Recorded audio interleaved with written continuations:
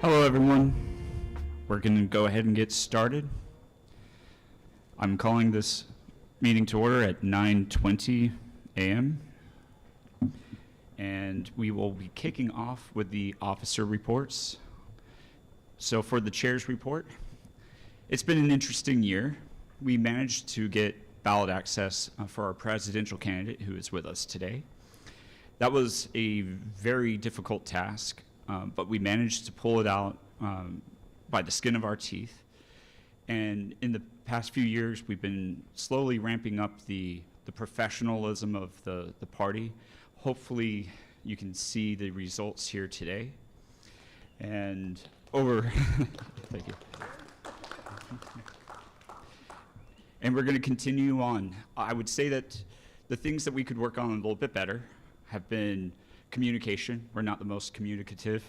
We don't always do resolutions or sending out emails as often as we should. And so we're going to make that the priority for the next year. For whoever is on the EC, maybe they can do the better job if it's not us anymore.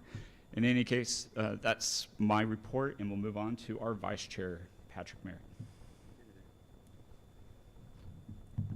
It's good to see all you guys this morning. I always love coming to these meetings, as I say at the end of every EC meeting, so it's really great to see all of you truly. A lot of my time over this past year, which has been interesting, has been Sam and I kind of divide the work, I would say, to where he does a lot of the internal stuff a lot of the time, and I obviously volunteer for a lot of internal stuff too, but I like to go out and network and talk with people in person, so a lot of my time over this past cycle has been speaking with people at the Alabama Republican Assembly, like John Rice, who's a former legislator, getting his group to pass a resolution in support of the Defend the Guard Act so that every time a legislator comes to that group, I can hammer them and ask them, hey, this group has a resolution in support of the Defend the Guard Act. And it gives them that opportunity too, because they come, they ask those people for volunteer effort, they ask them for money, and it gives us ammunition to really hammer those things home in a palpable way that actually affects change. People like Ed Oliver and Reed Ingram, I've met with them personally and talked about the act. I've built relationships with people like Joey Clark, who's a Libertarian radio host out of Central Alabama, Kent Davis, who's the former director of the Alabama Department of Veterans Affairs, and he's actually a party member, if you can believe it. And so that's what a lot of my efforts are, going out, talking to people, trying to build relationships with people like Eagle Forum of Alabama, Americans for Prosperity, seeing where we can build relationships and work with people with our small resources, pool them with other people, and make legislative change. And so it's really just about building that Rolodex of allies. And so that's what I've been working on, and I appreciate all of you. Thank you. Thank you, Mr. Merritt. Our treasurer, Clifton Hudson, is not with us today, but he did send in a written report, which I'll read out. Good day, everyone. I want to wish everyone a good holiday weekend and remind everyone of the reason for this holiday. I certainly am thankful for those freedoms that this reason has afforded us. My apologies for being unable to attend, but time permitting, I hope to attend next year. For my report as your treasurer, I am pleased to announce that for the state account, we started on March 1st, 2024 with $10,189.46. Over the year, we had an income of $10,064.03 and expenses of $10,948.03. We ended the year of March 31st, 2025 with $9,305.46. That's a loss of $884 for the year. For the federal account, we started on March 1st, 2024 with 25 over the year. We had an income of $65,792.33, an expense of $60,068.75, including the signature collections for petitions for ballot access and fundraising to raise those funds. We ended the year as of March 31st, 2025 with $5,748.58. That's a gain of $5,723.58 for the year. While that may not seem like much, we were able to run a few candidates in elections, and in the efforts to gather petitions, I'm positive we sparked some interest in our party and certainly hope kindled some interest in future memberships. I want to thank everyone for the chance to serve you as treasurer, and if there's anything I can do for you, I'm always at your disposal. Dutifully, Clifton Hudson. And then we'll move on to our secretary. He is, it's more of an announcement for him. Today is his birthday. I think he might be watching the stream. So if everyone, happy birthday, Mark. Yeah. He definitely needed the vacation. He's out on a cruise right now, so I'm hoping he's having an enjoyable time. Okay, next will be our executive director, Jonathan McGee. All right. Good morning, everyone. I'm going to keep this very brief. My focus as the executive director over the past year has been making sure that we could raise the funds we needed to do the things we need to do. So I was happy that we were able to raise enough money to get the LNC to match funds for the ballot access effort with regards to the Oliver Tremont campaign. And as you've heard just previously, it's turned out to be a success, and beyond that, I look forward to making sure we continue to stay in the black, and that's all I have to say. Thank you. Thank you, Mr. McGee. And now we will be moving on to the elections portion of the morning. Audit committee? We don't have an audit committee yet. Okay. We would have audit committee reports, but we don't have an audit committee at the moment. Yes, Mr. Reese? Yes, go ahead. We're going to receive a report from our at-large one, Dr. Reese. Let's come right to here. So I am the at-large 2 rep, and I live here in Madison County. I'm glad to see you guys all coming and enjoying our convention. Thank you very much for attending. I've made my focus as an at-large rep to be a support person for those starting county affiliates. I really believe the county affiliate structure is absolutely the most important thing for you to do if you're an active member of this party. We've had great success here in Madison County. Our county affiliate is in its 10th year now, and we've maintained ballot access for 2 elections. We're rolling into our 3rd election in 26 with ballot access, no petitions required. We're supporting candidates locally, and so I don't want to stress the Madison County aspect of my role in the LPA, but instead to really let you know that that I'm experienced in how a county affiliate can run and be successful. And I really want you to reach out to me if you're starting one, if you need help starting one. I can get you started on bylaws. I've got many templates you're welcome to. I maintain voter lists of all the voters in the state. I have all that data. I have all the data for all of the elections. I can help you analyze which election to run for and why and where the weak spots are in the structure. I have all of that stuff, and I've been maintaining that for several years now. So if you need any of those resources, I want you to know where to go. All right, thanks so much.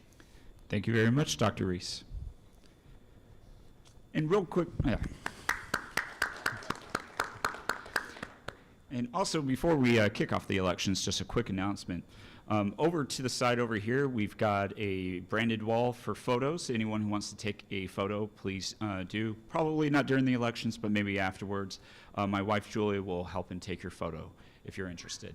On this side, we have our merch table for the party. We've got a lot of gear, backpacks, et cetera, that are available. Feel free to go over and make a purchase and get some swag. Okay, we will go ahead and kick off with the nominations for chair. Yes. Oh, Mr. McGee has made a point that we have not done the credentialing report, and he is correct. So, Mr. McGee, please go ahead and give us our credentialing report. All right. As of 9:18 a.m., we have a total of 23 credentialed delegates. That makes the quorum requirement 13 delegates. 13 also for a simple majority, 16 for 2/3, 18 for 3/4, and 21 for 7/8. Thank you. Thank you, Mr. McGee. Okay, at this time, we will open nominations for chair.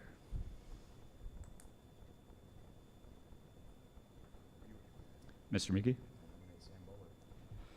Okay, I accept Samuel Bowler is nominated. Any other nominations for chair?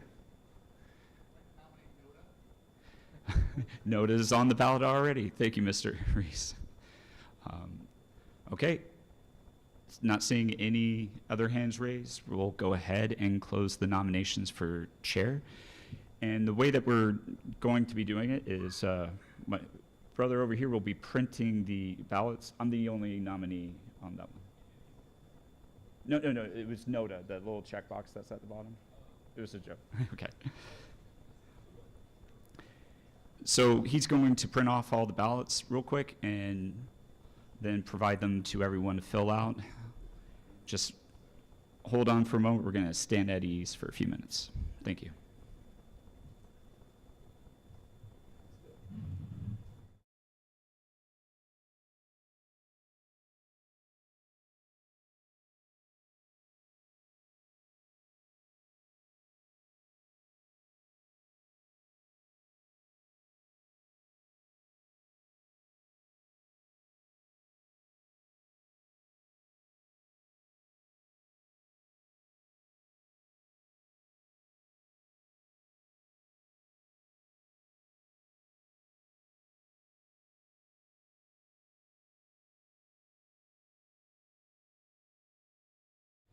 While we're waiting for those, I do see we have people at the microphone, so we can. Here first. Okay, Mr. Reese. So hello, everyone.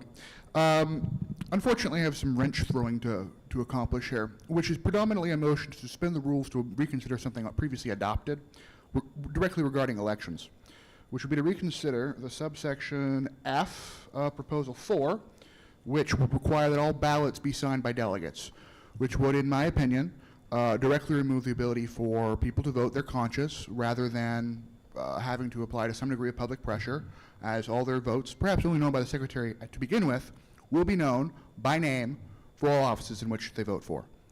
This motion to suspend the rules require 2/3, of course, but for everyone who doesn't know, yesterday, I don't know, 6 p.m. or so, we passed a bill that would require all delegates to sign all of their ballots.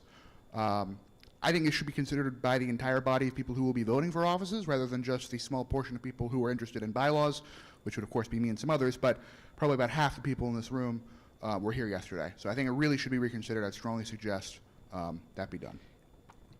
Thank you, Mr. Reese. I believe a motion to reconsider something previously adopted.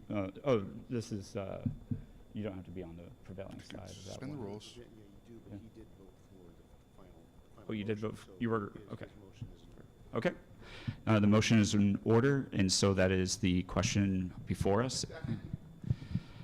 And it's been seconded. Okay. Did you want to speak to that, Mr. Voss? Or you're going to hold off? Okay. Is there any discussion or debate on this motion to reconsider? So I guess I would have a question then. I can see both sides of this issue. I'm assuming that this language was intended to solve some problem that I'm not privy to. If that's the case, I'd be curious if there is a solution in place, an alternate solution. So the desire for my motion comes from two places. One, I think it's a bad bylaw amendment, but the other one is, regardless of whether it succeeds or fails, I'm only going to do it once, I think it's something that should be considered by the entire body. This directly affects the way we've done elections for 50 years in this state. And I think, while we have a low convention population here today, only half of already the low population that was here yesterday decided on this, and it really should be decided by the whole body, whether my motion wins or fails. So from both principles, I think it's a good idea to consider it. I really think ballots should be secret. I'm fine with a more robust balloting system that requires counts before and after to ensure that all ballots are maintained with a chain of custody.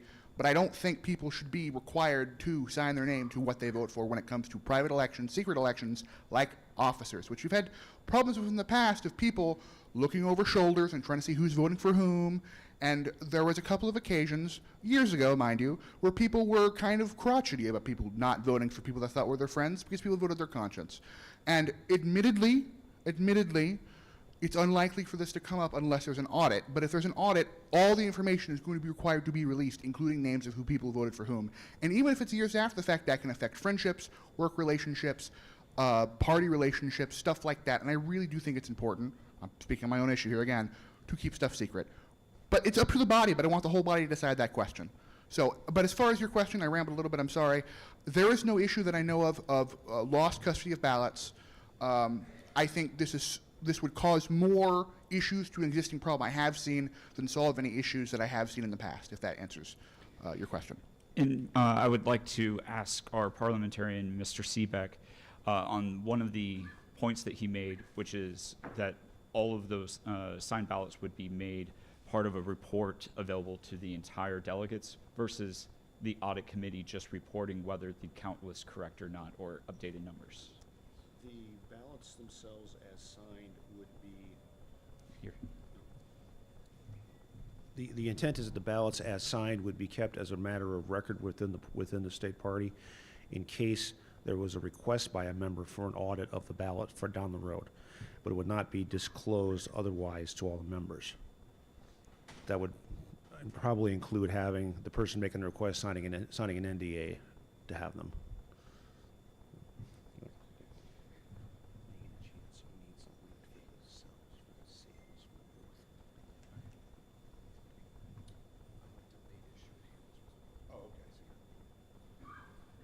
So if I understand where you are right now, we are seeking a 2/3 vote to reconsider this bylaw. Is that correct? That is correct. Okay, so the bylaw here, the situation here is simple. If we get 2/3 ayes at this vote, we will reconsider the bylaw that requires you to sign your ballot. I urge you to reconsider this. And I would like to call the question. Because of something you said. Quick correction, it is a majority, not a 2/3 that's necessary for reconsider. Point of information then. Yesterday when we did adopt this, I believe we did this one on a section by section basis, and that was agreed to. Would this be handled the same way? Are we only specifying subsection F? Yeah, this is only going to address subsection F, not the rest of the proposal. Okay. Okay. The question has been called, but before we address that part of it, I don't think there was any further debate, so we can just proceed. If there's no objection, we will proceed to a vote. All right. All those in favor of striking subsection F, which reads, each executive committee position, yes. Oh, sorry, yes. A motion to reconsider adding each executive committee position will be elected separately by written ballot. Each delegate will sign each ballot. And so the effect is that it would strike that from what we adopted the other day, no? Reconsider. Oh, okay, thank you. The motion is to amend to strike the last sentence of subsection F.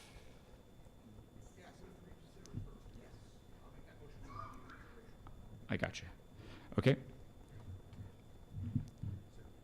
Reconsider, okay. All those in favor of reconsidering subsection F, please raise your hand at this time.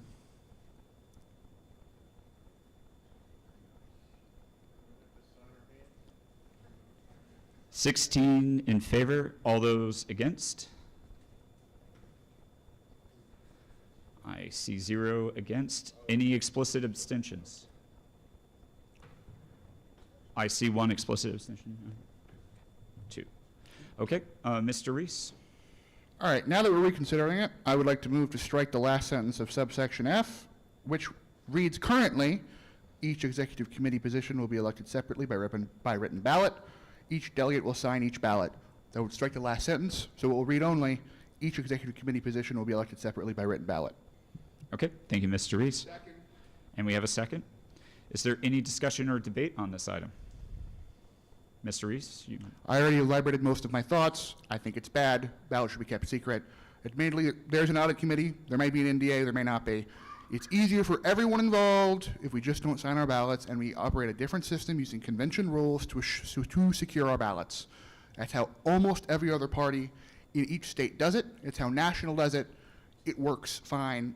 No one here is corrupt. We're all basically good people. I think it's a solution in search of a problem that would cause more problems than it would solve. That's it. Okay, thank you, Mr. Reese.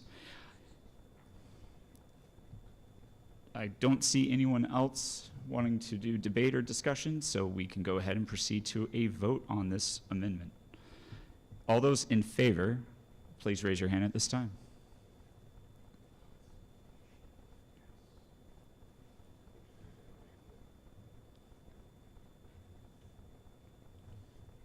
(15) in favor. All those against?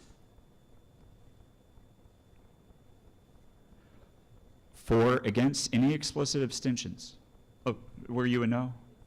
Oh, we got 1, 2 explicit abstentions. It passes. And so we will not be signing the ballots. Remove the signature part. Or just cut them off. So we don't even sign it, Just have them cut them off. or don't sign it. Okay. Okay. We will go back to standing at ease while the ballots finish getting prepared and then pass. When does the bar open? It will open, I believe, at 6 o'clock. It's for the evening. Or 5 o'clock. Sorry. Yes. Sorry, that is 5 o'clock that it will be open. Got to keep people.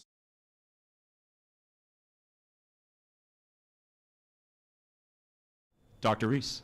Mr. Chair, I would like to yield some time to Margie, who is running for mayor of Madison, just to address the group. Would you find this time to be an appropriate time for that? This would be a perfect time for that, Dr. Reese. Thank you very much, sir. Okay. Thank you. My name is Margie Daly. I've lived in Madison City for 21 years now. I've attended most council meetings. I'm from New York, New Jersey area. I was really shocked at the corruption here. It's worse than New York and New Jersey. So I've been going to councils, watching what's going on for 20 years, and I've decided to go and run for mayor. I would appreciate moral support for this. All I can say is that the corruption is so bad, and I've gotten the audit, and we're in like $1 billion worth of debt through 2054, and we really have to clean our government up. It's very sad. So I'm doing what I can, and I just, we have to keep just doing what we can to fix it. Thank you for your time, and enjoy the day. Thank you very much.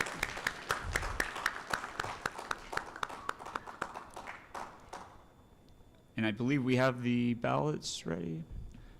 Our head teller, Mr. Seebeck, is passing them out at this time.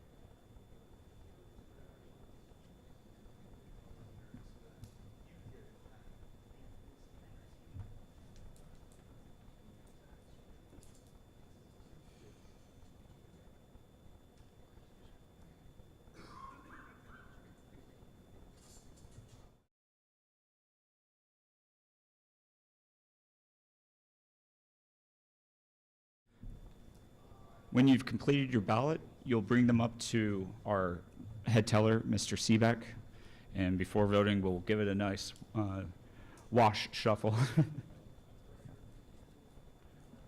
Mr. Seebeck.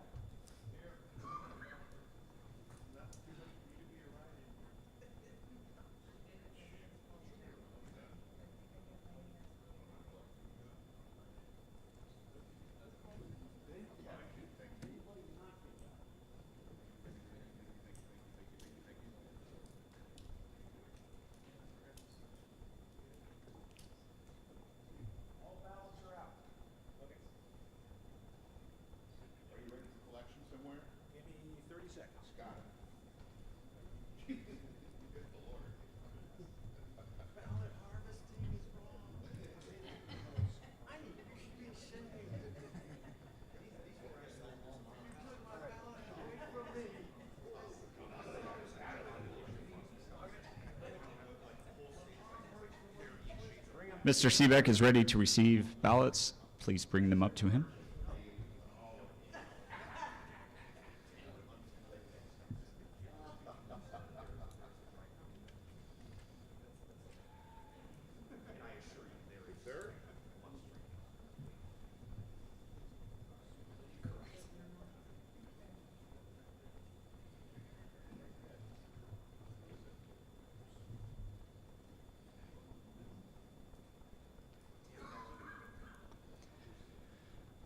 Does anyone still have a ballot that they have not turned in? Raise your hand if you need more time. Okay, I think all of the ballots are turned in.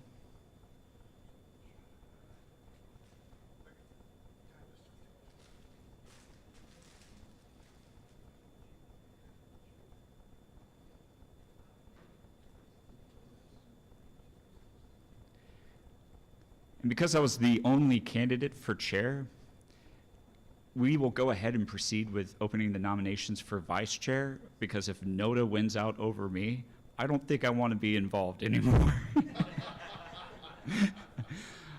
Okay, do we have any nominations for vice chair? I don't see any, so I will make my own nomination for Patrick Merritt. He has been our vice chair for the past year, and he's done a remarkable job.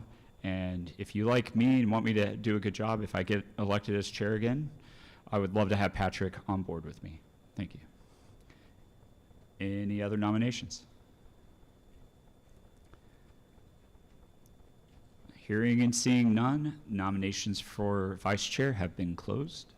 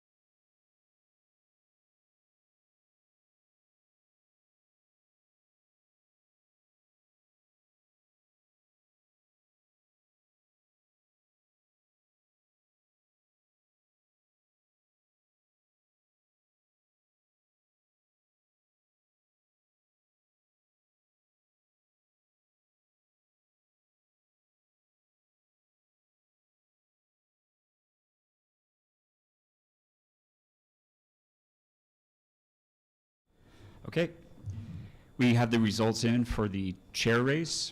It's 24 for Samuel Bowler, 0 for Noda. So I'm reelected. Thank you, everybody.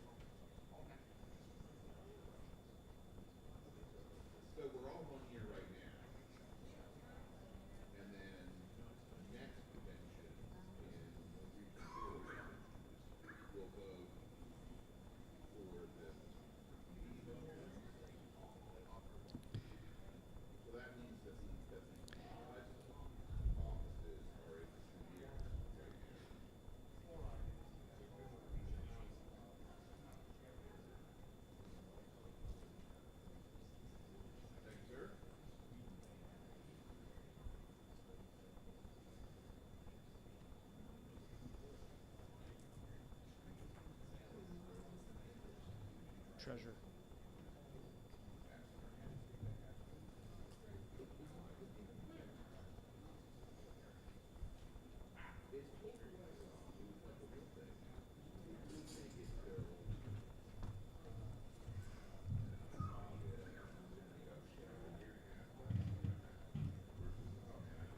Any delegate not get a ballot for vice chair?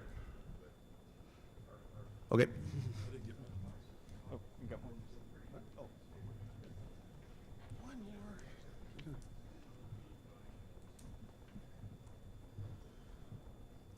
And while we're in the middle of this vote, our at-large, one, Ruth Page Nelson, has arrived. She didn't know that she was going to be here today, and she is paying up her membership dues to get back in good standing.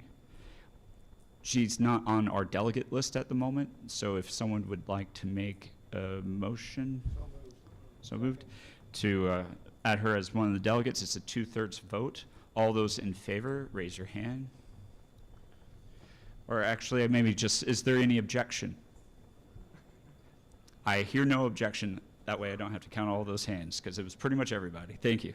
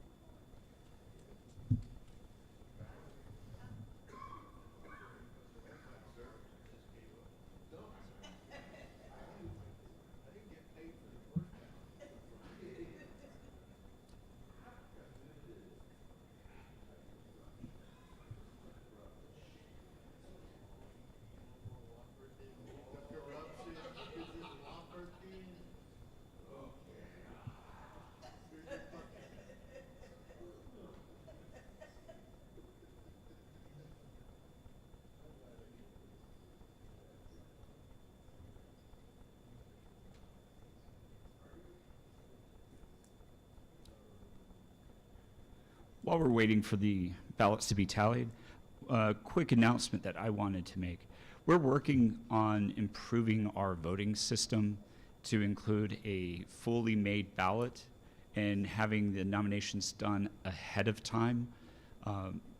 Just like in the state elections where you have to fill out your registration for being a candidate prior to the election and getting your name on the ballot, we want to encourage our members to have some forethought and actually go ahead and register in advance. That way we can prepare the ballots in advance as well.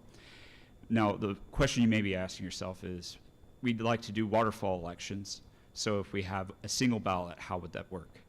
And in this state, they made ranked choice voting illegal for public office, and that's because they are scared of us, the duopoly.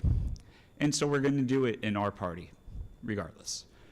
And so we could do a ranked choice voting, and then any person who wants to run for multiple positions, so for me, maybe I would be willing to do chair, vice chair, treasurer, we would have all of those candidates for each race, and then you would rank them in the order that you prefer, and then we would go down the list, and anyone who accepts a position after being elected would be removed, and those secondary or tertiary choices would be counted later on. Does that make sense to everybody? We don't have a bylaw amendment for this year, so don't worry, we're not really doing it. I just wanted to give you kind of a prep that it will more than likely be a bylaw amendment proposal for next year that we'll be starting off with. Sneak preview, yes. All ballots in? Okay, one more.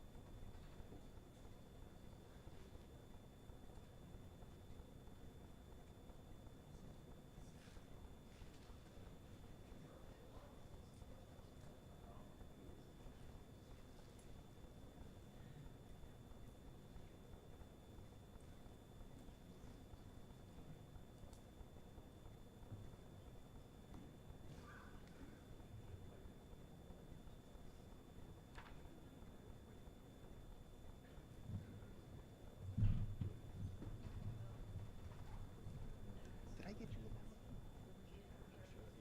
Good. I'm sure I didn't forget you.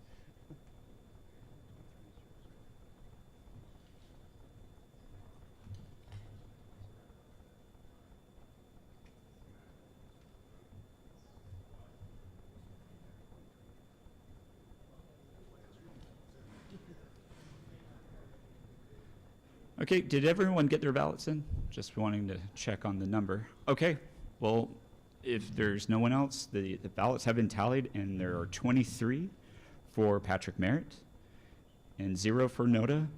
Congratulations, Mr. Merritt. You have been re-elected as our vice chair. Okay, we will go ahead and open for, nominations for treasurer at this time. Is there anyone interested in running for treasurer? Okay, I have discussed with our current treasurer, Clifton Hudson, and he stated that if no one else is willing to run, that he would be happy to stay on board as the treasurer. So I will nominate Clifton Hudson at this time, seeing that there are no other nominations.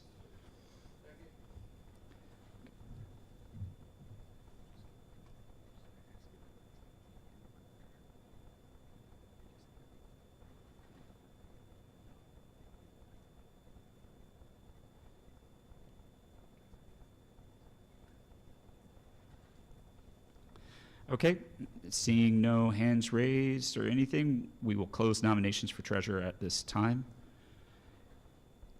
And I know that he wouldn't want to run for anything else, so we can open nominations for at-large 1. Sorry, secretary. Secretary, thank you. Mr. Reese. Okay, we have a nomination for Elijah Boyd, and it's been seconded. Thank you. Do we have any other nominations for secretary? Mr. Hubbard? Mark Lewis has stated that he did not want to run for secretary, so it's an open position. Okay.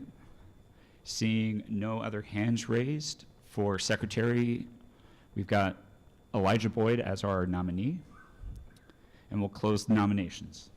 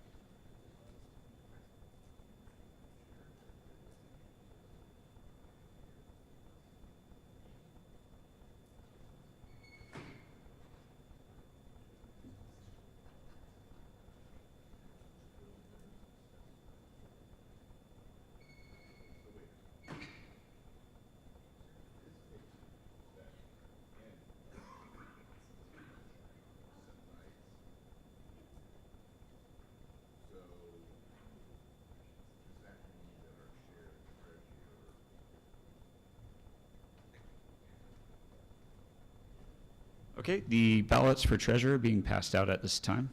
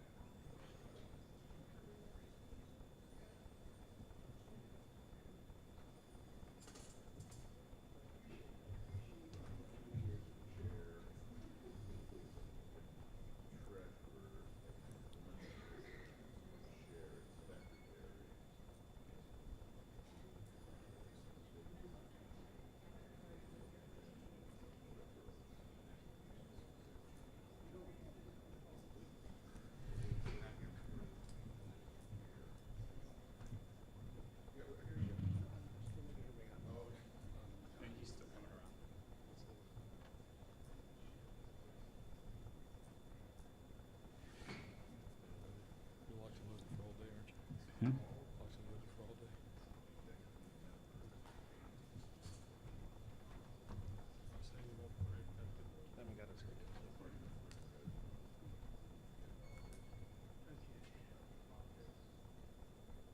Anybody not get a ballot? Okay.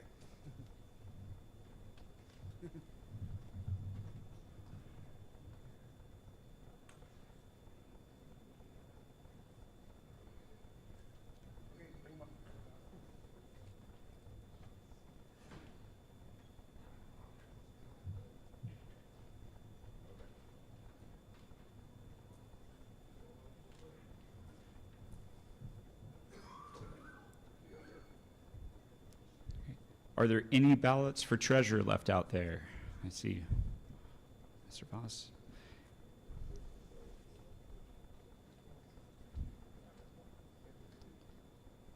Okay.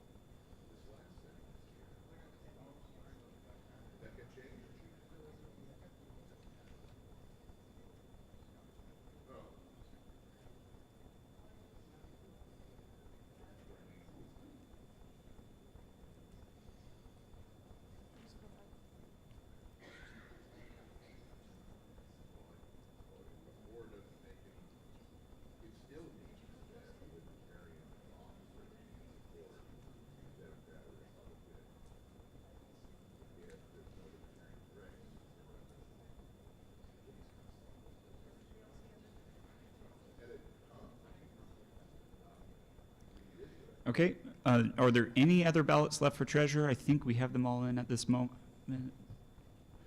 Okay, I don't see any.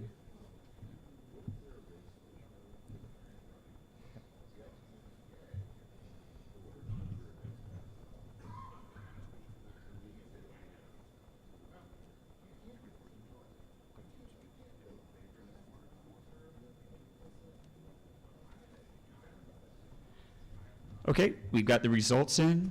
We've got 24 votes for Clifton Hudson and 1 nota. Clifton Hudson is elected treasurer.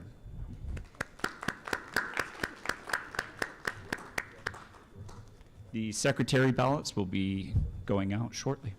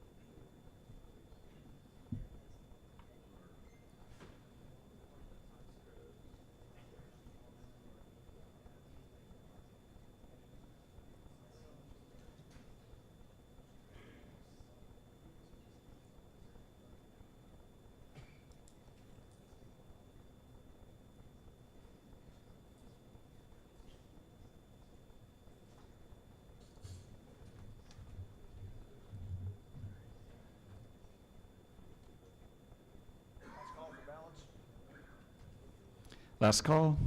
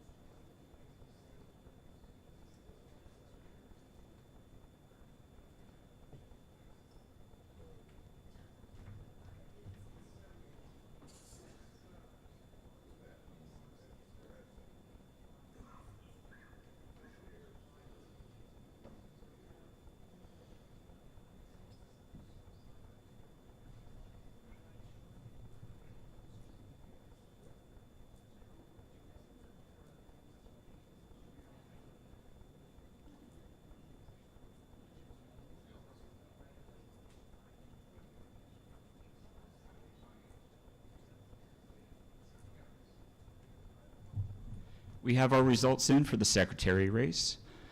Elijah Boyd received 22 votes and Noda received 3. So Elijah Boyd is now our new secretary. Congratulations. We will now open nominations for at-large 1.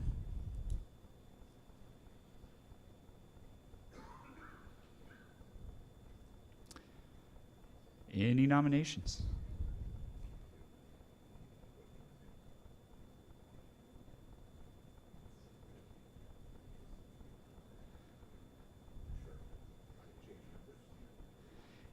If no one else is, I would like to nominate Noah Reese. I'll change numbers. Sure, let's do it. All right, thank you.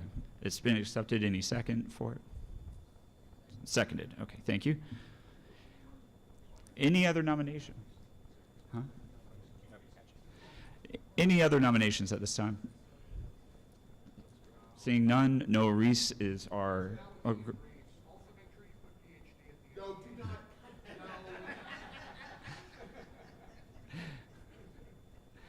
All right, Noah Reese is our nominee. I'm credentialed. I want to permit point of order. I am not credentialed with my academic degree. Yes, I don't know how you missed that, Sam, but I'm grateful. absolutely.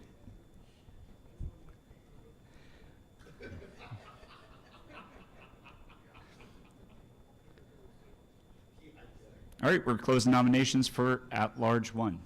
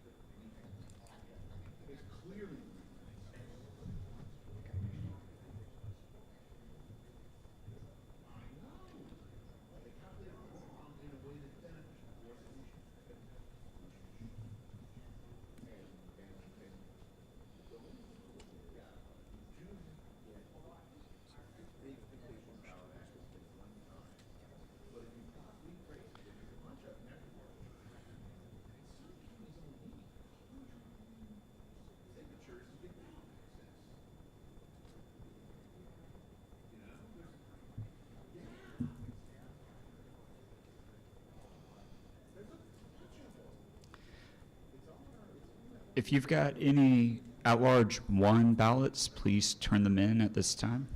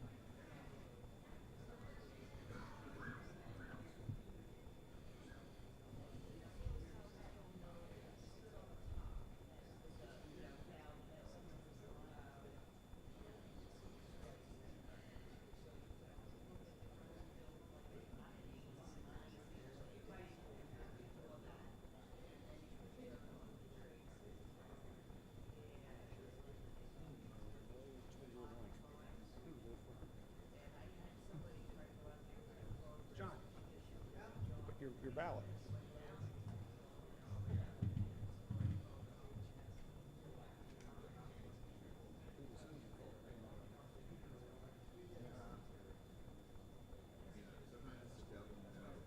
Last call for at-large 1.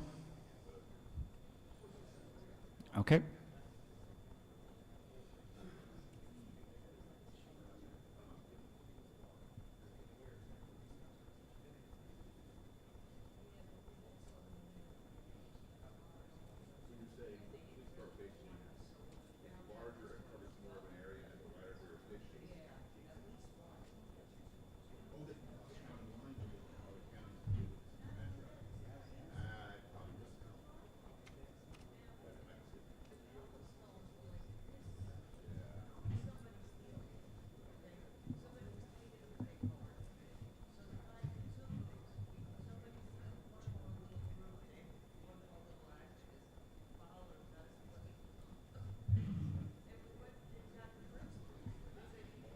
We have the results in.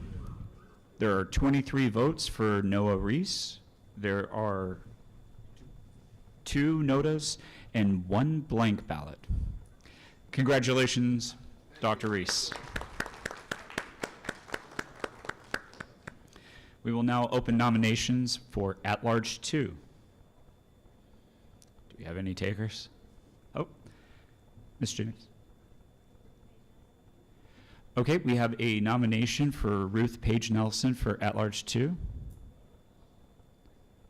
Yep, she does accept.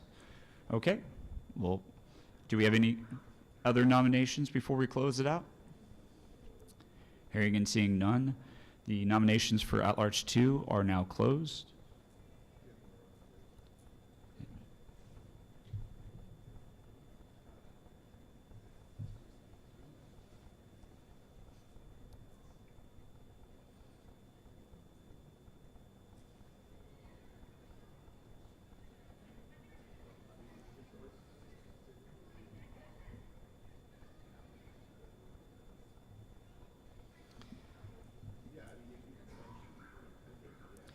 After we finish the at-large 2, everyone will be caucusing with their regions.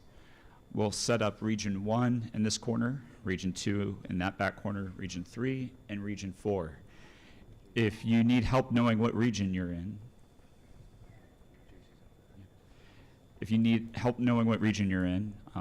feel free to come up and ask. It's based off of the counties, and we passed a bylaw amendment proposal yesterday. page 39, there was an adjustment.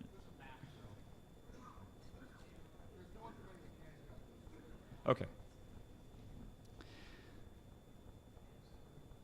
So yes, use page 39, which has the map as your guide. Thank you.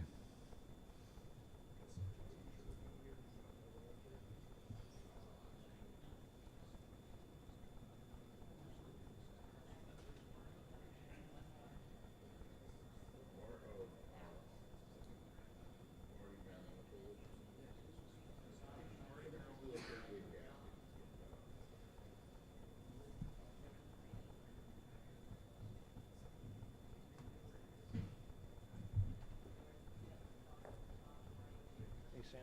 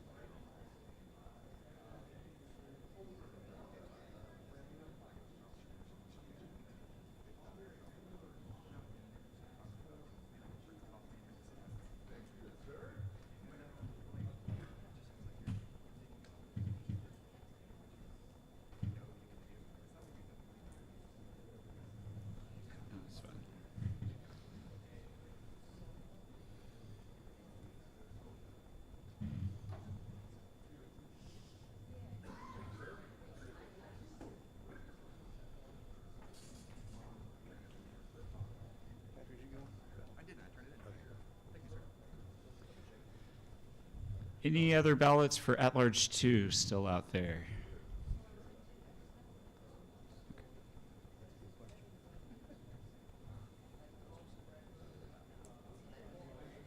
Yeah, put one down there for you.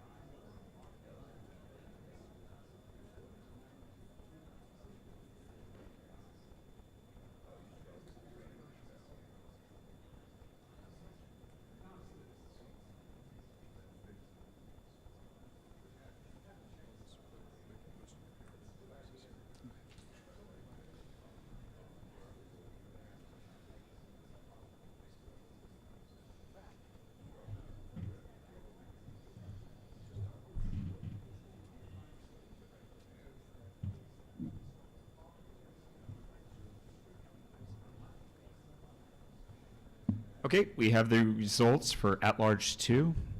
We have 25 for Ruth Page Nelson and 0 Noda. Congratulations, Ms. Page Nelson. Okay, at this time we will proceed. At this time we will proceed to our region rep elections. So we need to go ahead and separate into the caucuses of our region again. Region 1 over in this corner, Region 2 in that back corner, Region 3 in that back corner, and then Region 4 over here by the door. Okay.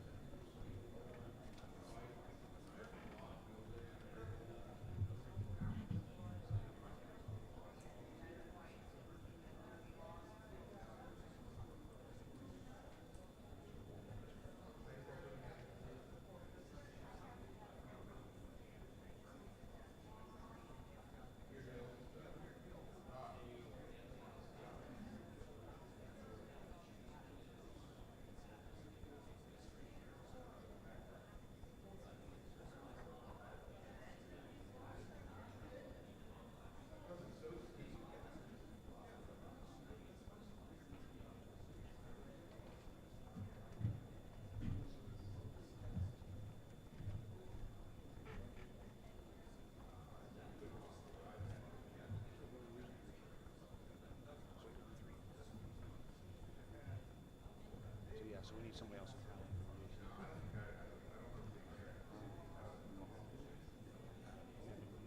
No, I just, neither one of us can. Yeah, I got you.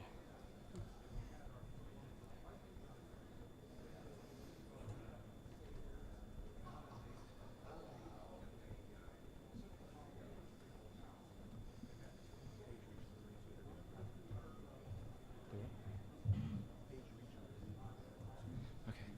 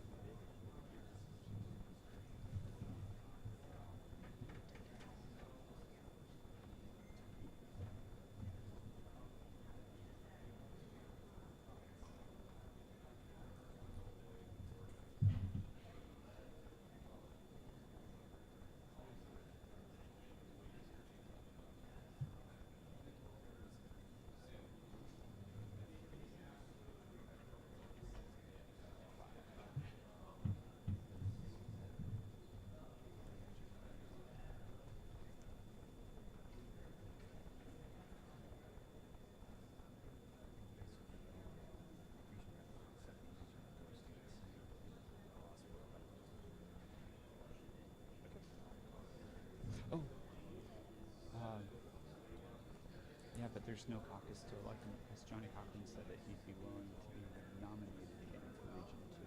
I guess we can. Yeah, exactly. We can't, but we can appoint him. Exactly. I think that's right. Yeah. Okay, everyone, please return to your seats. We've got the results in for the region representatives.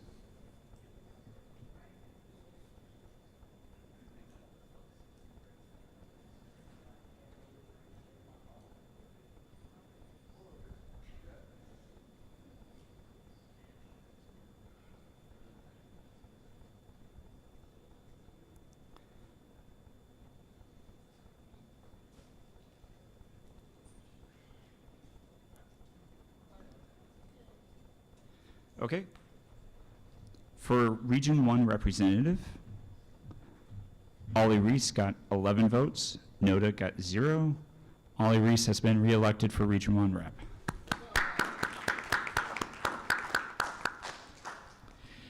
There are no members or delegates from Region 2 at this convention, so that will be left empty and can be appointed at a later time. Region 3, we have 6 votes for Ashley Jennings and 0 for Noda. Ashley Jennings is reelected. And then finally, Region 4 representative, we have 8 votes for Brian Voss, 0 for Noda. And so welcome Brian Voss to the executive committee.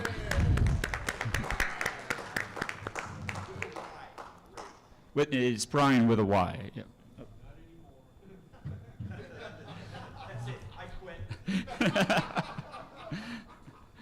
Okay, thank you. And the next order of business is the judicial committee elections. I know. We are about to pass out the ballots for Judicial Committee 1 after we do the nominations. So opening nominations for Judicial Committee. I do know that Mark Lewis wanted to be nominated for Judicial Committee, so I will nominate him, and I know he accepts.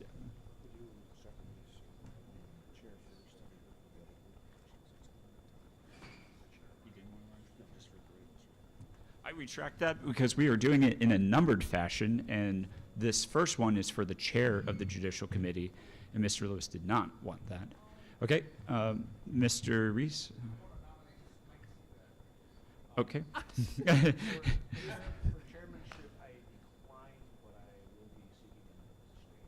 Okay, he declines. Is there anyone who wants Mr. Hubbard? Okay, Mr. Hubbard nominates. Oh, okay, we've got a nomination for Mr. Hubbard and Mr. McGee for Judicial Committee Chair.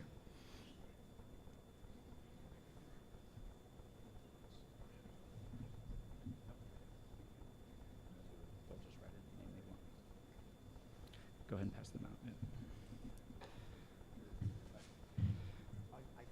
Yeah. Okay. Are there any other nominations before we close it out? Dave, Patrick can do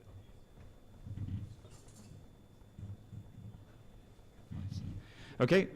Seeing and hearing none, we are closing nominations. The 2 nominees for chair of the Judicial Committee are Tom Hubbard and Jonathan McGee. These ballots will be fill in the blank with the candidate that you would like.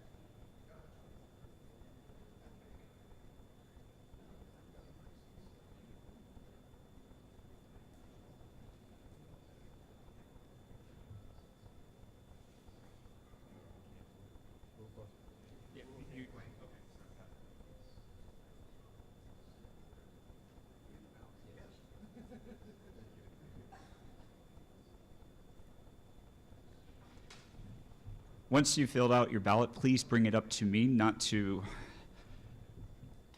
Mr. Seebeck this time, since he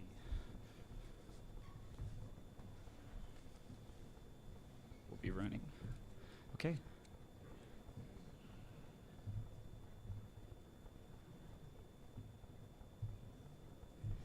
Do we have any other ballots for Judicial Committee 1 at this time? Let's make sure. No, we've got one more? Okay.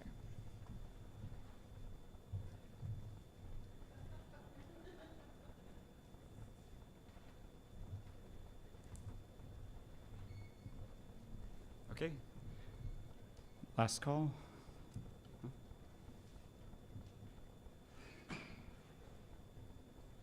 Okay, I believe all the ballots are in for Judicial Committee 1.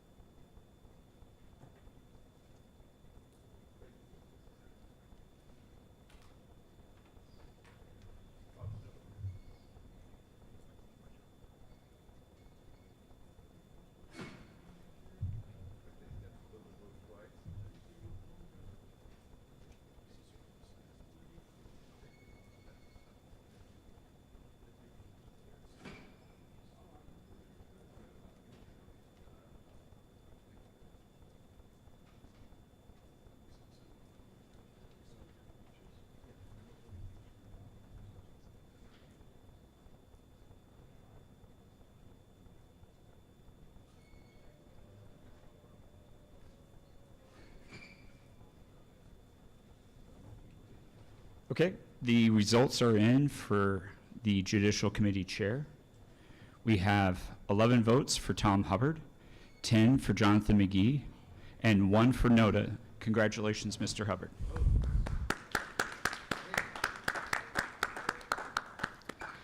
We will now open nominations for seat 2 of the Judicial Committee.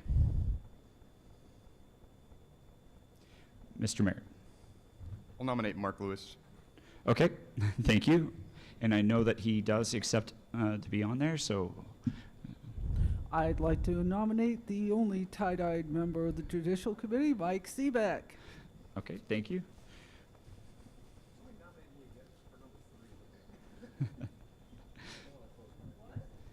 You don't want to, so you don't accept for seat 2? You want to wait for a different seat?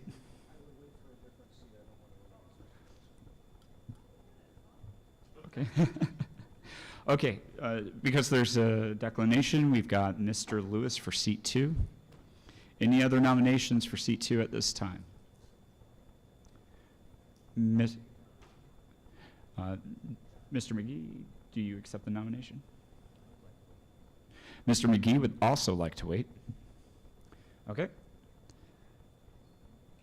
Hearing and seeing, Ms. Paige Nelson. Yes, Mark Lewis is the only nominee at this time. Closing nominations, we will, yep.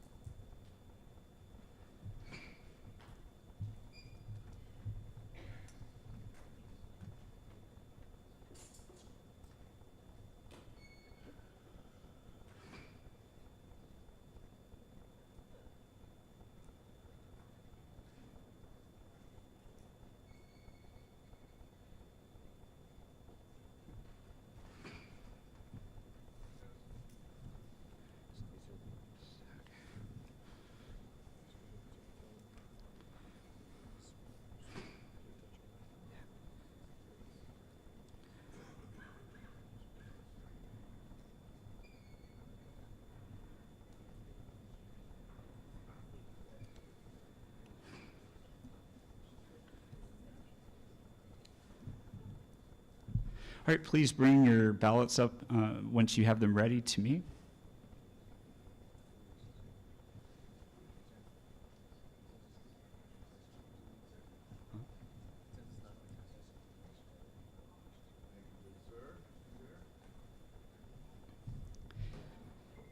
Oh, you okay?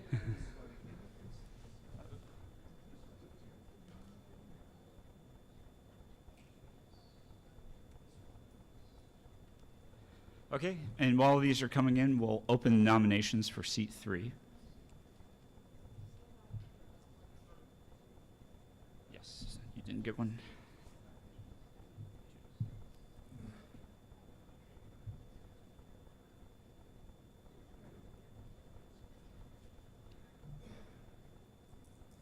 Okay, while we're waiting for these last ballots to come in, do we have any nominations for seat 3?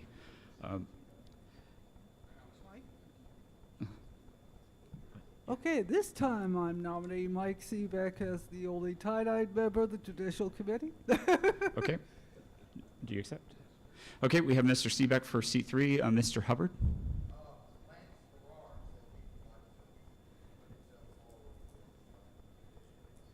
Okay. Okay, as just a quick assessment, so we've got 3, 4, and 5 left.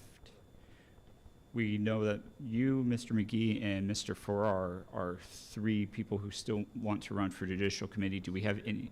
No. That we've discussed. We know that they have interest in it. I'm just looking to see if we have more interested parties or nominations, because if we do, then we'll continue going one by one. Oh, okay, we do have some more, so we will wait and do each seat separately. Do we have any other ballots out? Okay, I believe for seat 3, our nominations are Mr. Seebeck, and yes, Mike Seebeck, and Mr. Lance Farrar.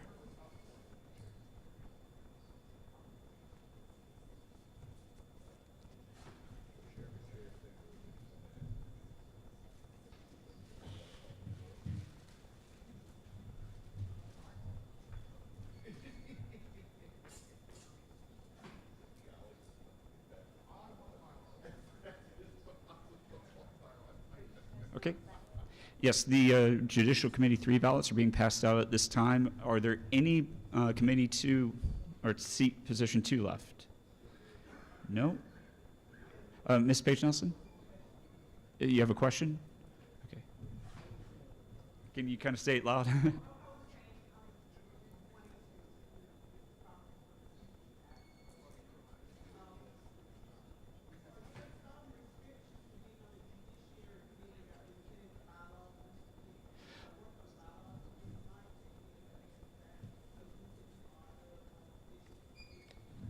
So the restrictions for being on the Judicial Committee is that you must be a member of the party and you can't be a member of the executive committee. That is one of the only prohibitions.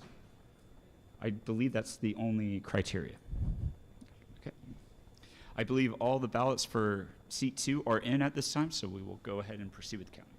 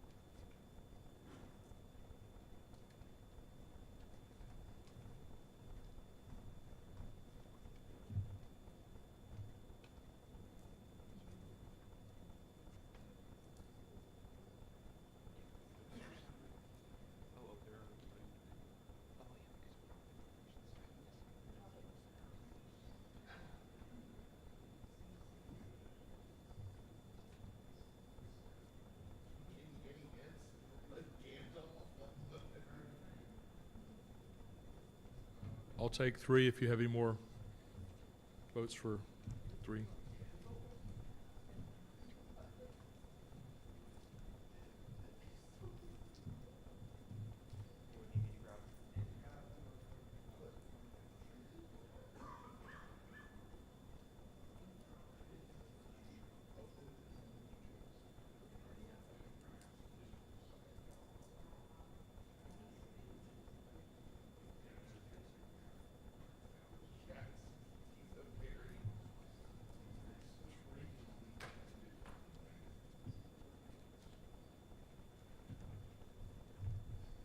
Any more ballots for Judiciary Committee Position 3?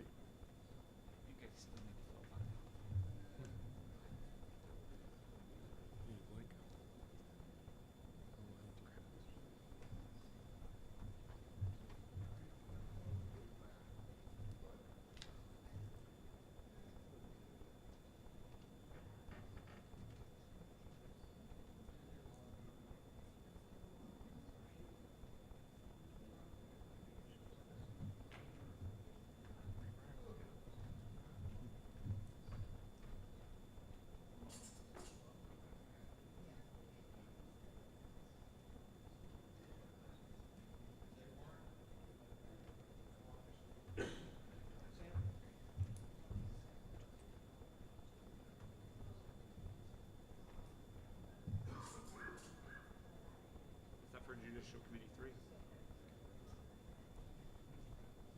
We have the results in for seat 2 of the Judicial Committee.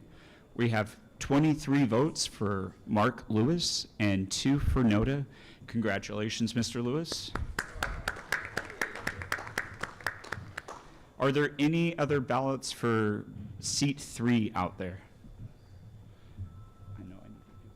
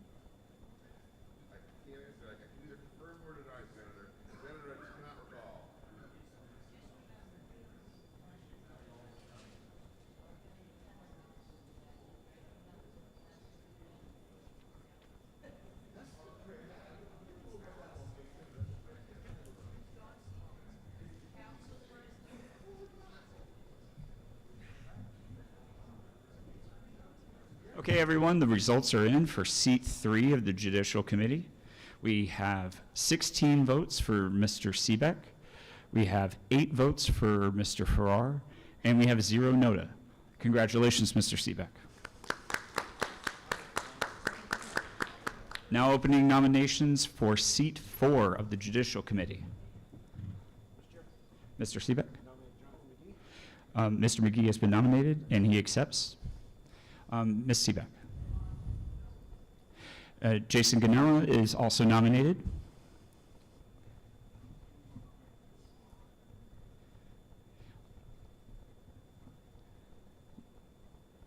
And I know that Mr. Farrar was nominated for the previous seat. Did anyone want to nominate him for this one?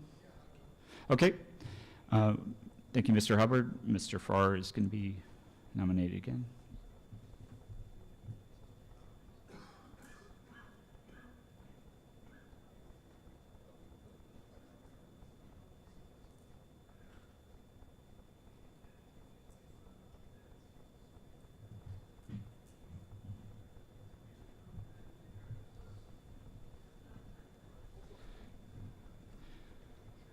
Okay. Are there any other nominations before we close it out? Hearing and seeing none, the nominations are now closed. I believe everyone might already have the ballots for seat 4. We need some up here, though.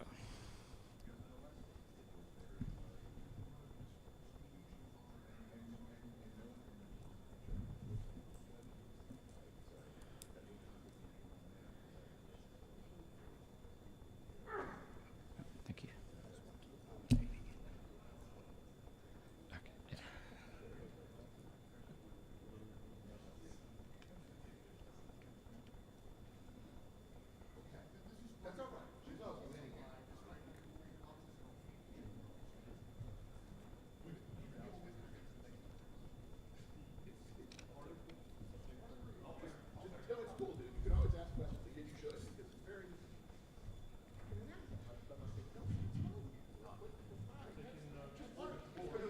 Okay, any other seat 4 ballots out there?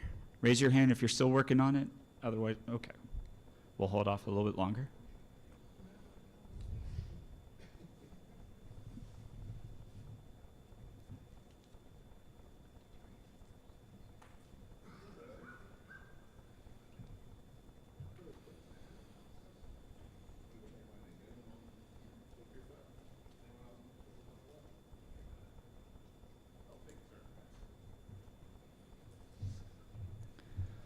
Okay, any other ballots out at this time? I think we've got them all. Okay, we'll proceed to the count.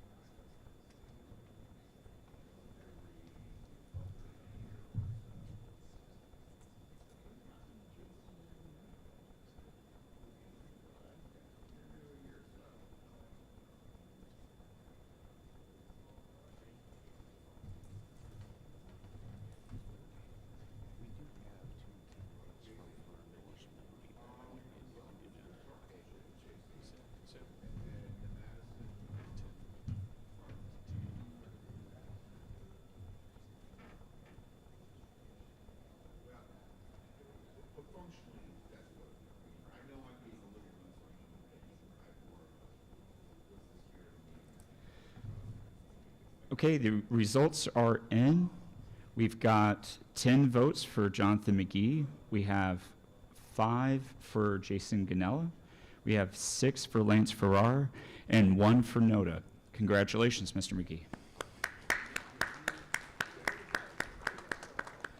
We will now open nominations for the last judicial committee seat, seat 5. Do we have any nominations? I'd like to nominate Jason Ganella.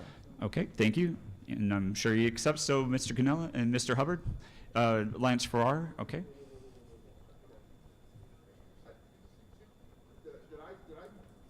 Maybe I didn't catch it right. Was there a majority for Jonathan McGee or a plurality? It would have just been a plurality, I believe. Okay. Can you win that office by plurality? I'm not clear on the rules. Pardon? You can. Okay. All right. Thank you. Yep. Okay, we have, yeah. I just want to make sure no one bounces you out on a technicality, because you know how this place is. Okay, we have the nominees in. So far, Jason Ganella and Lance Farrar. Are there any other nominees? Hearing and seeing none, we will close the nominations for seat 5.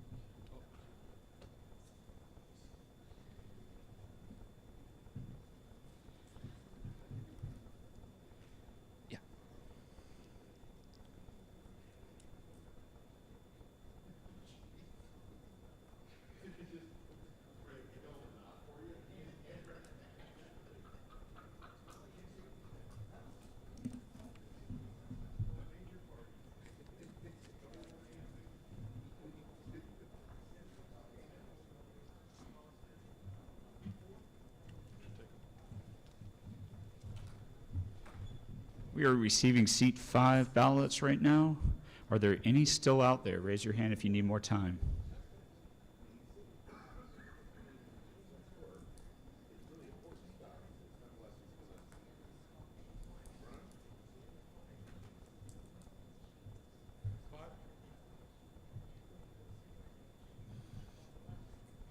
All right, raise your hand if you still have a seat 5 ballot out there. Otherwise, we will begin tallying.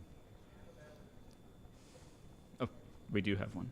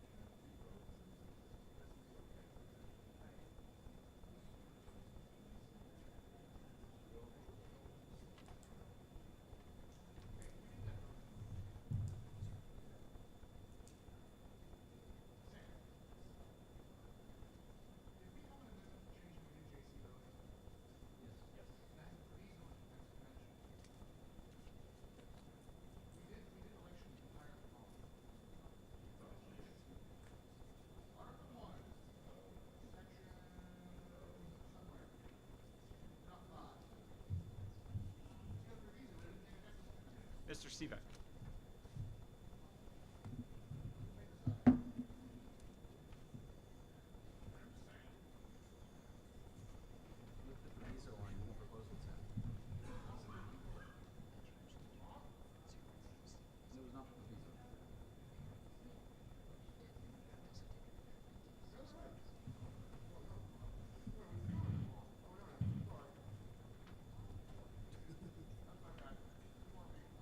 Okay.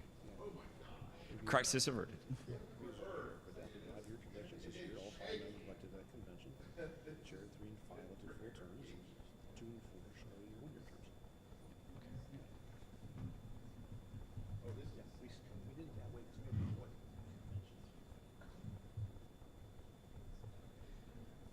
We have the results in for seat 5. We have 9 votes for Jason Ganella. We have 12 votes for Lance Farrar, and we have 2 votes for Noda. Congratulations, Mr. Farrar. And I believe we are done with the elections, and we are moving on to the endorsement of candidates by the state party. Mr. Reese.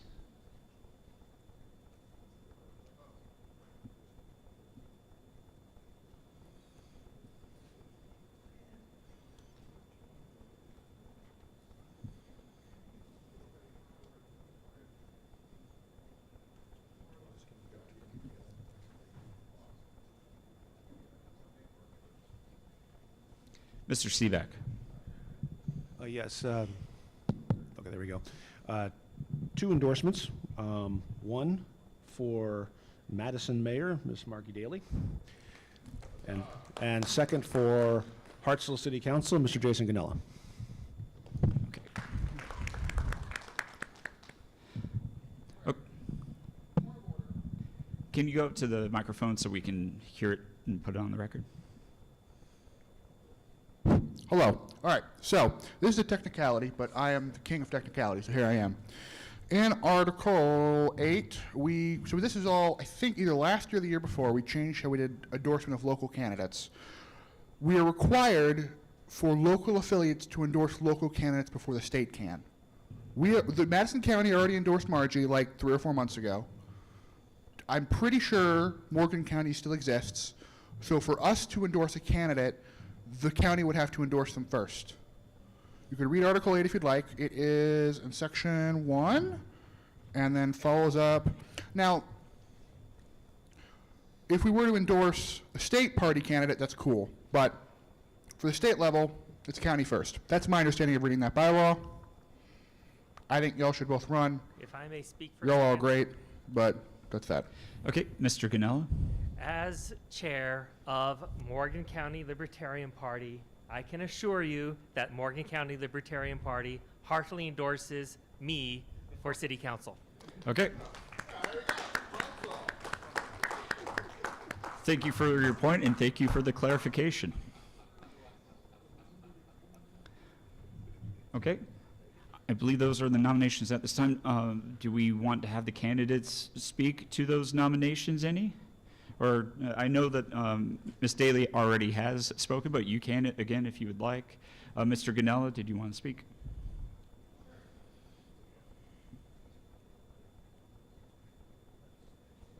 Yes, I am indeed running for the Hartselle City Council. Hartselle is a small town in between Decatur and Coleman in the middle of Morgan County. My platform is pretty simple. I am endorsing legalizing yard birds, as in chickens within city limits, because they are currently illegal. They used to be legal. Then if you read the city code, it's really weird. It says you're not allowed to have them. Here's how you have to take care of them. So at one point they were legal, then they were banned, but they only changed that first clause. So my first platform point is legalize the birds. My second platform point is food, not lawns.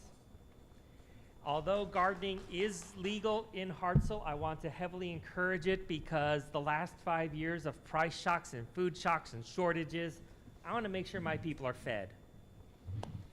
So I I'm going to reach out to the local hardware stores and see if they can donate seeds, because once you give someone seeds, they become hooked. They start buying fertilizer, start buying shovels, they start buying hoses. I'll make it a good business deal for them by explaining that. But I'm not going to mandate they cooperate. I'm just going to encourage them to. Those are my first two platform points. I have someone else also running who is going to, well, Hartsville's kind of funny. We have different districts, but not geographically based. So he's going to run a different district so that we can both run on a platform of Yardbirds. Thank you very much, Mr. Gannell.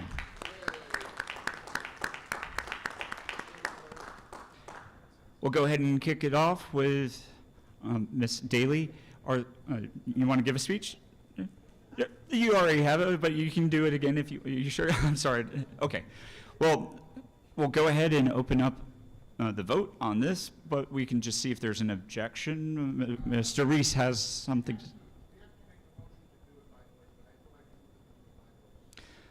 Okay. Mr. Reese moves to do the endorsement by voice. It has been seconded. Is there any objection to doing it by voice? Hearing and seeing none, we will proceed by doing it by voice.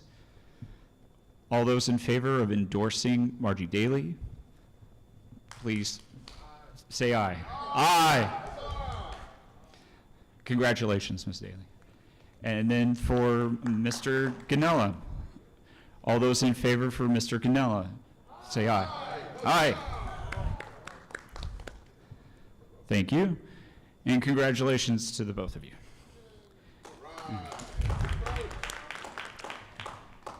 We can now proceed back to bylaws, resolutions, and motions. Oh, hold on one second.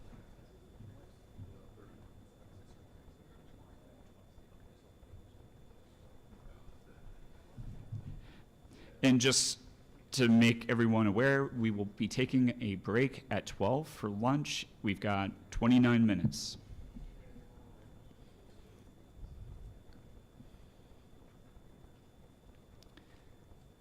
Are there any motions or bylaws that want to be addressed at this time? We could go ahead and take the break early and then resume at 1. Would someone want to make such a motion? I'll make that motion. Mr. Shelby is wanting, moves to recess until 1 o'clock. Do we got a second? Are there any objections? There's an objection. Okay. All those in favor, raise your hand.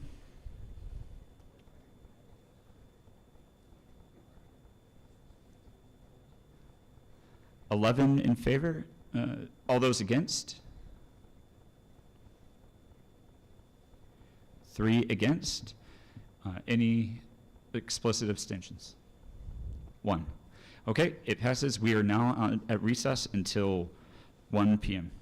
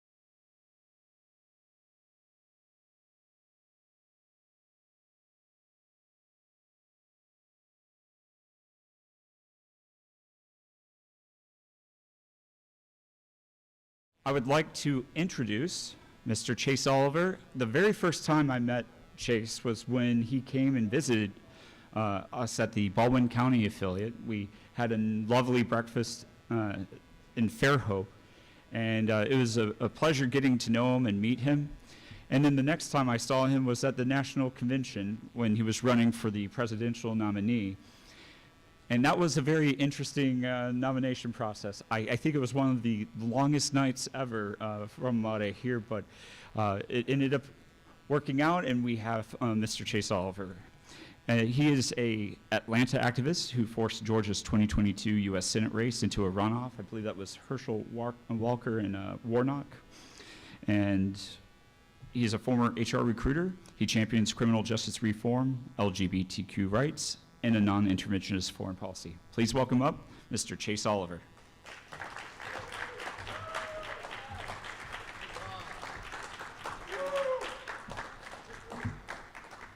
Hello, Alabama. It's great to be back.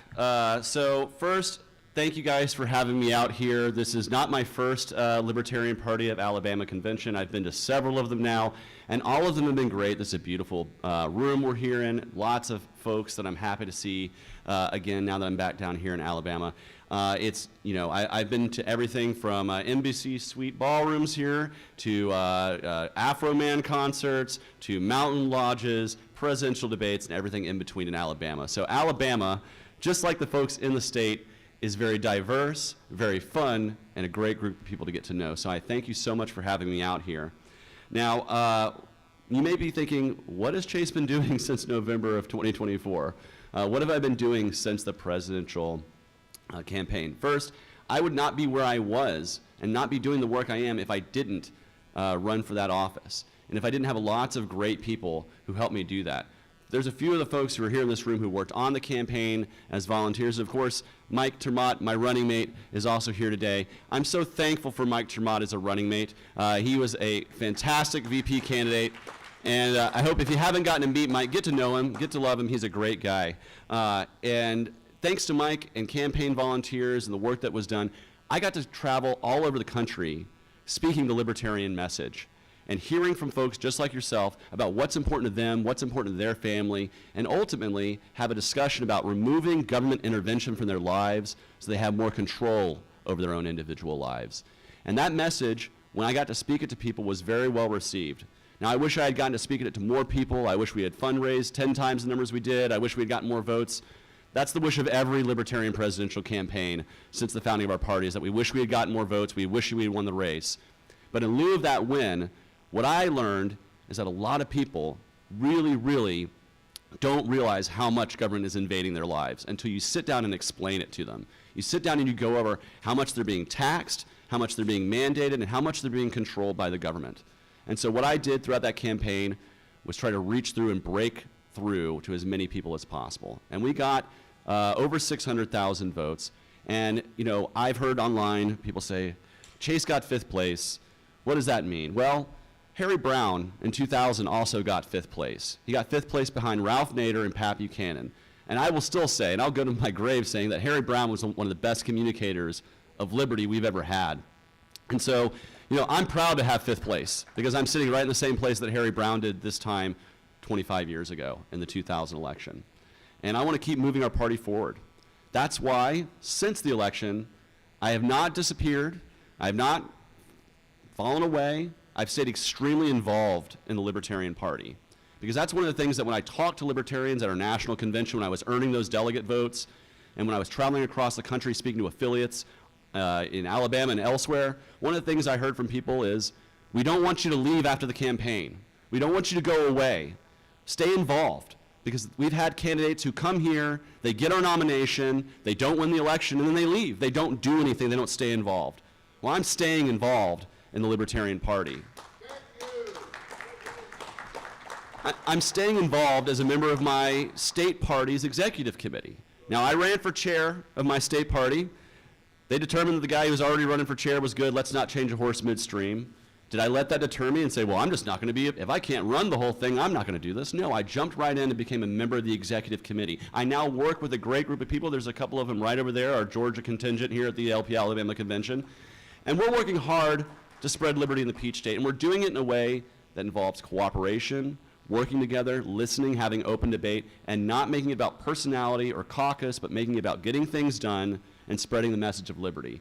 And that's what I've been invested in. And right now, in the state of Georgia, we're fighting for ballot access. We need to regain ballot access for the 2026 statewide ballot.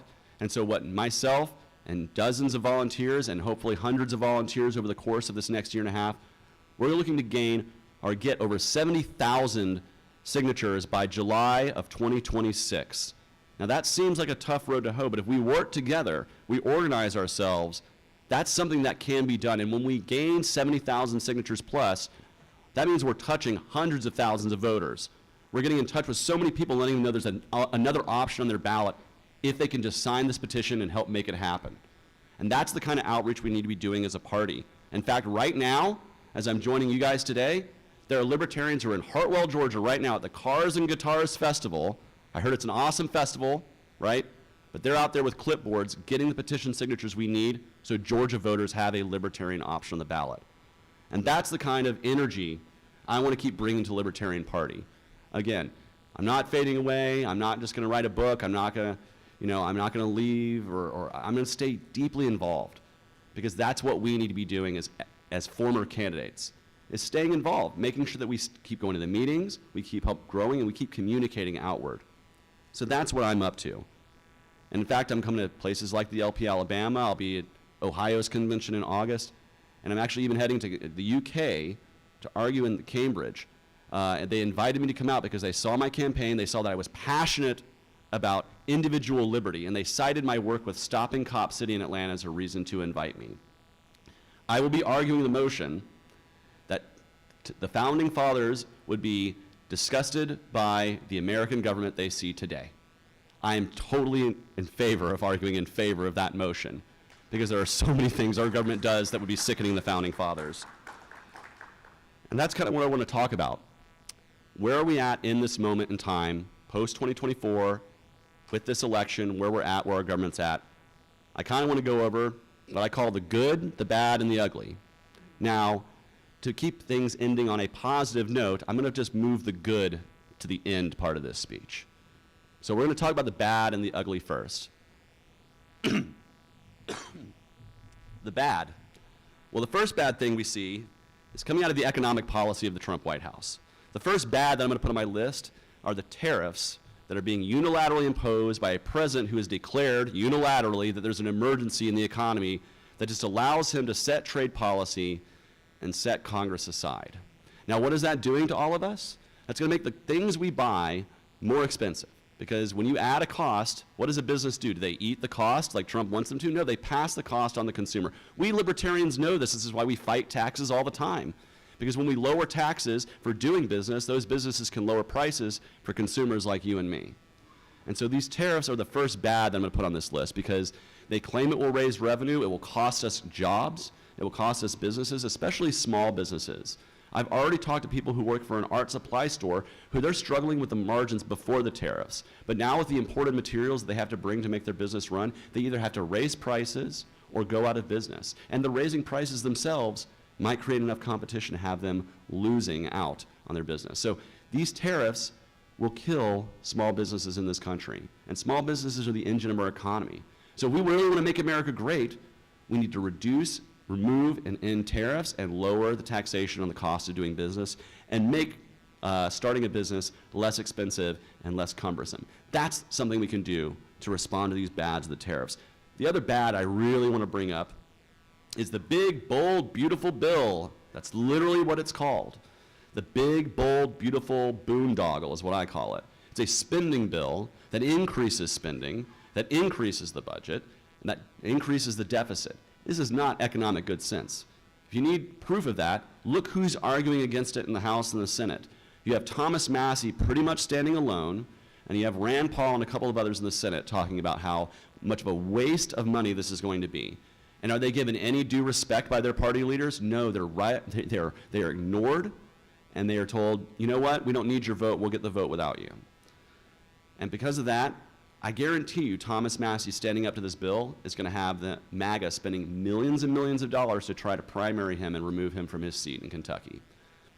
Congressman Massey, if you're listening, I have a better idea. Instead of wasting time and money on a primary that you know they're going to throw at you, throw down the gauntlet now and run in 2026 as a Libertarian in Kentucky. They're already going to spend millions of dollars against you. Your community already knows who you are. They don't care what party designation is next to your name because they've already tried to throw millions of dollars at Republican opponents against you. Run as a Libertarian, Congressman. Throw the gauntlet on the table. And win, lose, or draw, you will let the people of Kentucky know that liberty is what's on the ballot and not subjugating yourself to Donald Trump and to the Republican Party. It's saying we need to have good common sense in the ballot. So I encourage you, come to the Libertarian Party. The water's fine. We'll be very welcoming, I assure you. We never have any kind of infighting or we never have any kind of division at all. We're totally, completely good with each other. Those are the two bad things that I really see coming out of this economy right now, is these tariffs that are going to ruin small businesses and this budget that is going to add to the debt and the deficit, that's going to increase the inflation that we're all going to be feeling, and that's going to make a debt crisis for our kids and grandkids one day, that when that bill comes due, we're not going to be seeing ourselves very free, very prosperous. America won't be great again when the debt crisis comes. And so we need to be insisting right now that we cut spending and that we get ourselves to at least a balanced budget and start paying down this debt. But I want to talk about the ugly, all right? Economic stuff is dollars and cents, but when I'm talking about ugly, I'm talking about human lives. Right now, we have a government who has declared an emergency, again, just declared it out of thin air, that suddenly we're having an immigration invasion. And so to do this, we must remove the rights of people, due process rights, to deport people who are here on legal status. This, my friends, is not the America I know. I know immigrants. I lived among them. I live in a very diverse community. And let me tell you right now, I have way less fear of the immigrant who lives next door to me than the government agent who'll be knocking on my door one day when our liberties are taken piece by piece. And this is just the first step. The reason why they're going after immigrants today is because they know if they can remove their liberty today, it will create the path to remove our liberty tomorrow. So while you might not be an immigrant, and you might not think this matters to you now, it will on down the line. And we as libertarians need to stand up and hold the torch of freedom that says people should be able to come here and live peacefully, work peacefully, and live without the government intruding upon them. And if I own land, I should be able to rent to you or hire you no matter where you come from, because those are property rights. And that's what we need to respect in this country, not arbitrary borders. And we see not only these deportations happening with those who are coming here to work and to live, but to those who are voicing opposition to our government itself. When we see students who are engaged in opposition to the United States supporting the war in Gaza or the war in Ukraine or anywhere else, and they are being silenced and taken off the street and risk being deported, they are being silenced because of the voice they are using. Tell me, does that sound very American? Does that sound like something George Washington or James Madison or the other founding fathers would think was a really good idea, other than John Adams and the Alien Sedition Act? We'll forgive him. But for the most part, we believe in free speech in this country. We believe that you should be able to voice opposition to the American empire and to the military-industrial complex, funding wars around the world for the benefit of their shareholders and to the detriment of those who are dead and maimed around the world, and to us, who has our national reputation smeared by the war machine around the world. We should be able to stand up to that. And now people are being taken off the streets. So again, I say the Libertarian Party needs to stand loud and proud and carry the torch and say, no more will we accept this behavior on behalf of a government doing things so illegitimate as to remove people from the streets for having an opinion. No more. And we need to stand up and be proud for that and hold that torch high. We need to continue to be an anti-war party in this country, because right now, Democrats and Republicans aren't. And we need to have an anti-war voice, voicing our opposition to what's going on. We had a president who said if he got elected, he would end the war in Ukraine before he was even sworn into office. I'll tell you right now, as that war ended, are bombs still dropping? Are we still seeing violence in Ukraine? Yes. We need to have a true diplomatic mission towards ending this war. We need to remove the United States' footprint from Eastern Europe and really start bringing about peace for the people of Ukraine. but we also need to be doing the same thing in the Middle East. In Gaza right now, tens of thousands of people have died as a result of this war who were innocent. They were not part of Hamas. They did not commit the atrocities of October 6th. And they don't deserve to be painted with that. They don't deserve to have violence brought upon them because of the violence that was brought outward. We need to speak out against this war, and we need to speak out against the United States' role in this war and continue to do so. And we cannot shy away from it. Let me tell you right now, I oppose this war, and some people will claim I'm an anti-Semite because of that. And I tell you, that is something that is so far from the truth. It's ridiculous. Why? Because many of the same voices who are calling for peace in Gaza, calling for an end to the slaughter, are Jewish voices, and even Israeli voices. And so this is not an anti-Semitic thing to say, I want to stop seeing the government of Israel killing so many people in Gaza, especially when it's being done with a taxpayer dollar, our taxpayer dollars. We have to speak out against this war, and we cannot shy away from it. We must hold that torch and hold it loud and proud, because right now, neither of the major parties are a true anti-war party in this country. And so these are the things that we're seeing every single day. And I've talked to people who have been victims of this. And it's not just people who are ambiguous. It's not just gang members. It's not just violent people who are being removed and having their liberty taken away from us. It's regular people, moms and dads, people who want to contribute to the community, people who want to send their kids to a good school, people who want to have a better life for them and their children. That's the thing we all want for our lives, and we should all want for our children. That's an American dream. And it shouldn't be limited based on where we've come from, how long we've been here. It should be limited on, are you here to be peaceful and interact with other people in a peaceful way? That's really the only thing that really matters here. And yet we continue to draw these arbitrary lines between ourselves by race, by socioeconomic status, by political divisions. The truth is the state is the one thing that is pushing down on all of us, and now is the time to join up. As libertarians, be the libertarian in the room at the anti-immigration or the pro-immigration protest, at the anti-ICE protest. Be the libertarian in the room when you're fighting against property taxes, when you're fighting against government encroachment upon your rights or your business. Be the libertarian in the room, even if you're the one libertarian in the room. Because if you're that one libertarian, you might be the first of many to come.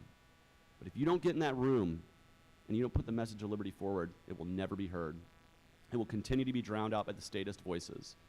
And so to those of you who are in this room, we need to get active. And that leads me to the good part of the speech, the happy part. Did we make it through the sad stuff, the really bad stuff, the terrible statist stuff, the stuff that we see every day on the news? Good, because now I want to talk about what's good and the potential we have here in the Libertarian Party. We have the potential for growth in this party. Why? Because even after this 2024 election, more and more people are getting dissatisfied with the two-party system. We're seeing it every day. I see every day Trump voters who are like, man, I'm really upset that I vote for Donald Trump. I wish I'd had a choice of something different. And I say, you should mention that. I was something different you could have absolutely voted for. You just didn't get to hear about it because the media, its partners in the two-party system, and yes, even some libertarians sought to drown out the Libertarian Party's message in this last election. My goal is to make sure that we grow our party, we grow our message, we bring more people in, and we build a party that is functioning well enough to make sure that never, ever happens again. The Libertarian National Party should always be supporting its ticket for president and vice president as a matter of fiduciary duty. And I want to make sure we build a party that's respecting that, and that's honoring that, and doing the work of building our party. And we're doing great things. We are seeing little victories all over the country. I want to bring up my friend Ryan Woodcraft. I don't know if any of you know Ryan. He lives out in El Paso, Texas. It's a little ways away from Alabama, but they're great people down there, let me assure you. And Ryan, he ran for city council in El Paso in the 2024 election cycle. And I talked to him about knocking on doors. I told him I knocked on 1,500 doors when I ran for Senate, and he said, well, I'm inspired to do that. And I contacted him a few months later. I said, well, how are you on your 1,500 doors? He said, I'm already at 2,800 doors and moving. We blew right past that. I was really, really happy to see that kind of energy into his campaign. Now, he didn't win a city council seat, but what he did is he met voters all across the region. He talked to them about the issues that were important to them. And then this past spring, he ran for the Board of Trustees at his local school board and got elected to that position because people knew who he was and they trusted him. And now he's an elected libertarian doing his part in his community to bring liberty into education. And that's a good thing. And we should applaud people who do that kind of work. We have dozens and dozens of libertarians who have been elected and serving on boards even since my 2024 election. A lot of them are nonpartisan local races, and we need to support those folks. I absolutely am proud to support folks like Ryan Woodcraft, and I want to make sure we're supporting local candidates all over the country. And so if you're running for office, let me know. I want to hear what you're doing. I want to work with you to make sure you're the best candidate you can be. That's a role that I'm going to keep playing in the Libertarian Party going forward. Because I know a thing or two about campaigning. I've done 3 in a row. Now, I'm not campaigning in the 2026 election cycle. I don't care what you offer me. I will not be doing it. But what I will be doing is doing my best to help all of those who are running in 2026 do their best in 2025 as well. We have great room for growth in this party. I also see great potential for new coalitions to be built around these issues that are important, things like the tariffs, things like the deportations, things like the warfare state, that can bring new life and new energy into this party. I urge you to welcome those people, even if they're not your kind of libertarian. You know, if you're an anarchist, oh, I don't like the minarchists, I don't like the constitutionalists, at this point, I don't care. A good friend of mine, Ryan Graham out of Georgia, said this the other day. Until we get ourselves to actually having the government act within its bounds of the Constitution, we should really be working with anybody from constitutionalists on down who want to reduce and limit our government, because we don't have time to fight with them. And that's how we grow the Libertarian Party, is by being a bigger and more welcoming tent to those who have ideas on how to limit government size and scope, and can do so without limiting the individual liberties of people, and who want to do so in a peaceful and nonviolent manner. That's a large swath of the American public, ladies and gentlemen. That is a large pool for us to get out there and get among the people and bring them into us. I've said this in the past. I relate my work with the Libertarian Party kind of like an old school evangelical revival. We need to put the stakes down, put the tent up, put ourselves on stage and preach the good news outward and tell people to come in the tent and see what's going on. We don't turn around and preach to the choir. They're already here. They already know the words. We need to communicate outward to bring people into the tent. And that's what I'm going to focus on. And that's what I'm asking each and every one of you to focus on as you do your work here in Alabama. When you meet people, be like that evangelical minister. Be friendly, be loving, and invite them in to hear the good news about liberty, because there's a lot of great things about liberty. When we reduce the amount of taxation in our lives, that gives us more money to achieve our dreams, to find our goals and to go for them. When we have better schools because we have more choices that aren't limited by your zip code or by the state, but actually limited by your choice of where you want your kids to go to school and the way you want to get them educated, you're going to have a more educated public across the board. When you make it easier to start a small business, you're going to see more entrepreneurs entering into the marketplace, wanting to get involved, creating that competition and lowering the prices through that competition. That's a good thing for all of us. When we see our soldiers coming home and the base is closing and the violence stopping and the goodwill of the American people being restored around the world, that makes us safer, both at home and abroad. There are so many great things about liberty when we go out and we spread the good news and we bring people into the tent. That's how we're going to grow. That's how we're going to make the change we want to see. We won't do it by funneling our voters to MAGA or to the Democrats. We do it by building our base here, standing here and saying, this is liberty, this is freedom, this is the message that matters. This is what we need to see in this country. They're our state or our county or our city. We want liberty. We are tired of compromising to get ahead. And what do we get when we compromise? We get the big, beautiful boondoggle. We get increased deficits. We get increased war. We get decreased rights and individual liberty. Well, I'm telling you right now, now is not the time to keep compromising, ladies and gentlemen. Now is the time to stand up and make ourselves truly distinct and to say we are ready, willing, and able to challenge the cult of the omnipotent state, and to do so in a way that is peaceful, nonviolent, radical, and ready to make real change in this country.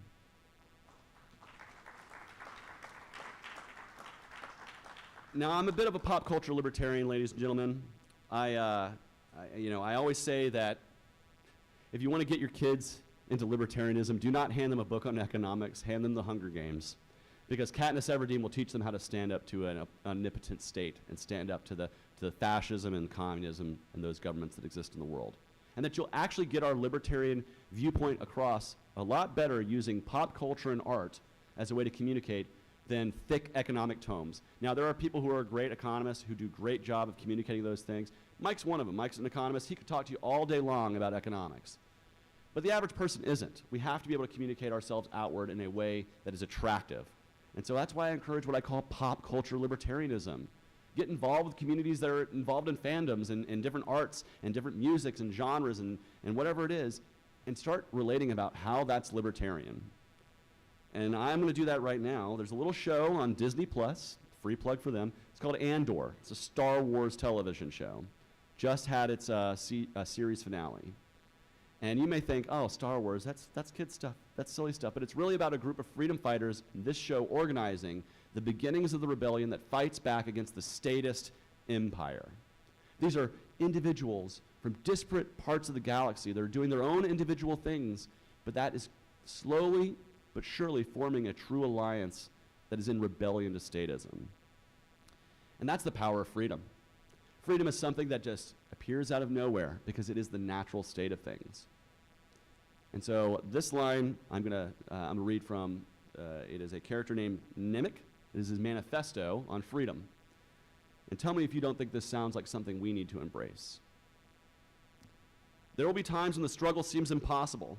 I know this already. Alone, unsure, dwarfed by the scale of the enemy. But remember this, freedom is a pure idea. It occurs spontaneously and without instruction. Random acts of insurrection are already occurring throughout the galaxy, and there are whole armies, battalions, and battalions that have no idea that they're already enlisted in this cause. Remember that the frontier of the rebellion is everywhere, and even the smallest acts of insurrection push our lines forward. And then remember this, the imperial need for control is so desperate because it is so unnatural. Tyranny requires constant effort. It breaks, it leaks. Authority is brittle, and oppression is the mask of fear. Remember that and know this, the day will come when all of these skirmishes and all of these battles, these moments of defiance will have flooded the banks of the empire's authority so much, and then there will be one too many. One single thing will break the siege. Remember this and try. I urge you to remember these little acts of defiance, these little bits of fighting back against the statism we see in our lives, and recognize that bit by bit, piece by piece, you are forming the lines to fight back. You are forming the lines of rebellions against statism. And so you may think it's insurmountable for us to win. We'll never have a libertarian president. I've heard libertarians say this. I tell you now, that day will come if we start remembering our little victories and bringing them together and coming together. Piece by piece, brick by brick, this empire. And when I say the empire, I'm not talking Star Wars, I'm talking this empire that we live in today will fall and freedom will ring. All I ask is that you join me and try. Thank you very much.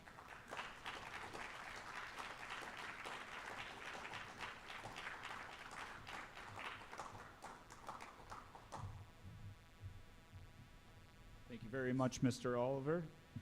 That was a very lovely speech. I enjoyed all of it. And we will reconvene in 22 minutes for more bylaws and resolutions and other fun stuff, I suppose. We do have a state platform from the platform committee proposal, so we might start with that. And if Jason Ganella, who is the platform committee chair, is present. Okay, thank you.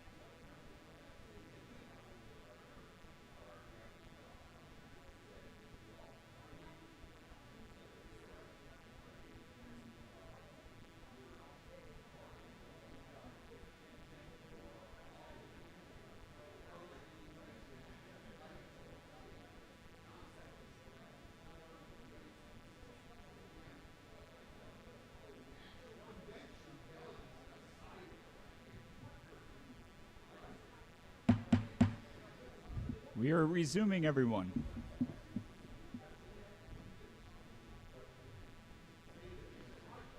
Okay. I call this meeting back to order at 1 p.m. Central Time. Mr. Sivak.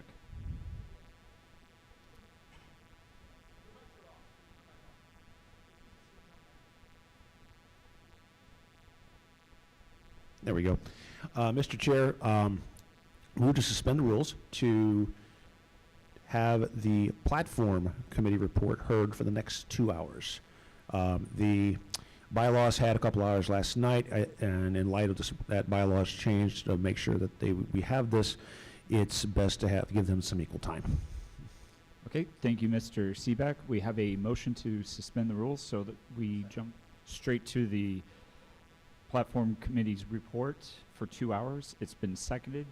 Is there any? Yes. Yes. Okay. Is there any discussion or debate on this item? Oh, and then let's proceed to the vote. All those in favor, raise your hand at this time.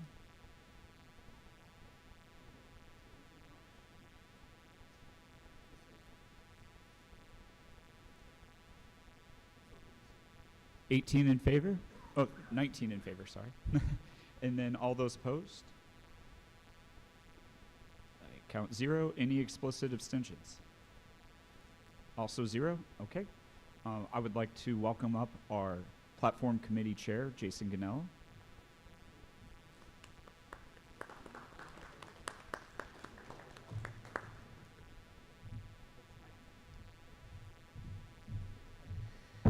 Thank you. I'd like to thank everyone who helped contribute to this platform proposals.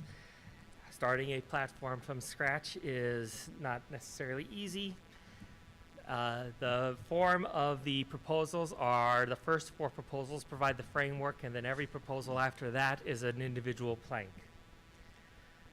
So I guess I'll go straight into proposal 1, which is ours on page 90. It is our statement of principles. And I believe that because of the way it's already been moved, is that true? Yes. Yeah. It is, so just go ahead and go to each You found proposal it? and then we'll start voting. Oh. Or debate. Oh, it's another pen because the one that was here ran off. All right, so proposal 1, statement of principles. I assume everyone has had a chance to read through it by now. Any discussion about statement of principles? It is similar but not the same as the national statement of principles.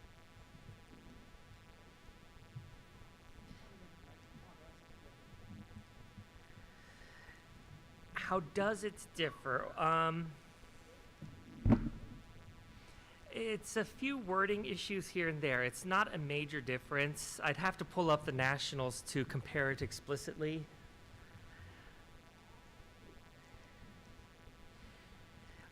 Let's see. One of the big things is we have no foreign policy in our state platform because that is a national issue. Okay. So very similar to nationals, missing a foreign policy because we are state affiliate.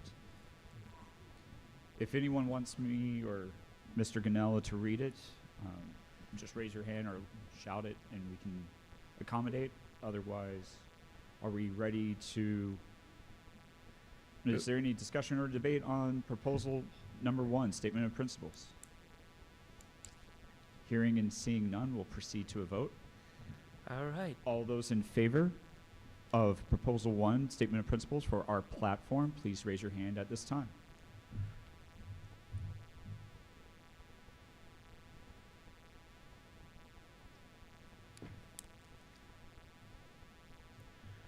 $20 in favor. All those opposed, raise your hand at this time. Count 0. Any explicit abstentions?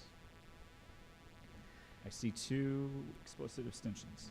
2002. It looks like it passes. We now have our section 1, statement of principles.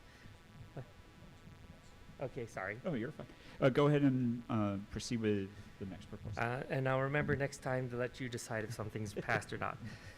Proposal number 2, the header for the civil liberties section of the platform. So, no conflict exists between civil order and individual rights, both concepts based on the same fundamental principle that no individual group or government may initiate force against any other individual group or government. If this passes, then after we get through the framework, we can start adding individual civil liberties planks. Any discussion on our civil liberties header? I see no discussion on the civil liberties header. Okay, yep, no discussion or debate on civil liberties. Let's go ahead and take it to a vote then. All those in favor of proposal number 2, raise your hand at this time.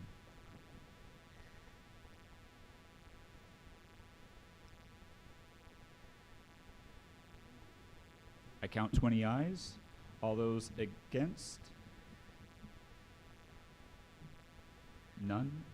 And any explicit abstentions? One explicit abstention. Okay, it passes. Mr. Gunnell, proposal number 3. Proposal number 3. This is the economic liberties header, and if this passes, then when we're through with the framework, we would start adding specific economic liberty planks. We hold the free market as the best way to ensure fairness and opportunity to all people. Economic liberty and individual rights can and do exist in harmony. Any discussion on this?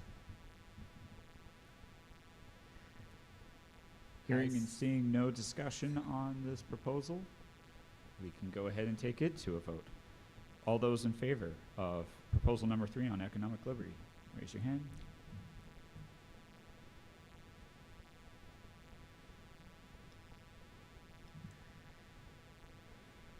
(21). All those opposed? I see 0. Any explicit abstentions? 0. It passes. Proposal Excellent. number 4. Proposal number 4, and this finishes the framework. It is omissions, where we say just because we didn't talk about it doesn't mean we don't have a position. I can read it for yourself, or I can read it out loud if you prefer. Any discussion on proposal number 4? I see none. Nope. Hearing and seeing no discussion on proposal number 4, we will proceed to a vote on omissions. All those in favor, please raise your hand at this time.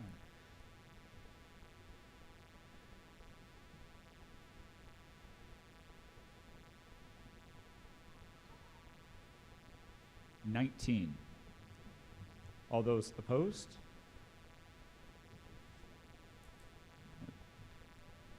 I see 0 opposed. Any explicit abstentions? 0. It passes. Excellent. See number 5. Yes, those were the most important because now we have the framework, but they're also the easiest. Proposal number 5 would be an amendment to Section 2. An addition to Section 2 would be our first platform plank on victimless crimes. Anyone want to discuss any of the items under victimless crimes, proposal number 5? I do not see any hands raised for discussion in order. Yes. Let him read it for a second. Let's pause for a moment, give everyone a chance to read through it.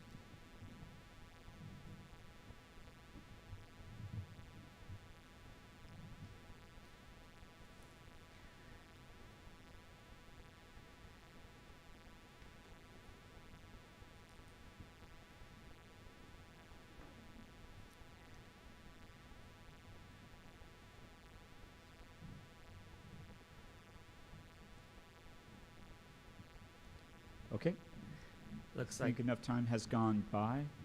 If there's no all right, we'll give some more time.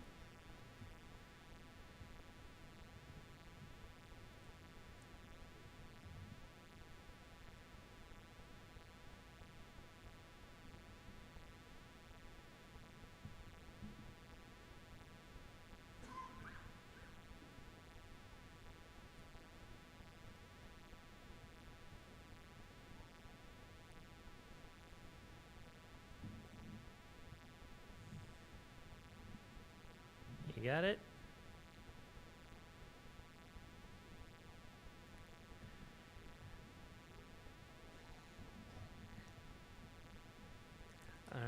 Well, we are open to discussion. Okay. All right. Dr. Reese?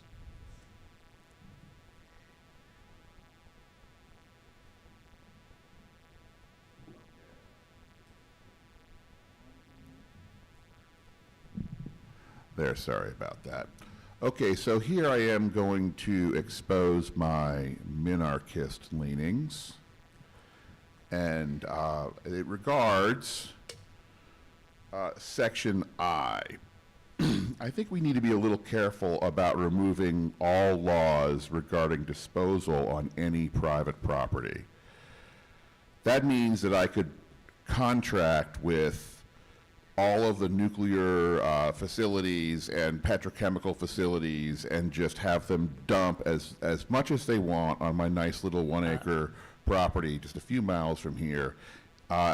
I know that strictly libertarian speaking, that should be somehow allowed, but I think we need to be a little thoughtful about that one little notion, and that's all. Okay. Thank you, Dr. Reese. I'll let, If I may make one point, it says, or disposal of any private property. to dispose of or take care of, not necessarily dispose on. Never mind. Thank you, Dr. Reese. Any other discussion? We have Mr. Oh, Shelby. yes, sorry. Oh, okay. Mr. Seebeck. Yeah, I'm a little confused on subsection H, because that doesn't feel, regarding the guilt until innocence is proven thing, it feels like a due process matter, not necessarily is the crime victimless or not. Okay. Would you like to address that, please? Okay, well, this could be argued either way. I'd like to say that merely driving in an impaired state does not have a victim. It is when you actually hit someone while driving in an impaired state that you create a victim. Some people, I'm a libertarian. I'll defend the most indefensible positions and say, as long as you're not hurting anyone, I don't care what you're doing, even if it means you're about to drive into a tree. Just don't drive into a person. And a DUI law says because you are impaired, that means you are going to drive into a person even if you're not. Okay, that's a reasonable statement, but I guess I'm confused about the guilt until innocence is proven part, not necessarily the example of DUI laws in particular. Well, there are laws that the state has that basically assume you are guilty until you get to prove your innocence, such as, well, DUI. If you get pulled over for a DUI, it is assumed that you're going to do all the horrible things that might happen if you're drunk, or other red flag laws.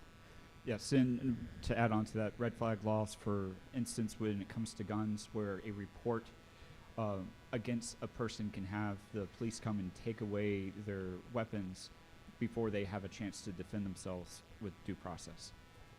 Okay.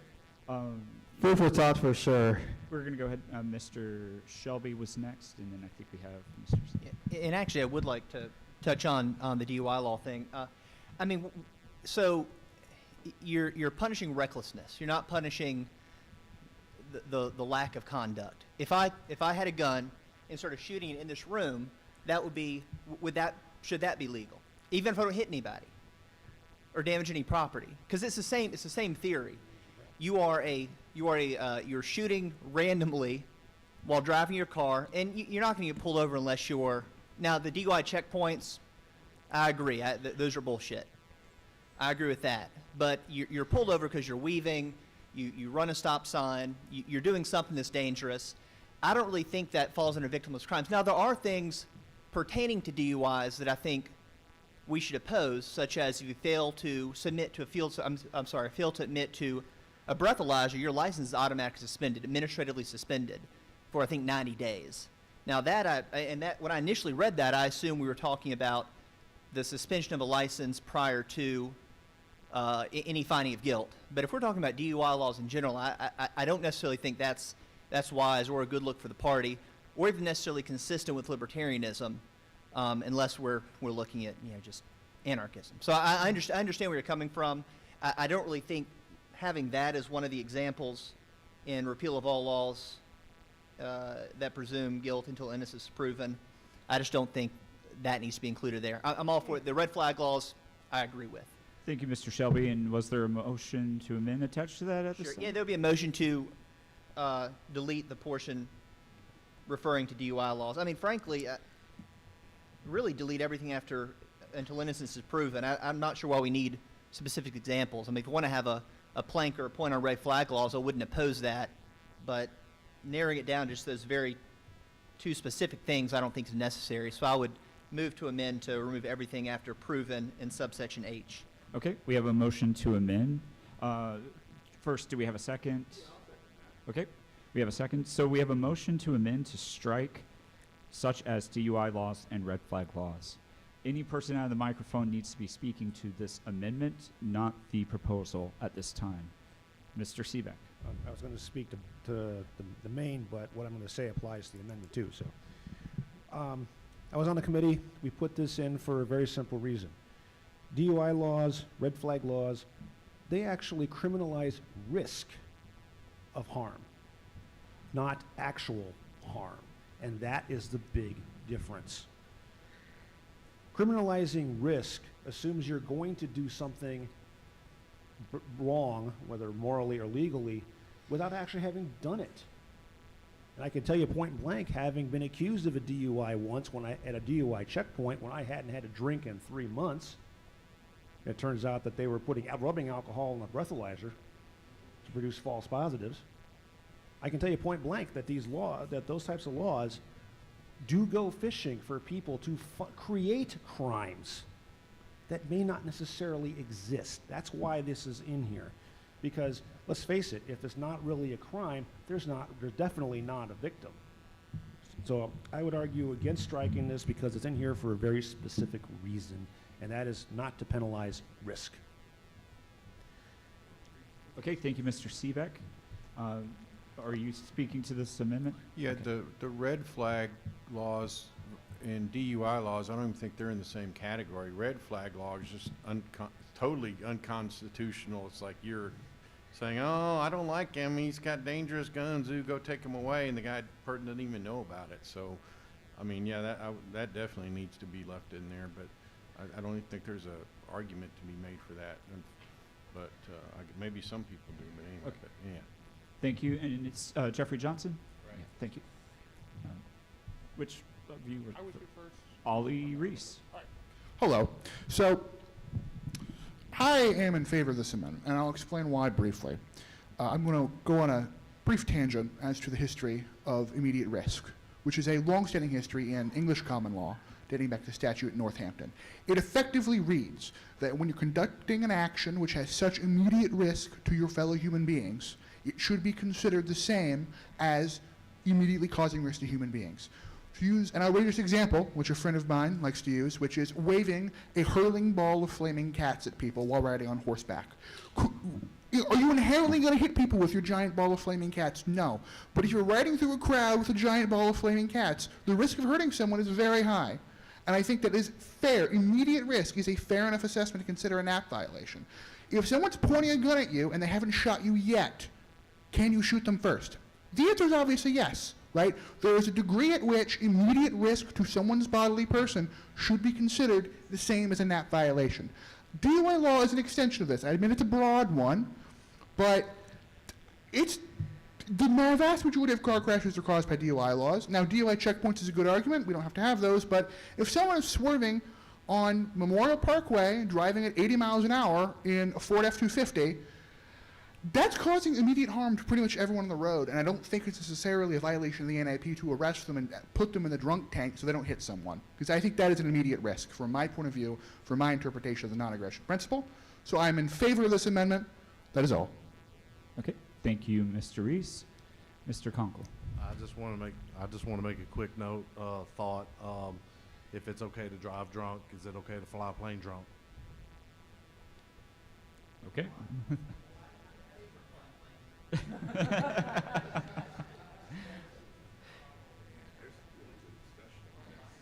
All right. Okay. Do we have any further discussion on this amendment? It looks like we do. Ms. Paige Nelson.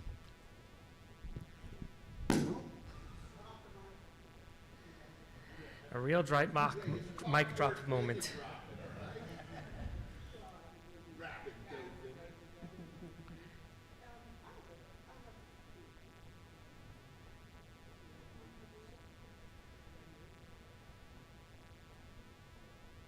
I hope the mic's okay.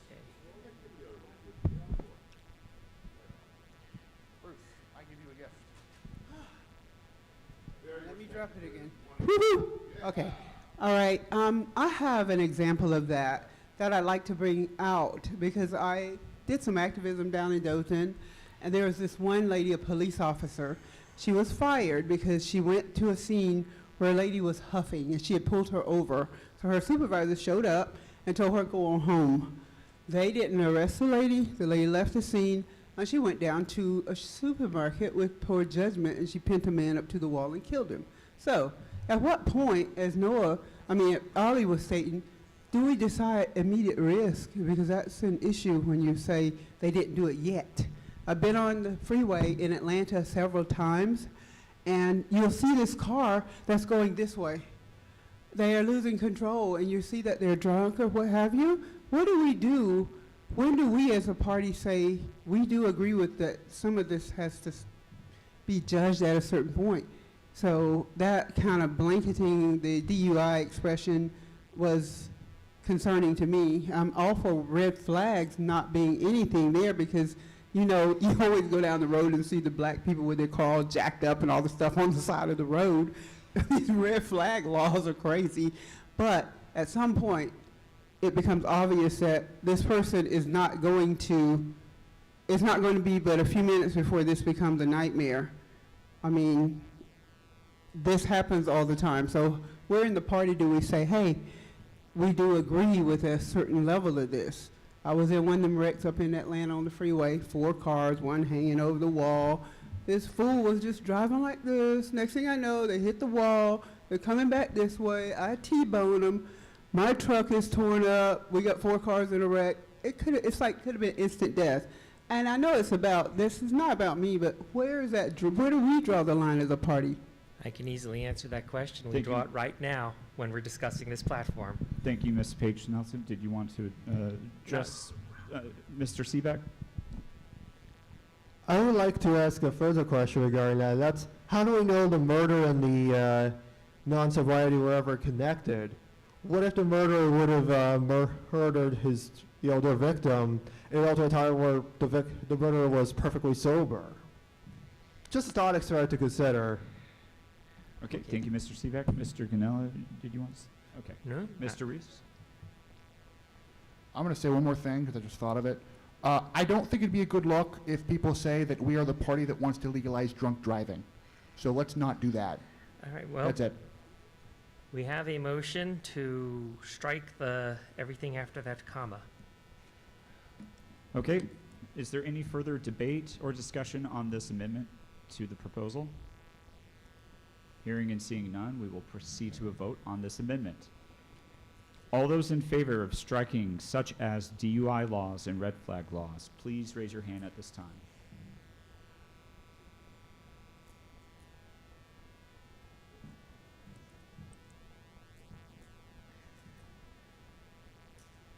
(20) in favor. All those opposed? Two opposed. And any explicit abstentions? I see 0. It passes. And we are back onto proposal number 5 as amended. Mr. Merritt.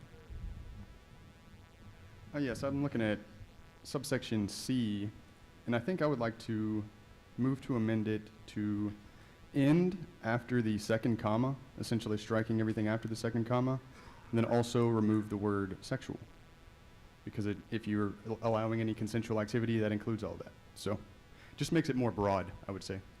Okay, so to make sure I understand, you are moving for it to be worded, the repeal of laws which control or prohibit any consensual activity or soliciting such activity. Correct. Okay. Is there a second? Second. It's seconded. Okay, is there any discussion or debate on this amendment? Okay, Mr. Seebeck. Yeah, there's a fundamental problem with that idea. One is that when we discussed this in the committee, when we came up with this list, that was discussed rather heavily, but if that were to be put into play, it would do two things. One, it would gut about half of this plank, because all those other things would fall under here. And the second thing is this consenting adults clause, and that is a key point. If we take that out, then if anything goes, any age, and then we're going to be looked at, seen as a party of pedophiles and other stuff we really don't want to be attached to. So I would say no to this, and let's keep it more specific and keep it amongst the adults. Okay, thank you, Mr. Seebeck. Is there any, okay, looks like Mr. Merritt.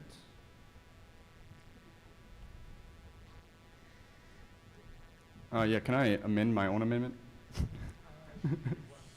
It is in order. Okay, go ahead, Mr. Merritt.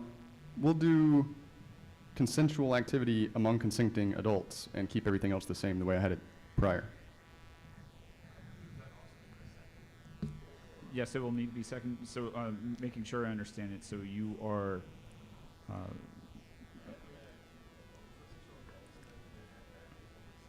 among consenting adults. So it would just be striking including homosexuality and prostitution in the word sexual. It would be the repeal of all laws which control or prohibit any consensual activity among consenting adults or soliciting such activity. That would be the way it would read. So you would like to move consenting adults before soliciting activity? Right. Okay. I can write for you. And I believe there was a second already, so we will discuss this amendment to the amendment. Is there any discussion or debate on this? Mr. Ganella. When we were writing this, we wanted to explicitly state that we are a party that includes sexual freedom. That, I mean, as Mr. Seebeck pointed out earlier, if we remove the fact that this is about sexual activity, then it covers basically all of the planks already in under victimless crimes. We wanted to explicitly state, yes, sex too. We're in favor of whatever consenting adults want to do with and to each other. That was the whole point of point C, was to explicitly state that, especially since, I mean, I know that there are states that are more socially liberal and would not have laws that would be impacted by this, but we're still in my home in the Deep South, and I do know that there are people who think anything that isn't listed in certain religious texts is an abomination, and I like to tell them, no, leave people alone. Okay. Mr. Ganell, I think we are discussing the amendment to the amendment. That would be back to just the first amendment. I was talking about the amendment, sorry. I understand. Thank you. But no, I was, because he wanted to wanted remove to the sexual in no, his that was part of the original. Oh, no, you're right. Okay. Okay. Yeah. Yes. Okay, is there any further discussion on the amendment to the amendment? Hearing and seeing none, all those, or is there any objection? Yes. So the motion to amend is that there is a original motion to amend that would, have to find the spot. Give me 1 second. It would strike the word sexual. This is proposal 5, and then it's the subsection C. And so the original amendment would strike the word sexual, and then strike the words among consenting, or including homosexuality and prostitution among consenting adults. The amendment to that amendment is to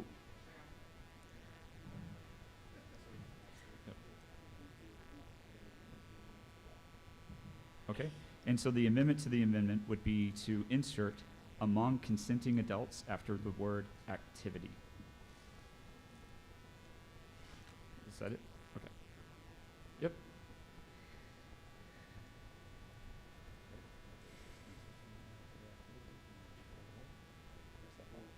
Okay.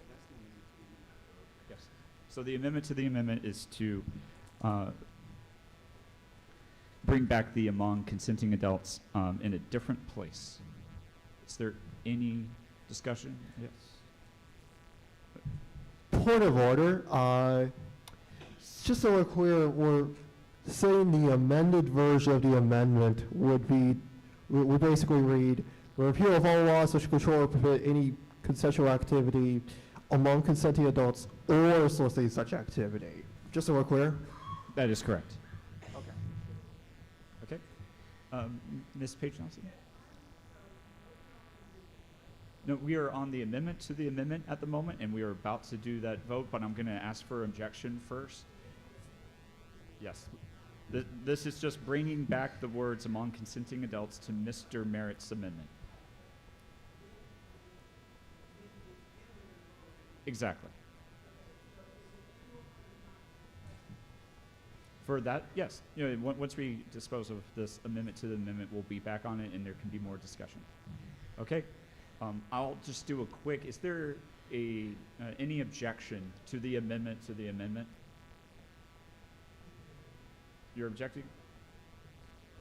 Okay. Seeing no objection, the amendment has been amended, and so the motion to amend is now to change the wording of Section 5 to the repeal of all laws which control or prohibit any consensual activity among consenting adults or soliciting such activity. Mr. Boyd. I would like to speak in favor of the amendment. Okay. Can you, is this coming out? There you go. All right. For it not to be explicitly sexual, for it to basically confirm all the rest after point C is a feature and not a bug. We do not want to put limits or abridgment on our liberties that we claim. That is for us to debate forever into the future with our government. I would like to see this amendment pass and for it to not be abridged. Okay. Thank you very much, Mr. Boyd. And Mr. Conkle. Yeah, I don't really know what I'm doing, but this issue is kind of it's not complete. There's other parts that need to be mentioned, and I don't know how to do any of that. Morality clauses, other alternative lifestyle, swingers, BDSM, all that other stuff. I don't think this is actually complete, because there's a big can of worms right there that's not really looked at by people that's not really involved in those lifestyles. Okay. So I don't know what to do. So right now we are on a motion to strike some of the wording and insert among consenting adults after certain wording. I believe you would want to, from what it sounds like, potentially oppose that and then make your own motion to amend to add that language should the motion to amend fail. Somebody can help me with that.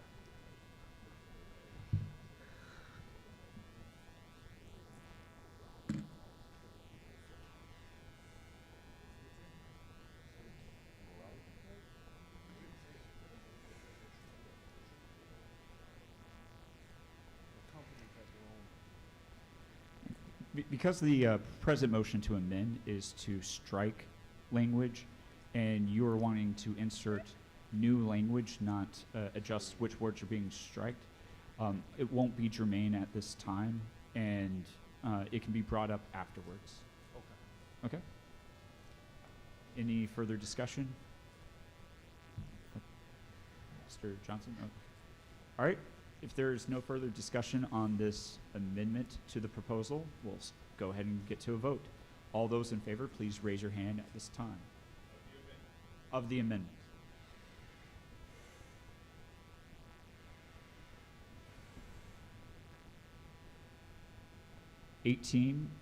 Oh, 19, sorry. All those opposed? See 3 opposed. Any explicit abstentions? 3 explicit abstentions. It passes. And now we are back to the proposal as amended. And so, to be clear, it's what's in your program. but with section C stating the repeal of all laws which control or prohibit any consensual activity among consenting adults or soliciting such activity. Mr. Boyd. I would like to make an amendment. Okay. I would like to remove sections D, E, F, G, H, and I. They are the,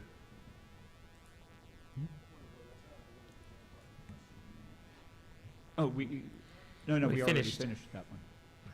this is a new amendment.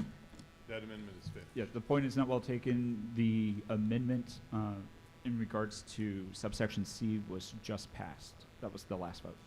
Yep. Okay, Mr. Boyd, please restate your motion to so, amend. It was to strike subsections. D through I. There D. will be A, B, and C as subsections to victimless crimes. Okay. That's my amendment. Okay, is there a second? I'll second that. Okay, there's a second. And so the motion is to amend by striking sections D through I, leaving A through C. Mr. Seebeck. Again, we went through a list on these, and I would point out that items F and G don't fall under consensual activity. Pardon and release of persons convicted of a victimless crime is a due process and incarceration and release issue, not consensual activity. Expunging of arrested conviction records is a government administrative function, not a consensual activity. So therefore, to pull those out is going beyond the scope of what Mr. Boyd's proposing, and I would say that we want to keep those in. I would also argue that this kind of pulls in an economic activity as well as civil liberties, and that's kind of putting another question in for different parts of the platform. Okay, is there a motion to amend? Yeah, I'm going to move to amend to keep sections F and G. Okay, is there a second? It's seconded. So we have a motion to amend the amendment and keep sections F and G. Ms. Seebeck. And right now, we are only speaking to the amendment, and so it's whether to keep sections F and G in the first level amendment. Any discussion or debate?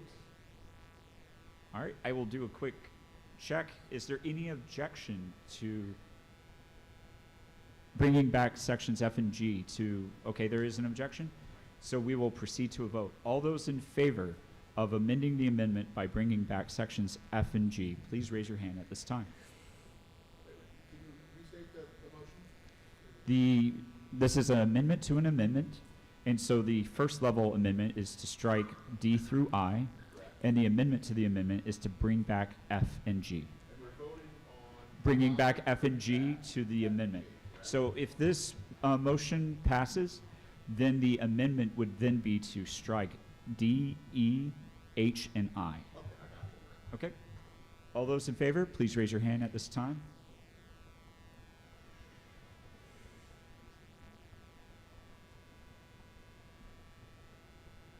$16. All those opposed? 3 opposed. Any explicit? Oh, sorry, 4, 5. 5 opposed. Any explicit abstentions? Let's see. 2 explicit abstentions. Were you also? 3. Okay, 3 explicit abstentions. Oh, 4. Sorry. Okay, it passes, and it is now amended so that it's just, we are on a motion to amend to strike sections D, E, H, and I. Sorry to delay Ms. Seebeck. further, but I wish to move to amend the amendment to retain section D. I feel this is particularly important for Jason's city council campaign in particular, but also to those of us who prefer to homestead instead of forage at supermarkets. Okay, we have a motion to amend the amendment to bring back section D. It has been seconded. So we will now entertain discussion or debate on whether to bring back section D to the amendment. Yes, so the amendment that we have from Mr. Boyd is to now strike sections D, E, H, and I. We are now on an amendment to the amendment to bring back section D. So then, if this were to pass afterwards, we would only be striking E, H, and I as the amendment. Okay, Mr. Seaback. Okay, I'll give a simple argument here. I'm a person who has a sensitivity to casein. I would love to be able to get raw milk for human consumption in this state. I cannot right now because that is illegal in this state. That is a direct prohibition on production and sale and use of a food item. And that's just one example, okay? If we're talking about trying to take control of our health, of our food supply, of our water supply, of all the things that are on the underlying basis of our individual health and well-being, then we need to have a statement saying that those things matter and that we should have the ability and the responsibility to take control of them by getting government out of the way. Okay, thank you, Mr. Seebeck. Is there any other discussion on bringing back subsection D as part of the amendment? Looks like we have Dr. Reese. I'm sorry to trouble all of you. I have a more general comment about what we're doing right now. We have had two people who have obviously, at least two people who have obviously spent a tremendous time and thought on this document. I really, really appreciate it. It is currently 6 full pages. All right? So the question I have for everyone, and to kind of think about what we're doing here, do we want a 6 full page long document that describes our platform? Or do we want to kind of be a little more brief and a little more blunt and a little simpler, hack out all these examples and get down to a page? Because what I see here happening is those two divisions. We've got a group in this room that wants to identify every single detail that we care about. And we got other people, I'm one of them, and I think Elijah's one of them, and I think there's probably others, who want something that the public will actually look at and read. So, I'll close very briefly, but I did want to just kind of say, hey, here's kind of the big picture of what I see happening here. If you will turn to page, yes, this is many pages. I'm still turning pages. Yep. If you go all the way to page 16, all right, right now we're looking at page, this is our platform, page 16, page 17, page 18, page 19, page 20, and page 21. Brilliantly written stuff, all right? Excellent text. Let's keep it for people who want to read a 6-page paper. But I urge us to get down to a trimmed down platform that we can put on a single sheet of paper. Okay, thank you, Dr. Reese. Mr. Voss. I guess I'd like to respond directly to that and point out that there is a distinct difference between a platform and a statement of principles. What he was describing as the TLDR sounds like a statement of principles to me. You have the short version, and then you have the detailed, expanded version for someone for more detailed reference. If someone really wants to dive into it, they can. I feel like there should be a distinct difference between those two things, conveying a lot of the same information, but through different ways. Okay, thank you. And just so you know, I entertained the last two speakers kind of speaking more in a general sense to this entire proposal. But from this point, we're going to stick to the amendment to the amendment. Which is to add back D.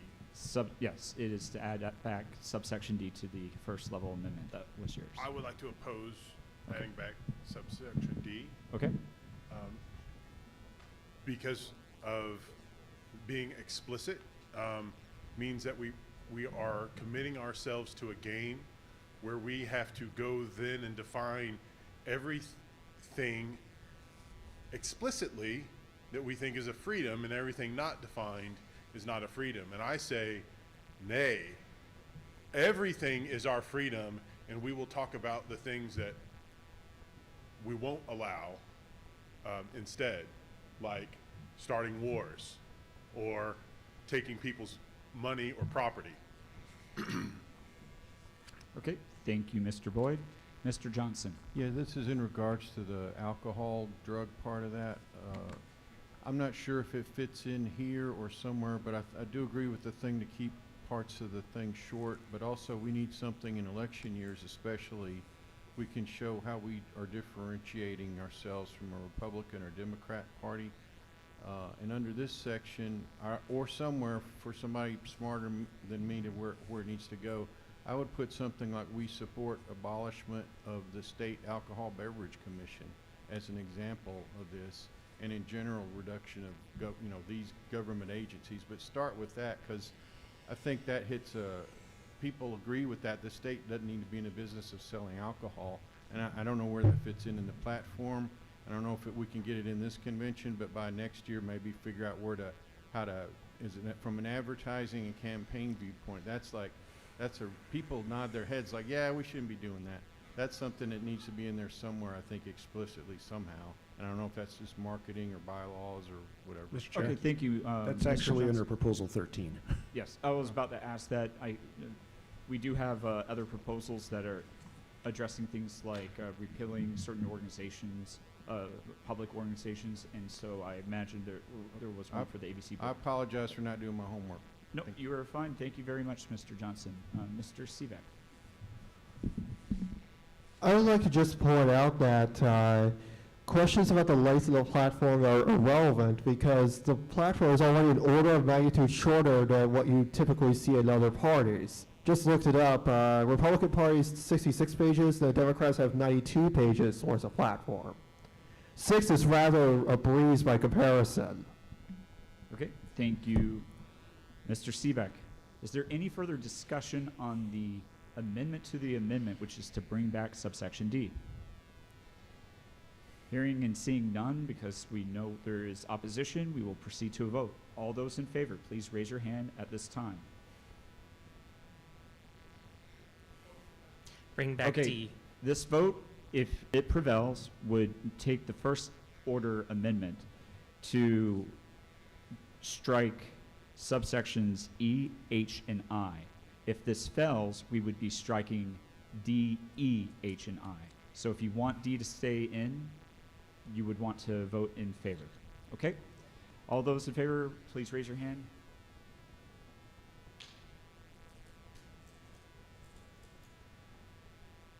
Nine in favor. All those opposed?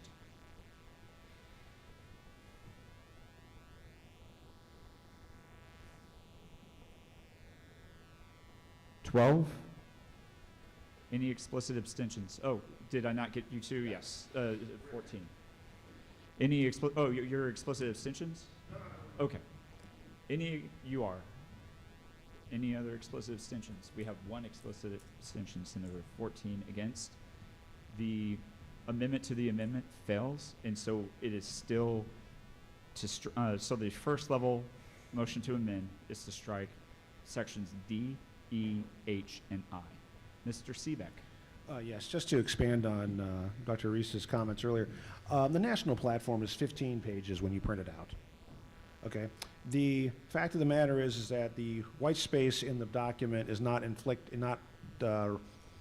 reflective of the full length of this proposed platform. I would also point out that we could go full brevity caucus and simply have a platform that says one sentence, all freedom, all the time. We're not doing that.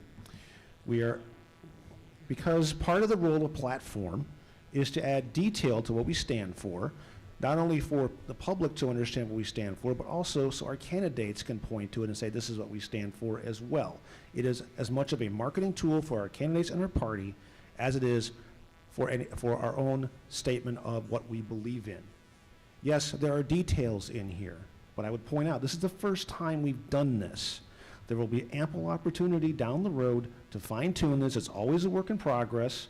The national platform has been a work in progress since the Portland Massacre, and that was 18 years ago. Okay? So this is the first cut at the sausage making here. We can always come back each convention and work on improving it or fine-tuning it. But let's get something started on this instead of trying to make it perfect now. Let's not let that be the enemy of the good. Thank you, Mr. Seebeck. Ms. Page Nelson. I agree with Mr. Seebeck that we must have something when we're out campaigning or you out campaigning. It needs to be some detail that hits some of the points that people can identify with, especially in today's day and age. You have a situation where people will say, well, how do you stand on homosexuality? How do you stand on whatever? And my point is, I don't care, you know?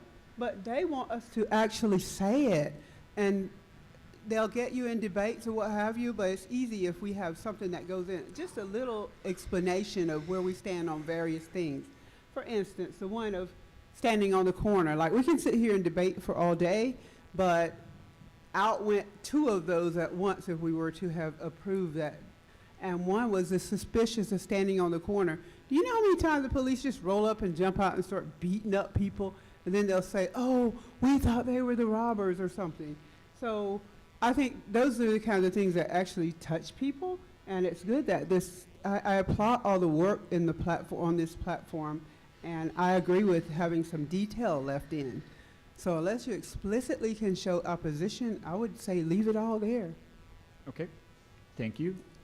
Ms. Seebeck. When I was a very young libertarian and I had not yet read the national platform back in 2000, I was helping someone campaign for county commissioner, and they asked me, a member of the public asked me what the libertarians thought about something, and I don't even remember what it was anymore. It's been too long. And I didn't know I had to go. Fortunately, the candidate was with me, and I was like, Steve, help, what do we think about? And he was able to help me answer. But, you know, that was a sign. I needed to learn the platform and have some idea of what we actually believe. And this is not only a tool for us in our campaigns, but also a tool for new libertarians to know what they're getting into, what to expect, what is going on. We can't do that without detail. Thank you. Okay, thank you, Mrs. Seebeck. Any further discussion or debate on the amendment to strike D, E, H, and I?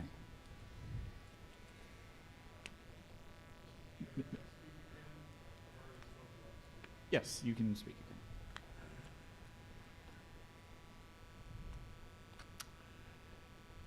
The LP National Party has a platform.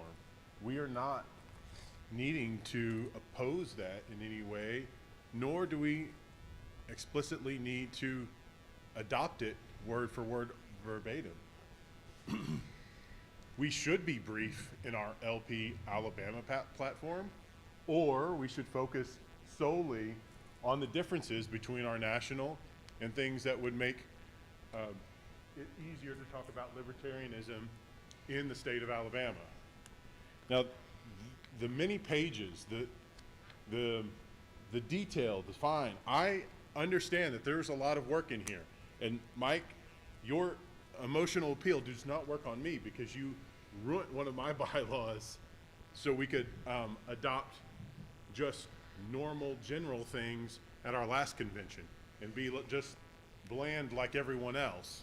And here it is, we could just be bland and just say, hey, we support liberty. The National has a platform. This is a behemoth. This will not be fine-tuned later. This will be arguments and controversy and hours spent at our yearly conventions on this platform. This is not open to fine-tunement.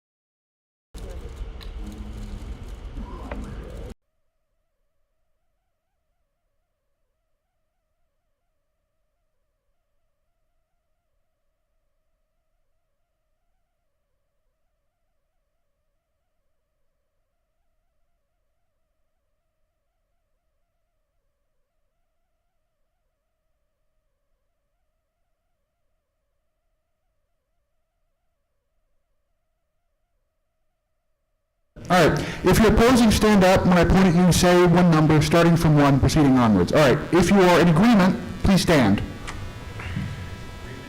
Agreement To strike subsections D, E, H, and I. This is to strike it and make Proposal 5 smaller.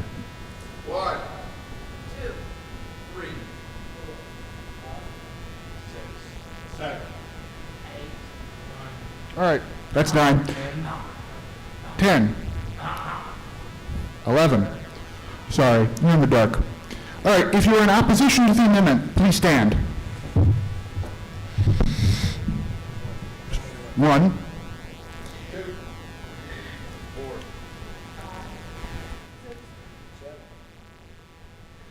9. Did I count you yet, Patrick? Yep. Okay, because you're still standing. That's all I asked. I think it's 10 to 9. I concur with that. And so the motion barely passes. Huh? I am going to abstain from voting. Okay.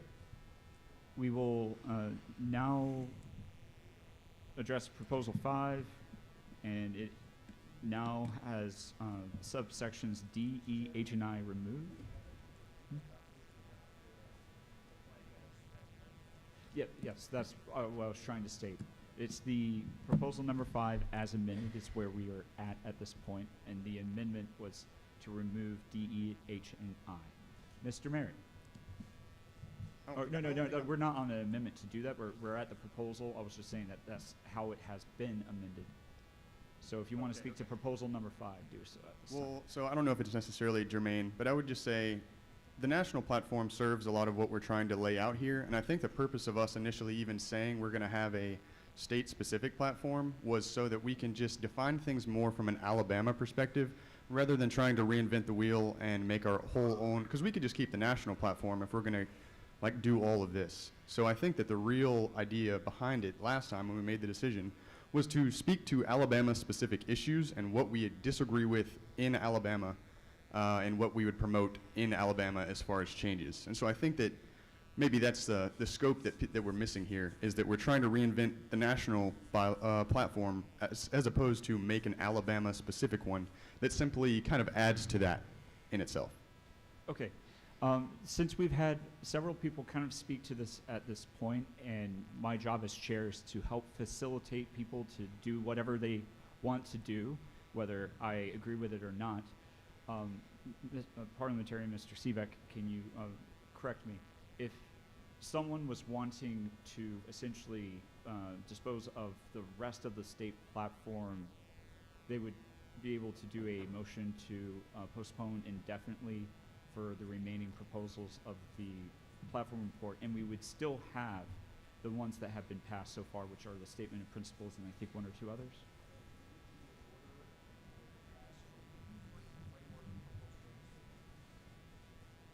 Okay. Does that make sense to everybody?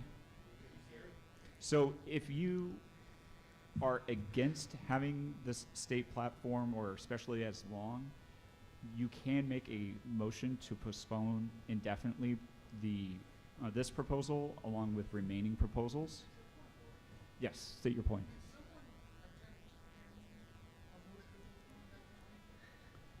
State that again.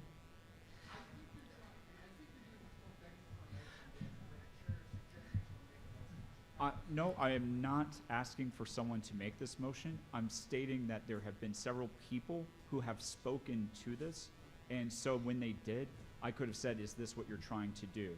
I don't think that they were familiar enough with the potential motions that they could do in order to achieve it. Mr. And Chair. so that's all I'm trying to help, because Mr. Ganari.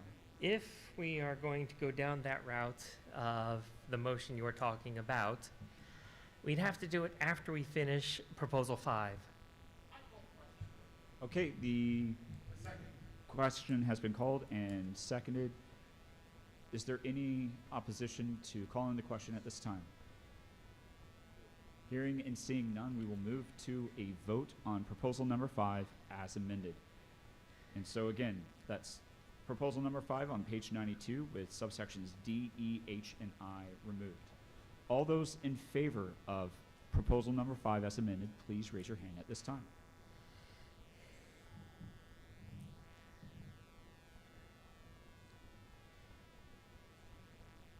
Thirteen in favor. All those opposed, please raise your hand at this time. 1 opposed. All those explicit abstentions. Count 1. The proposal is adopted. Great. Unless Mr. Chair is interested in the motion he was talking about, it is time to move on to Proposal 6, which is freedom of expression. I'll leave that.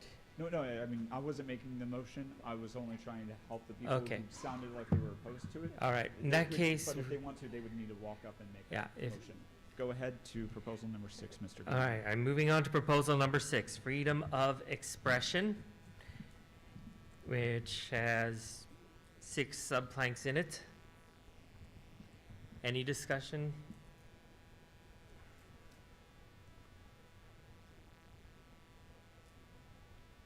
Do we have any discussion or debate? Ms. Daly? So I see a problem with E, the right to access materials. We oppose publicly funded, such as libraries or schools, banning or censoring any materials.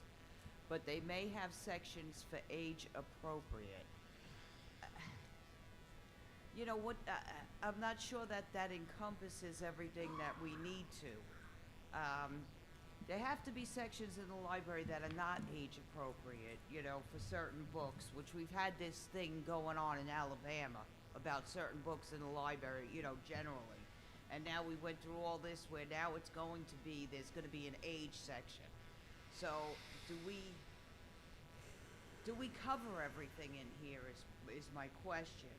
Because it says, but they may have sections for age appropriate material. May. Is that must?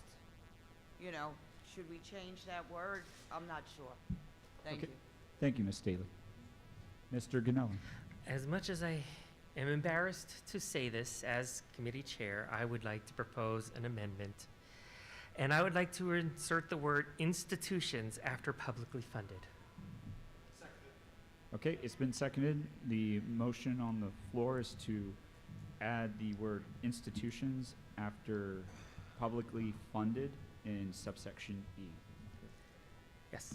Okay, do we have any discussion on this amendment to add the word institutions? Mr. Seebeck? I believe that that was a Scrivener's error because I know we discussed this in committee. Okay, thank you. Mr. Voss? I support adding that word. I was about to step up and make the same suggestion. It seems that word is needed there for the sentence to make sense. Okay. Is there any objection to this amendment? Hearing and seeing none, it is amended to include the word institution after publicly funded.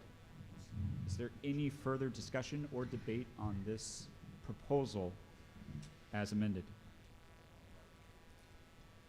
Hearing and seeing none, we will proceed to, has everyone had a chance to read through that proposal? Does anyone need more time? Okay, we will go ahead and proceed to the vote. All those in favor of proposal number 6 as amended, please raise your hand at this time.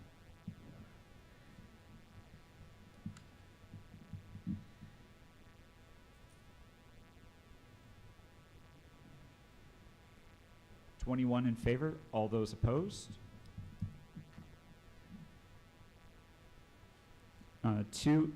3 opposed, sorry. Any explicit abstentions? 0 explicit abstentions. It passes. And please proceed with proposal number 7. Proposal number 7, jurisprudence, where we're talking about the actions of the courts in this state. Moving to add language to section 2.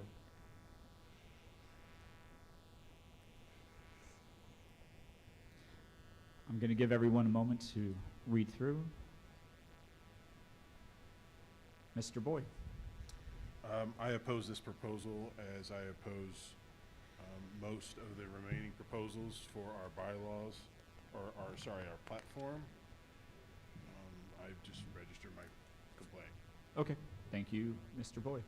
Mr. Shelby? Looking at subsection, is this working? Yes. Can you hear me? Okay. Looking at subsection H, and I come at this, I generally oppose partisan elections for judges in general. I don't think making a judge a political office is good at all. Now this is just municipal judges, and I guess I'm not sure, why are we only talking about municipal judges, not state judges? Why are we addressing only what we do with municipal judges?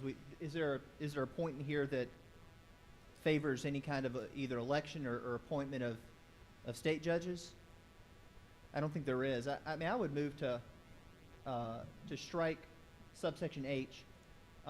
If we want anything in here, and I don't know if this is a libertarian position or just a personal position, I think the better way of electing or appointing judges, you appoint judges using a committee of attorneys, and they stand for approval after 4 years or whatever the term in office is. So you have knowledgeable people appointing judges, and then the public can vote to retain them or not. So if we're going to have something in there, I think that having judicial spots as political positions is a problem in and of itself, and I wouldn't have that at all. So I would just move to strike H.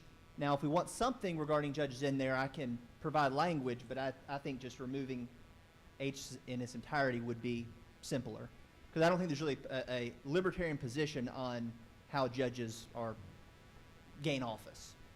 Okay, thank you, Mr. Shelby. Mr. Shelby has made a motion to amend to strike subsection H. Is there a second? It's been seconded. Would you like to speak to the amendment? Yes. All right. Here's the gig. I'm going to speak to my Colorado experience of roughly 30-plus years. In that state, the judges are appointed by the governor. Some of them are approved by their state senate, others are not. It depends upon the level. However, they have to stand for a retention election every so often. I believe it's every 4 years. But the retention rate amongst judges in those elections is 86%. Once they're in, they're not going nowhere because people don't really care what the judges do in terms of retention. And there's a committee there which recommends whether they be retained or not. And that committee is fully controlled by the Bar Association, who is in cahoots with all these judges to keep them there, because some of them want to become judges themselves someday. The system there is screwed up, whether there's political aspirations attached to them or not. In this state, what I've noticed in the couple of years I've been here is that the judges are partisan in their races. Colorado, they're not. But the fact of the matter is, no, politics should not be a factor of judges' appointments or retentions. I personally would rather see them just random lot like they poll juries. Because frankly, I got a little more confidence in the average person to make common sense decisions about a case than I do a bunch of rope clowns.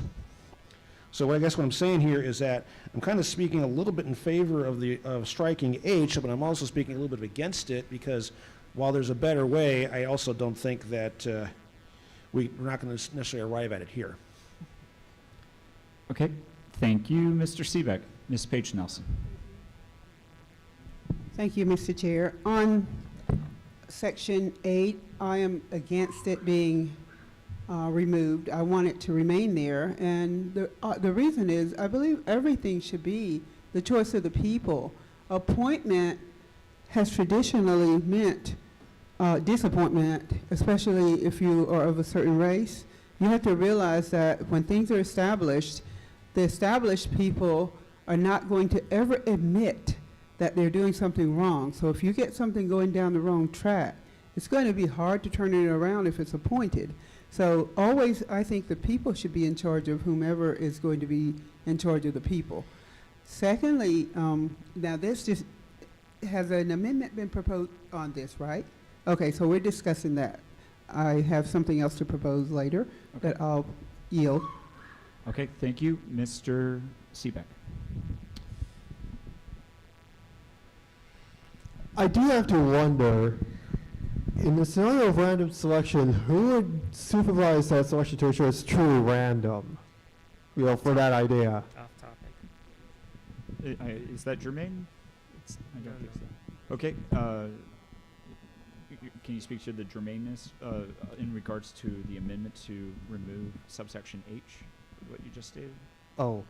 No. You can't. The situation seems far too complicated for the simple version of Section H we do have. It seems much further debate is necessary than even in the purview of this convention. It is in the purview of this convention at this time. Thank you, Mr. Seebeck. Do we have any other discussion on the amendment to strike subsection H? Seeing no further discussion or debate, we will go ahead and proceed to a vote. All those in favor of amending proposal number 7 by striking subsection H, please raise your hand at this time.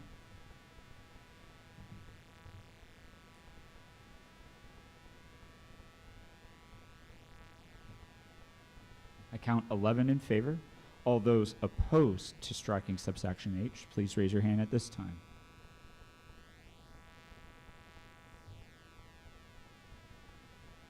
I count 6. Any explicit abstentions? I see 2 explicit abstentions. Oh, 3. Where's the third? Oh, I see. Sorry. 3 explicit abstentions. The motion passes. And proposal number 7 now has subsection H strike. Stricken. I would like to call Sorry, Mr. Boyd. May I call the question on proposal number 7? The question has been called on proposal number 7. It's been seconded. Is there any objection to proceeding to the vote or calling the question? Hearing and seeing no objection, we'll proceed to the vote. All those in favor of adopting proposal number 7 as amended, please raise your hand at this time.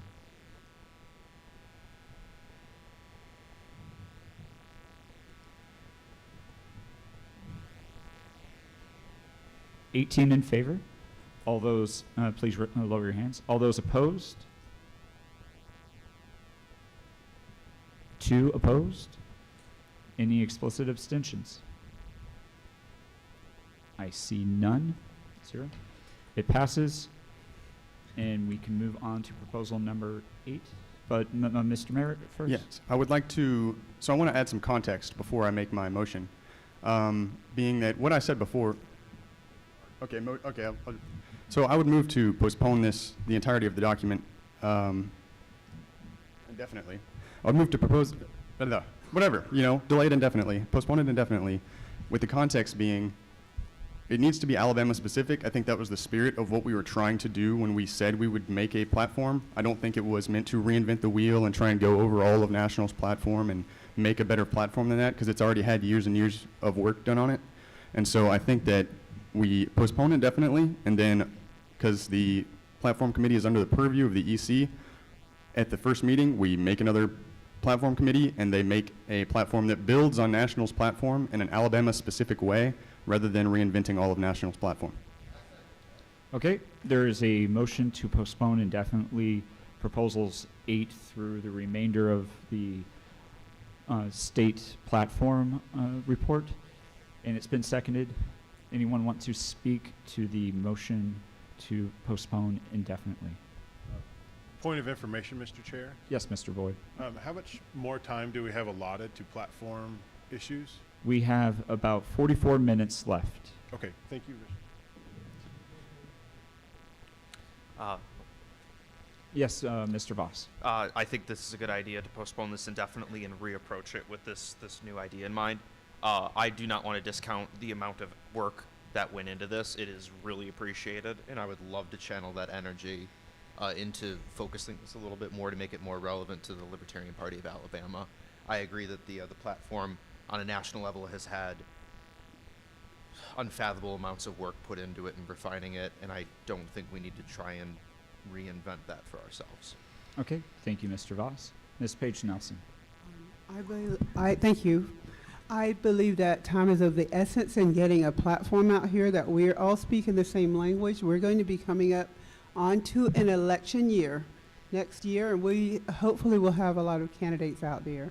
One of the things that I found was that we were not speaking the same language, y'all, and we have to have this throughout the state. And I wish at this convention that we could go ahead and hit some of these pointers and leave stuff in, even if we got to take out more to get through with the timing that we have.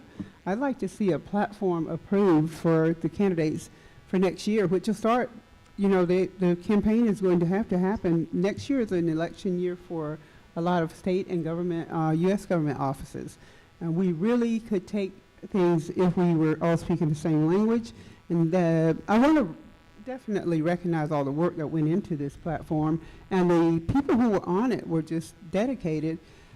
And I think that we should consider implementing something more defining of who we are, so that at every place, I don't care if I'm in Dothan, you're in Huntsville, we're talking the same pointers on what we believe, and we have to have it written so that we can hand it out. I had that as a real issue last time, because they'll say, oh, they're saying that over here, you're saying that over here. We can't be that party again. Thank you. Okay, thank you, Ms. Page Nelson.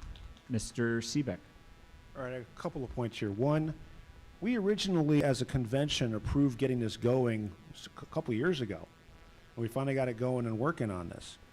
This is, and putting on my hat as the National Platform Committee Chairman, most recent, this is not attempting to redefine the national platform at the state level. Not by a long shot. This is attempting to define a platform for this state, which, while it does have some overlap in principles and rhetoric from the national platform, there are also very specific at state level areas that the national platform does not address. And I would argue that we need to keep that in mind when we're looking at this. Yes, we are making sausage here, folks. There's no doubt about that. But kicking the sausage factory down the road again is not going to get this completed, and it's just going to keep it slower and slower and slower. We need to not let perfect become the enemy of the good. We need to get something started, which we're trying to do here, and we can fine-tune it. It's always a work in progress. The national platform has been in place since 1972. It has been repeatedly modified and adjusted over the past 50 years to continue to where it is today. It's always a work in progress. It's always subject to refinement because things change. None of us here saw COVID coming and how it would affect things, right? I know I sure the hell didn't. But yet that introduced a set of complexities to our world, both in terms of how we conduct business as a party and also what we stand for as a party. And those things factor in. Same thing 9/11 did, okay? We don't know what the future is going to bring in terms of new circumstances or new issues to put forward. But to have a foundation to work from now will help address those things when they happen. So let's continue for the next 45 minutes, get as much as we can in from there, and let's get a good foundation going. Thank you, Mr. Seebeck. Mr. Ganella. Arguing about I'd like to point out that some of these proposals are very Alabama-centric. Proposal 10, civil asset forfeiture, is largely a state and local function. Proposal 15 is definitely talking about the state. 18 is again largely a state and local issue. So is 19, so is 20. Those are all local issues there. There is definitely local in this. Not all of it is local, but there's definitely local in this. Okay, thank you, Mr. Ganella. Does anyone else want to speak on this motion to postpone indefinitely sections 8 and the rest of the document? Go. Oh, I was just going to take us to a vote then. Okay, all those in favor of postponing indefinitely, please raise your hand at this time.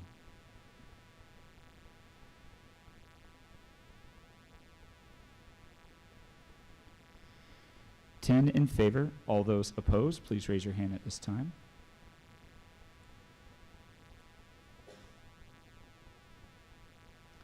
$11. Any explicit abstentions? 1 explicit abstention. The motion fails.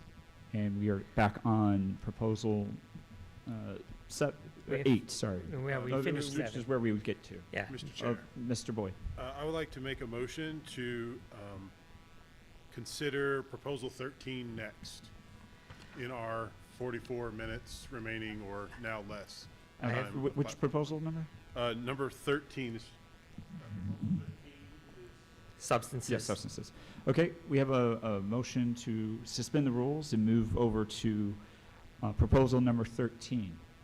Is there any objection to this? It's seconded. Is there any objection to? Okay, there is an objection. Let's take it to a vote real quick. All those in favor of suspending the rules and moving to proposal number 13, please raise your hand at this time.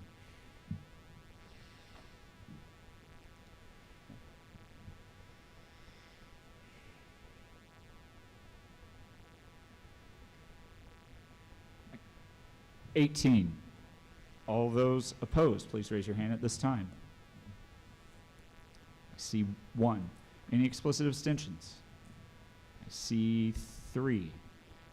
The motion passes, and we are now on proposal number 13. Mr. Johnson? Yes, I'd like to, this looks really good the way it is now, but in terms of people just searching on the internet, I'd like to. Hold on. Yes, I was about to state that. We're getting ready to start proposal number 13. Mr. Cannell will need I'm to sorry, speak Okay. to jumped it. the gun. But sorry. I just wanted to see if there was a kind of Okay, a proposal different- 13, substances under civil liberties, to add a section of the platform regarding, well, substances and including, of course, the government alcohol sales and other substances. Okay. Mr. Johnson? Yeah, sorry about that. I'd just like to make a motion to include some sort of verbiage after the first sentence. We oppose the regulation of the sale of alcohol by the government. Maybe something like comma, e.g. the state ABC board or the state Alcoholic Beverage Commission. Just explicitly say that so when people search on the internet for state ABC board, Alabama Libertarian Party, it'll take them right here. Whereas they might, in a more general term, they wouldn't, it would be harder to find that. Just, I'd like to see that called out explicitly. Okay. So we have a motion to amend to insert after government, e.g. the ABC board, the state ABC board. Okay? Can we get that in writing to be explicit about exactly the wording? Because I know you're.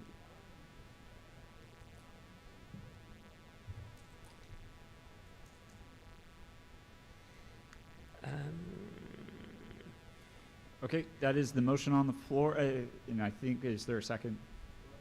There is a second. Can I amend the amendment and say, add a new sentence right after that first one Fine. that says, we. Okay, I'd like to retract my motion, let Elijah run with the ball. Because it wasn't submitted in a written form, it is retracted. Mr. Boyd.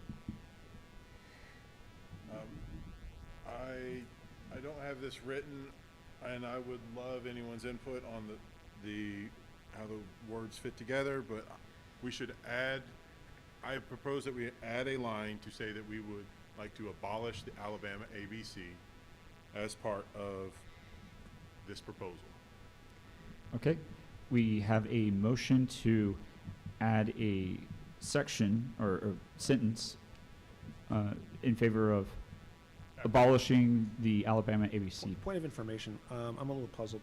Were we still doing the previous motion for amend? Or No, No. it was rescinded. Okay. I would like to submit wording. Hmm. How about we add a sentence to the first paragraph that's, in order, I'm trying to come up with wording. Oh, he is coming up with wording. Never mind, I won't come up with wording if he's coming up with it.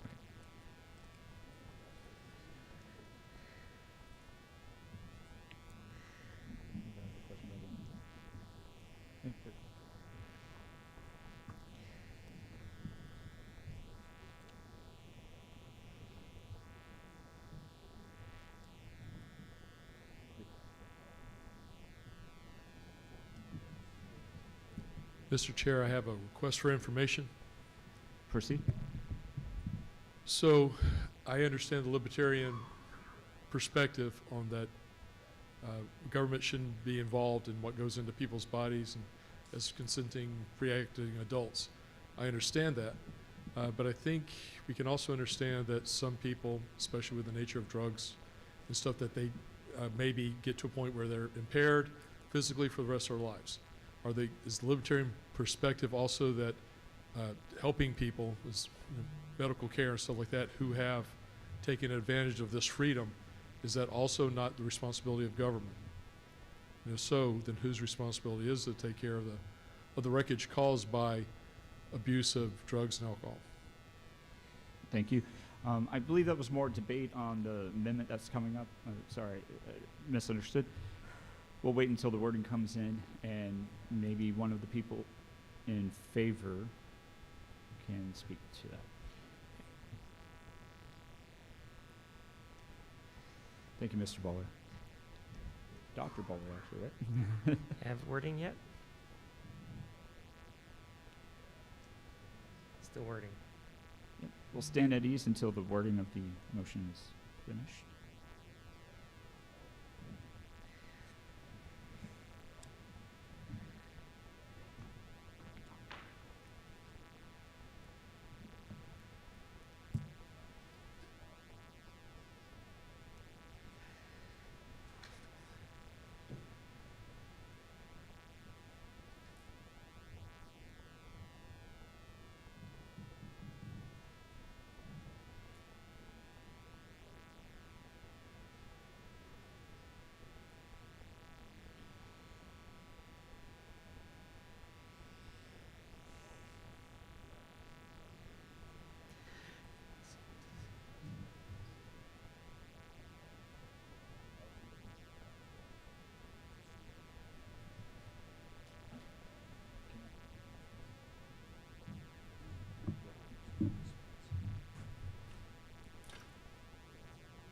So it's to insert and support the abolishment of the alcohol beverage.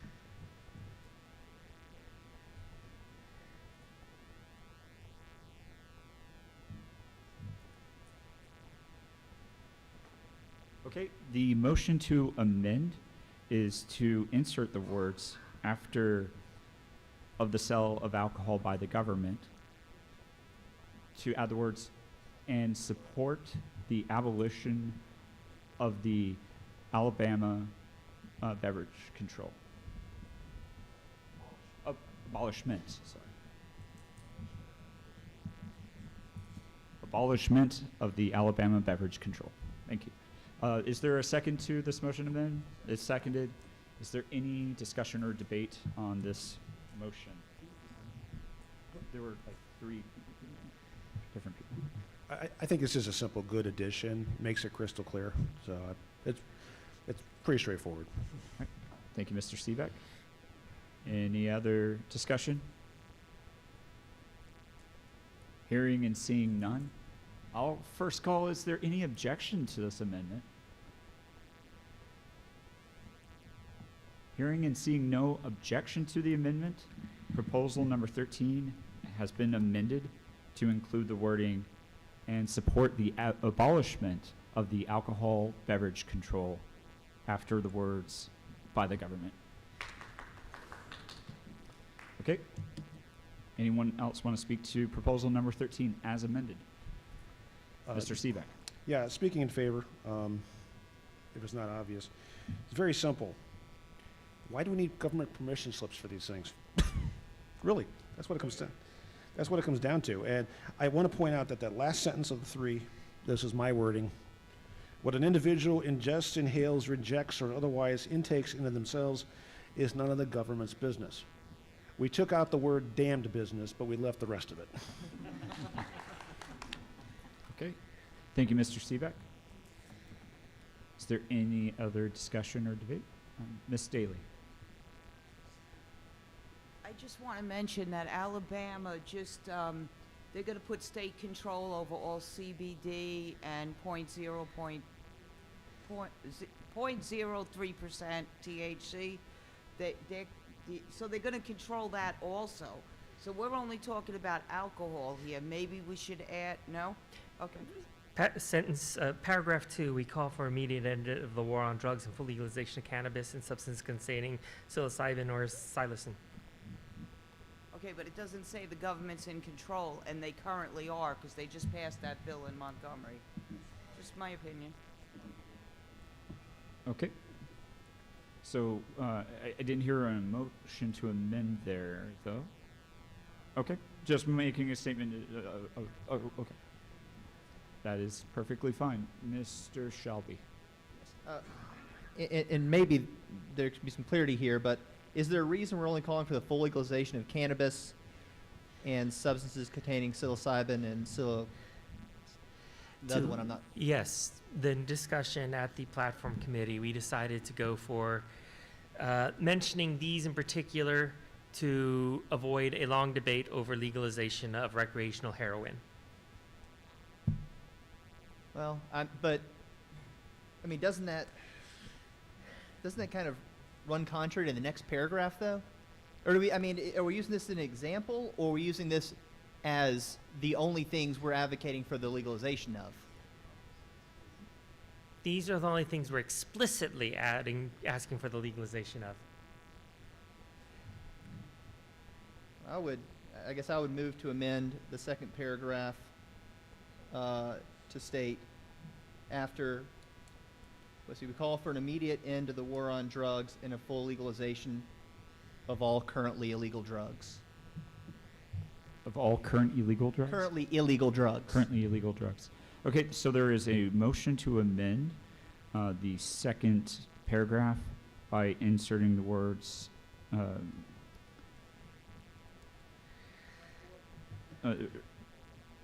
legalization of, and then it's to strike cannabis and until the rest of the sentence, and then insert the words all currently illegal drugs. If someone has better language, that's fine, but I'm Okay, it's been seconded. You got the wording on that? Hey, Mr. Shelby, can you put that, in writing and then submit it to the secretary? Yes. Okay, it's been seconded. We are now on this amendment. Ms. Paige Nelson. Thank you. Thank you for recognizing me. Why is it currently illegal? Because if we just had last week Kay Ivey making cannabis illegal beyond a certain concentration, the next week something else could be currently illegal. How would we define that so that we don't wind up, it was legal then, but it's not now? Okay. I agree. Ms. Paige Nelson. That's why I said if there's better language. Okay. Just wondering, can we amend it? Would you amend it to correct it? What then? would you want to, say recreation? I would just say not currently illegal, just illegal. Or Just not currently, just illegal. just current, instead, okay, so do you want to do that? I move to amend my amendment. Oh. Okay, right of the way, okay. Yes, because it has not been submitted in writing, we will allow Mr. Shelby to rescind his motion. And we have a motion to amend to strike cannabis and substances containing psilocybin or psilocin and insert the words illegal drugs. Is there a second? It's been seconded. Okay, is there any discussion or debate on this amendment?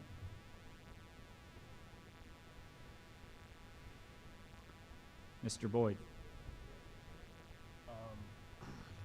I could really totally be full-on anarchist here, but if we were trying to... Mr. Boyd, can you bring the microphone up a little bit? I could totally be full-on anarchist here. I totally agree that what people do with their bodies, that's up to them. But as a tool to reach other people, bring them into our party, tell them what we're about, Google search words, having legalized cannabis in our party platform is a benefit. And I will exceed, whatever the body approves, I will adopt. But that is Okay, thank you, Mr. Boyd. Mr. Voss.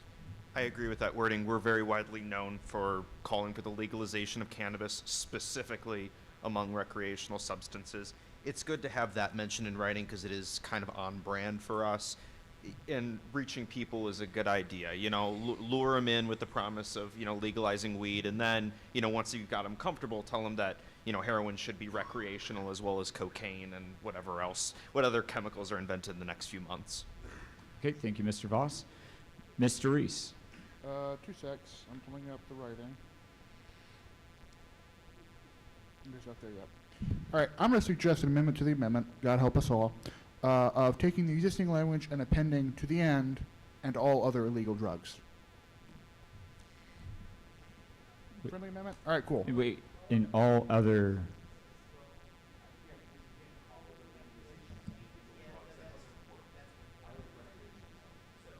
What if I don't do it for recreation? What if I do it for my own pain or suffering? What if it's historical medicine? What if it's traditional medicine? What if it's done for medical purposes? I mean, so I believe the current wording of the amendment was to strike cannabis through the rest and then replace it with, what is it, illegal drugs, Mr. Secretary? I mean, they are illegal. That's what You they didn't are. get the wording? Ah, prohibited. How about prohibited drugs? Do you like prohibited better? Okay. No? Ms. Paige Nelson, can you Go speak? ahead. What was it? Was it illegal drugs? Well, we were saying legal. You don't need to say legalize illegal drugs. Why don't we just say legalization of drugs?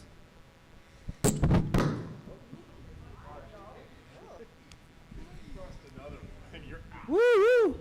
I guess everybody needs to be quiet. Yeah, this is crazy.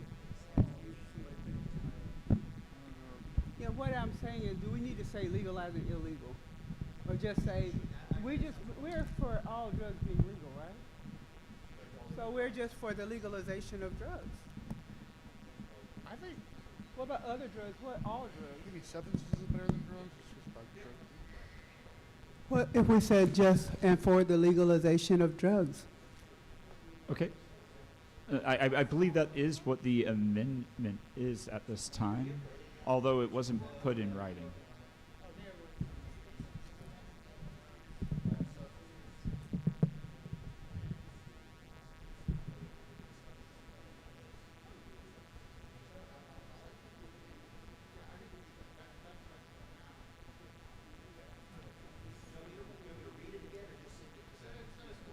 Just send it to the Discord and I'll look at. Point of parliamentary inquiry. What exactly is going on at the moment? Because it sounds like we're considering a amendment that's not even been put in writing correctly. We're trying to amend that, even though we haven't. So currently, there is a motion to amend that had not been submitted in writing, and we entertained some discussion and debate as that wording was being finished to be submitted to the secretary. It has now been submitted to the secretary, and I'm about to state it in full so that it is all official.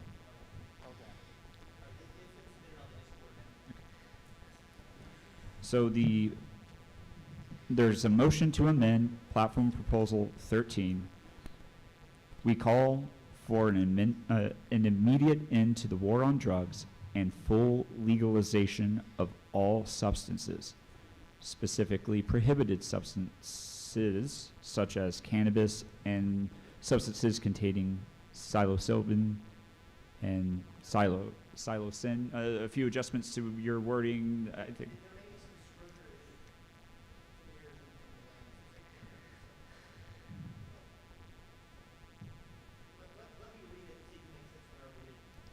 Because I believe the second, the instance of prohibited substance was meant to be prohibited substances, and then the second copy of psilocybin was supposed to be psilocin from the original. You're correct. Okay. That autocorrect. Yes, autocorrect. Do you have that, Mr. Secretary? Edit it. Go ahead and edit it. Okay. Point of information, Mr. Yes, Mr. Boyd. How much time do we have left to the platform? We have 18 minutes left on platform. So please get that writing in.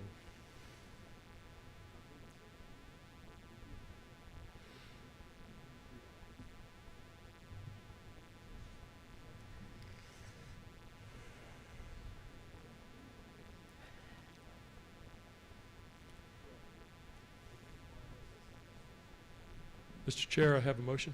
Mr. Bowler? Dr. I'd like- Bowler? I'd like to motion that at 3 p.m. we take a 10-minute recess and then resume. Okay, we have a motion to recess at 3 o'clock from 3 to 3:10, 10-minute recess. It's been seconded. Is there any discussion or debate? Or is there any objection? Hearing and seeing no objection, we will take a recess from 3 to 3:10. Mr. Merritt, I would have killed you. Oh, I'm kidding. Do we have wording?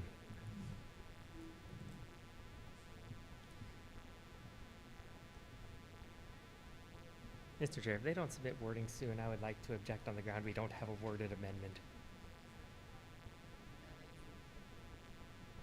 We had a worded amendment. But the There were rewording, typos from the autocorrect that were kind of obvious, the silo being, both. It has been edited. okay, it has been edited. Then we can move on. Okay, is this debate on the amendment? The wording's been finalized. I move to call the question. Okay, and it's been seconded. Is there any objection to calling the question at this time? Hearing and seeing none, we'll just proceed to the vote. Oh, there is an objection.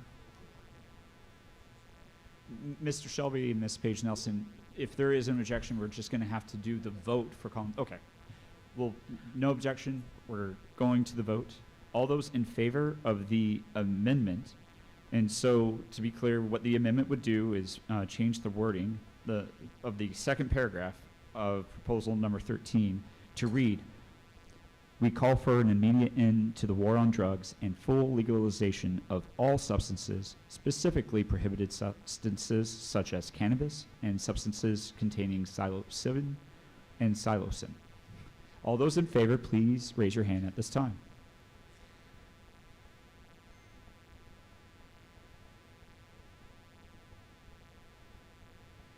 $18 in favor. All those opposed, please raise your hand at this time. See 0 opposed. Any explicit abstentions? I see 3 abstentions. Okay. The motion passes and it has been amended. We are back on proposal 13 as amended. Is there any further discussion before we go to a vote on it? Hearing and seeing none, we will proceed to the vote. All those in favor of proposal number 13 as amended, please raise your hand.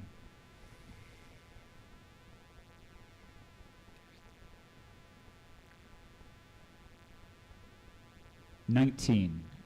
All those opposed, please raise your hand at this time.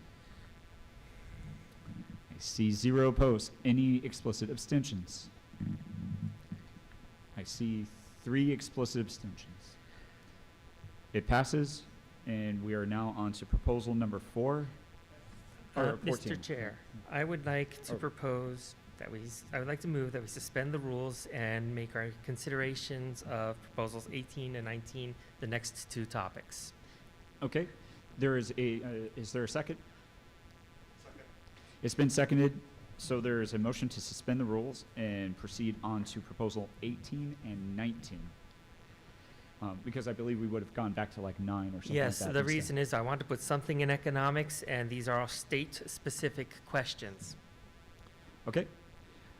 Anyone opposed to the motion to suspend the rules and go to proposal 18 and then followed by that 19? Hearing and seeing none, we are on proposal number 18. Does anyone want to speak to this proposal at this time?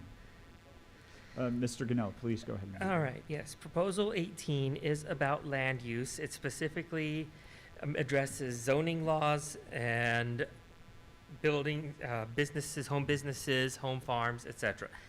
This is something that is specifically done at the local level and primarily, but also at the state level. And it would be added to our economic liberty section of the platform. Okay. Thank you, Mr. Gunnell. Mr. Sivak. All right, speaking in favor, Not every place in the state has meets and bounds for their properties. I'm fortunate enough to be in a place where it is, but not everybody has that. This calls for that. It's our property. We should be able to work with it in a manner economically which gives us the most benefit. And that means if we want to have sell our eggs, if we want to have raise our own pig on the property for slaughter, if we have the ability to do so, then we should be allowed to do so. There's a lot of places in the rural side of this state where I'll admit there are a lot of places that if they were built without building codes, they would fall apart, and a lot of places look like it. But that should be up to the individual to figure out, not up to the state to dictate. And this kind of captures that. One last point, and I know that Dr. Reese had mentioned this earlier about the idea of, oh, can I use my property for renting out for storage of toxic and nuclear waste and all that good stuff. The ability to do that also implies a responsibility to be responsible for your property so that you don't violate the property rights of your neighbors as well. So if you want to store that type of stuff on your property, you have a responsibility to make sure it doesn't pollute the neighbor's property and violates their property rights. I live in 5 acres. Okay, I'm fortunate in that respect. I'm in the countryside.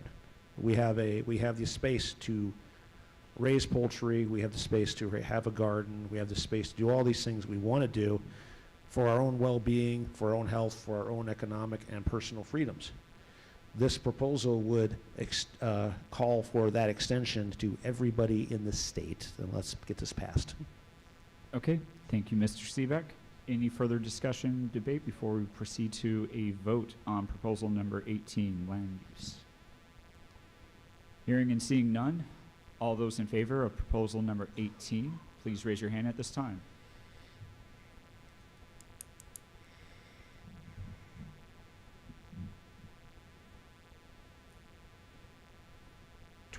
In favor. All those opposed? See 0 opposed. Any explicit abstentions? 1 explicit abstention. It passes, and we are now to proposal number 19. Mr. Gunnell. Proposal number 19, it is an explicit condemnation of eminent domain. Ever since Kilo, this has been a hot topic for everyone. I don't need to remind you of that. And it's also something that's personally affected Mr. John Sophocleus. It has affected Mr. John Sophocles. Correct, John? Yeah. Yes. So yeah, hasn't personally affected me, but I think it stinks. So I wanted to put it in this platform. Okay. Thank you, Mr. Gunnell. Is there any discussion or debate on proposal number 19? Okay. I don't see any discussion or debate. I think this one's probably pretty well supported. Is there any objection to proposal number 19? Hearing and seeing no objection to proposal number 19, it is adopted. We now go back to proposal number Mr. Chair? 9. We still have 10 minutes. Move to suspend to do number 20. Okay, there's a motion to suspend the rules and proceed with proposal number 20. Is there a second? That's the licensing laws, folks. Yeah, I'll second that. Okay, it's been seconded. Is there any objection to proceeding to proposal number 20? Hearing and seeing none, we are now on proposal number 20. Mr. Gunnell. All right, yes. Introducing proposal number 20, licensing laws, amending the platform to add a section about we do not believe in a government permission slip to do your job. Okay, thank you. Mr. Reese. This is well written, and I would like to support this. So please vote yes so we can do as many of these as possible. Thank you all very much. Thank you, Mr. Reese. Mr. Seebeck. I'll admit that licensing laws are a little bit of my baby. I wrote the national platform plank for this. Some of the language there is brought down to here, but it is a local issue. As I said earlier, we don't need no stinking permission slips to make a living. Our labor and our skills and our abilities are part of our rights as individuals to make use of them as we see fit. Let's pass this one. Mr. Chair, I call the question. Okay, the question has been called. It's been seconded. Is there any objection to proceeding to the vote? Hearing and seeing no objection, we'll just go straight to the vote. All those in favor of adopting proposal number 20 on licensing laws, please raise your hand at this time.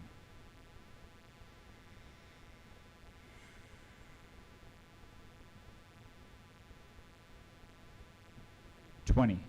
All those opposed, please raise your hand at this time. 0. Any explicit abstentions? Also 0. It passes. All right.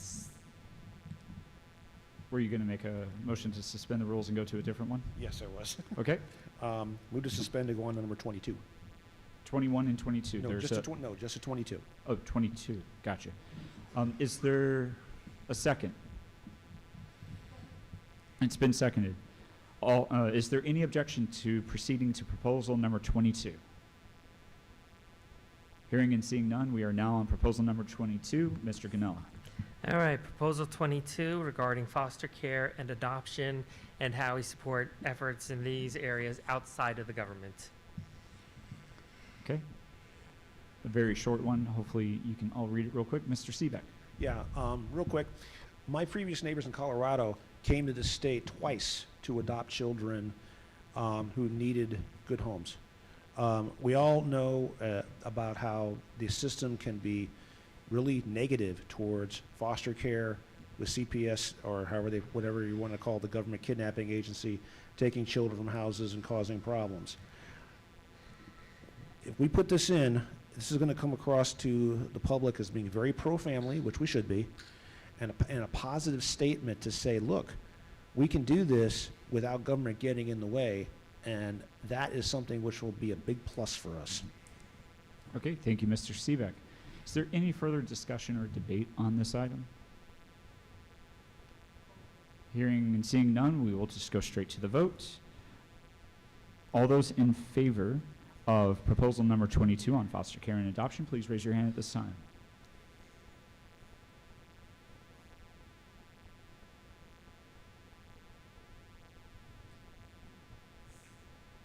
(19) All those opposed?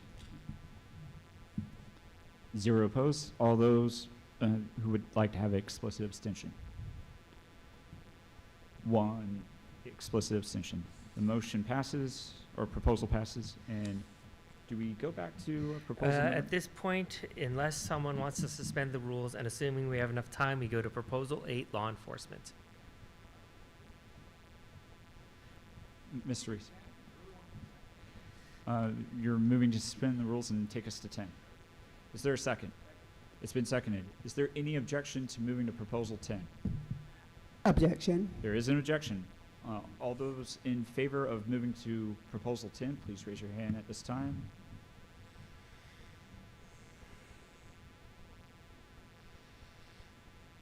Nine. All those opposed? 3 opposed. Any explicit abstentions? 1. It passes. We are now on proposal 10. Mr. Okay. Ganell. Civil asset forfeiture, which I assume this room, I don't need to explain what it is. We're against it. Okay. Any discussion or debate on proposal number 10? Hearing and seeing none, I think it's short enough that we can probably proceed to the vote at this time. All those in favor of adopting proposal number 10 on civil asset forfeiture, raise your hand.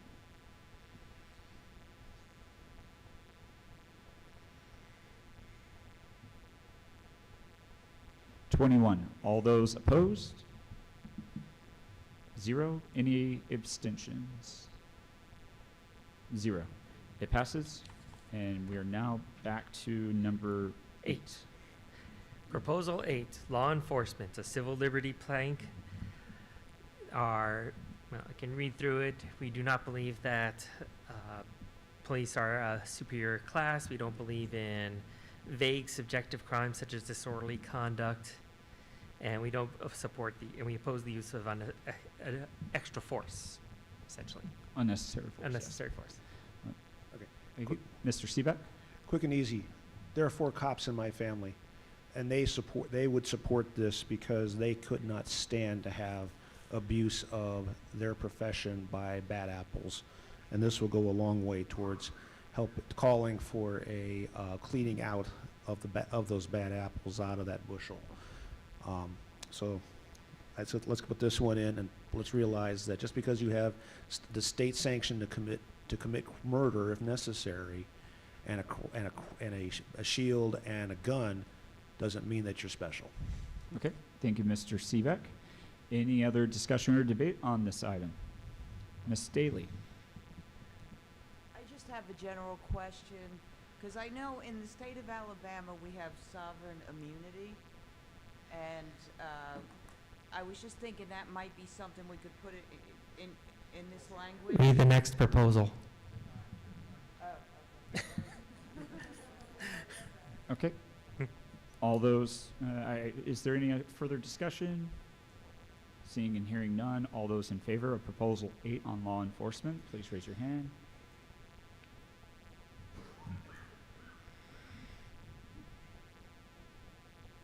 (20) All those opposed? 0? Yes, 0. Any abstentions?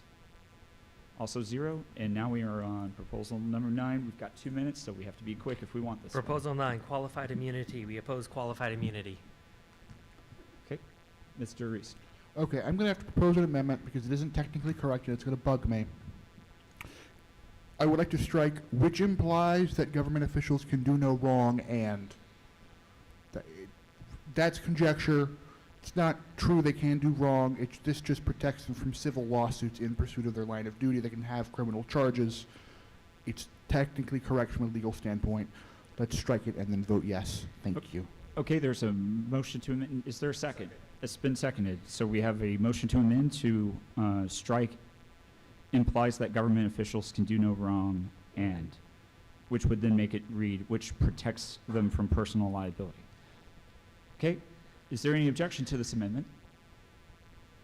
Hearing and seeing no objection, it is amended. Proposal number 9. Any further discussion or debate? I think we need to actually go to a vote on this at this time, unless you've got something real quick, Mr. Mayor.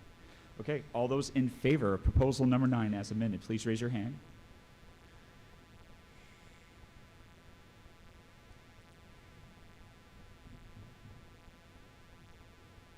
(22) All those against? 0. All those who abstain? Also 0. Proposal number 9 has been adopted, and we are now at time to recess for 10 minutes. We will come back to order at 3:10. Thank you.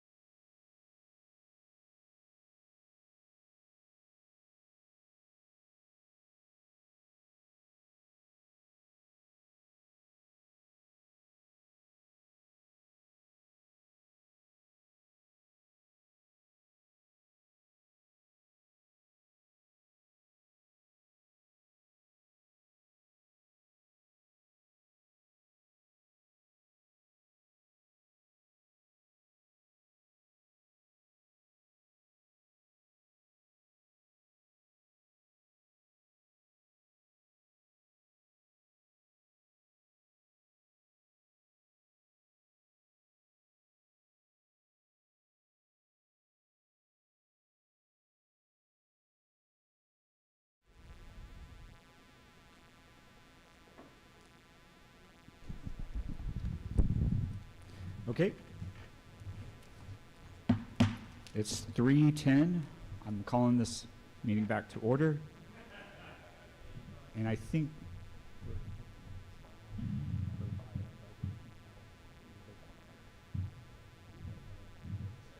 Yep. So we are back on the Bylaws and Rules Committee report.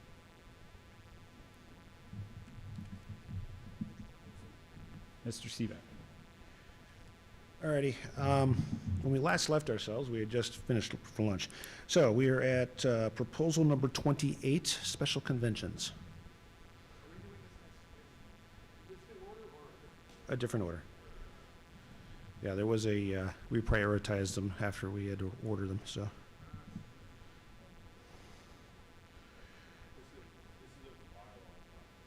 Correct. Correct.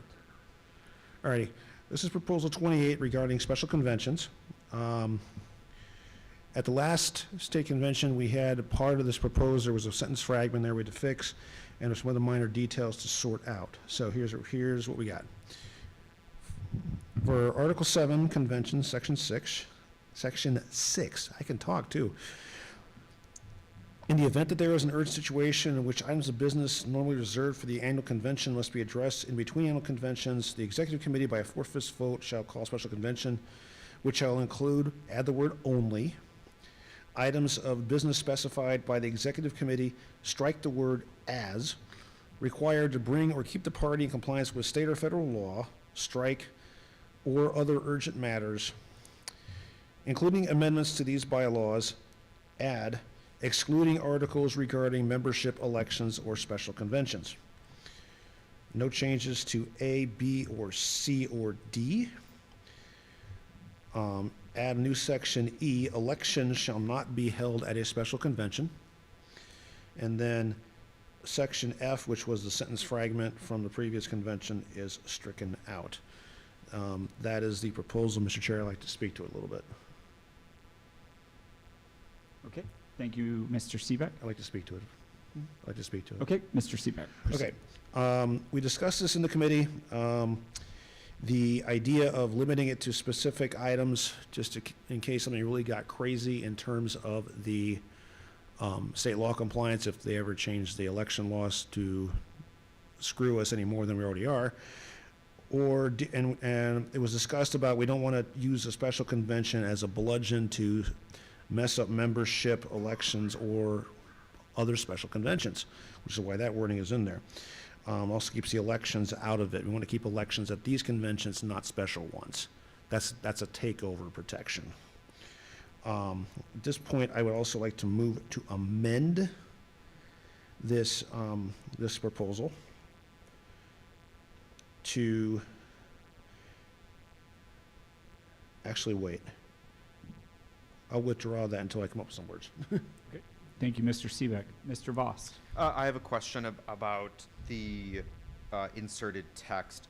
The excluding articles regarding membership elections or special conventions. I'm curious, is that in regards to external elections? Internal or party elections. What, I'm sorry? Internal party elections. Internal party like what we did elections. this morning. Okay. And that language would not incorporate nominations and endorsement of candidates, Correct. just elections of internal party officers, EC, and Correct. committees. Okay, Mr. Seebeck. Point of order, it appears in the booklet that subsection F is cut off at the word will. We're moving to strike that whole. I hear your point. That's actually the wording in the bylaws, hence the reason why they want to strike it. It literally ends like that? It literally ends like that. It was a fragment that we're getting rid of, yes. I'll tell you later. Mr. Boyd. It reads to me as if we shall include only items specified to, or required to bring or keep the party in compliance, excluding articles regarding membership elections or special conventions. I think these are at odds. If we are having special conventions only to keep the party in compliance with state or federal law, then that should be the period right there. and we will exclude anything to keep ourselves within compliance. By removing other urgent matters, I think we are limited to special conventions being only to keep us in compliance with state law. Okay, so I believe, were you making a motion to amend to strike everything after that? I make a motion to strike everything after federal law. It's been, okay, there is a motion to amend to strike everything after federal law. It has been seconded. Is there any discussion or debate on this amendment? Mr. Chair, Mr. Seabuck? go ahead. Yes, Mr. Reese. Also not strike all of them for subsections? Sorry, of that subsection, correct? Yeah, just be the rest, I think he's moving to strike the rest of the sentence, so, Yes. okay. Okay, Mr. Chair. Yes, Mr. Seabuck. Okay, speaking against that amendment, because that would also take out the ability to amend the bylaws to maintain any compliance with state or federal law, and we don't want to have that removed.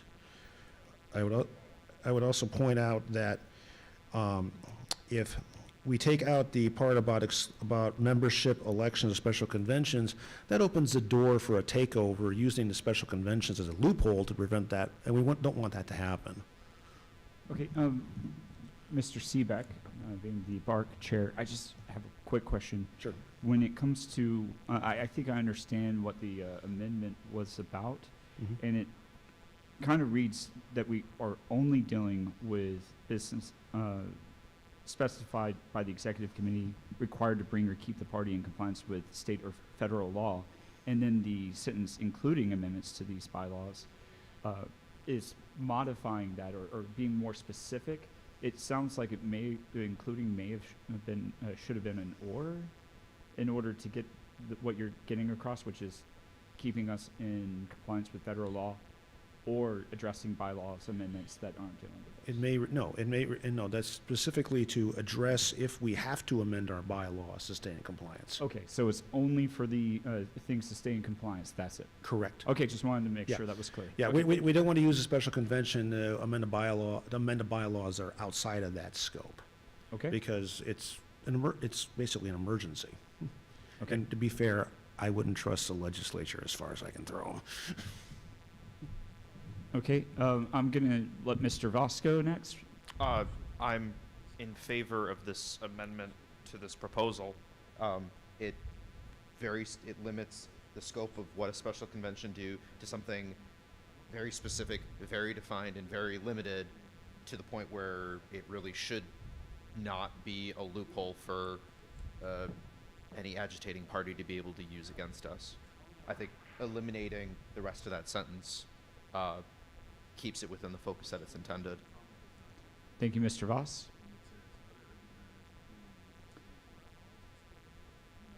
I see the mover of the amendment and the parliamentarian having a quick discussion, so we'll stand at ease because I think it might be germane to the rest of this motion.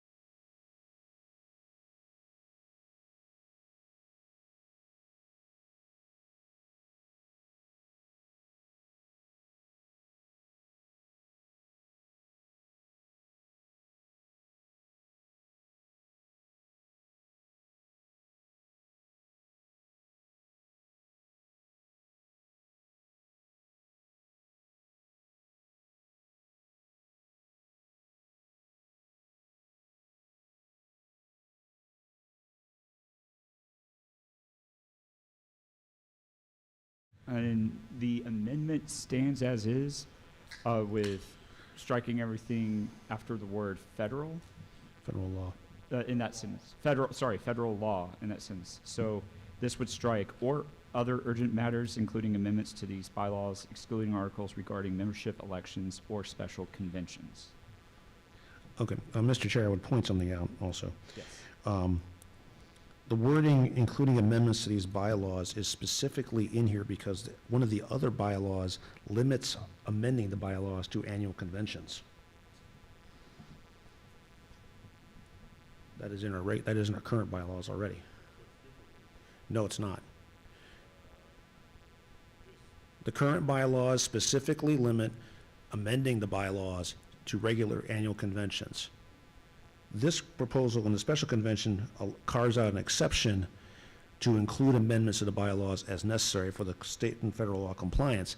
But if this goes out, then we can't amend it until an annual convention. Yes, I'll read real quick our bylaws, Article 9. These bylaws may be amended by a 2/3 vote of those members present and voting at an annual convention.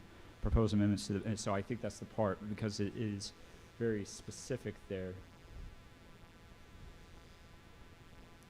That's why the including amendments was part of the original text for special conventions in the first place, to create that exception for as needed.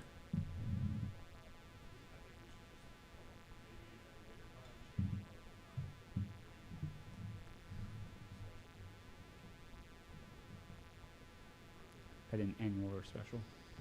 That would have to be a proposal from the floor. Yeah, it would. 3/4. That would be 3/4 without cause no notice. All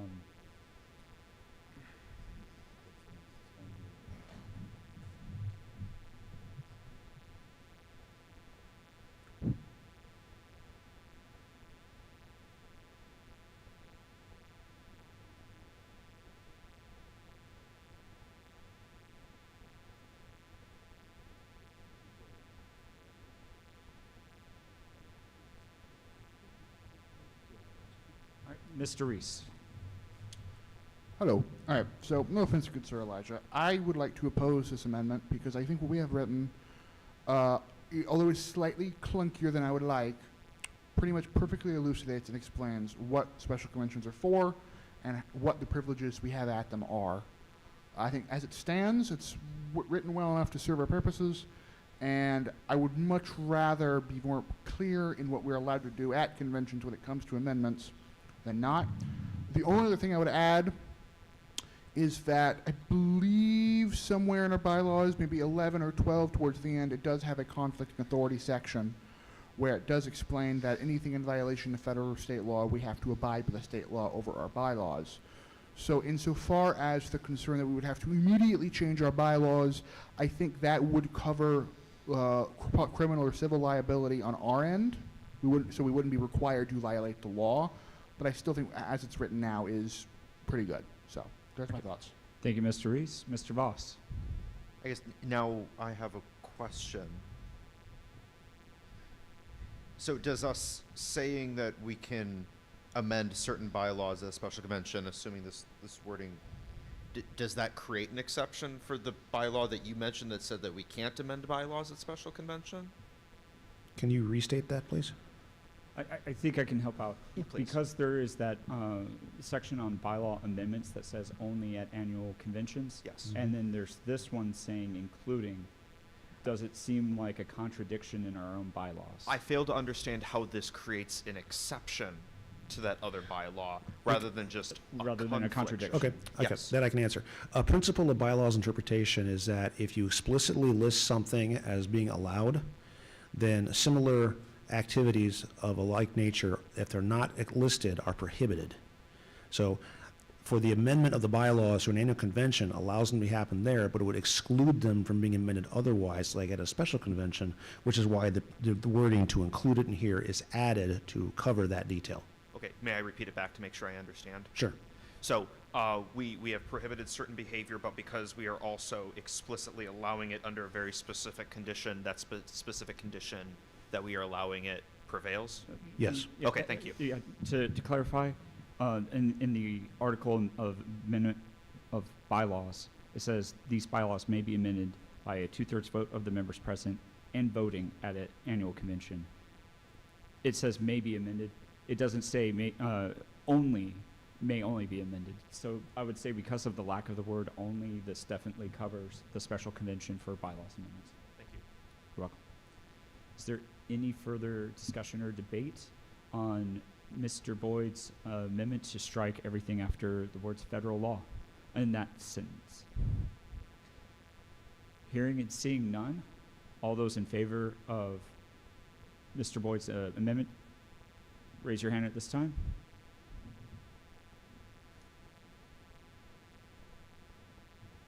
I see 6. All those opposed?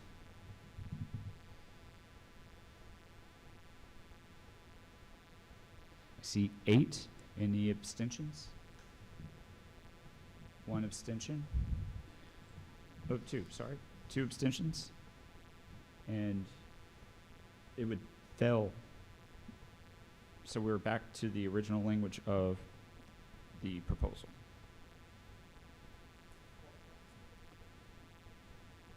The question has been called. Is there, and it's been seconded. Is there any objection to proceeding to the vote? Just to start us off, because if there's not, let's go ahead and go to the vote. And this is proposal number 28. 28, okay. All those in favor of adopting proposal 28 as written in the program, please raise your hand at this time.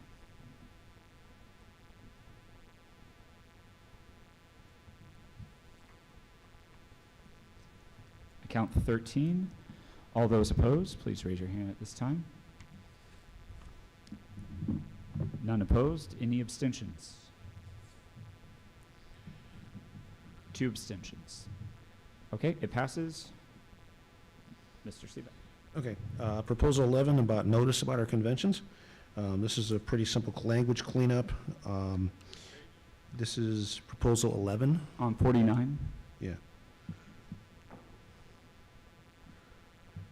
It's pretty straightforward. It has to do with notice. The section did not include details of how to provide notice, so we just added wording to take care of that.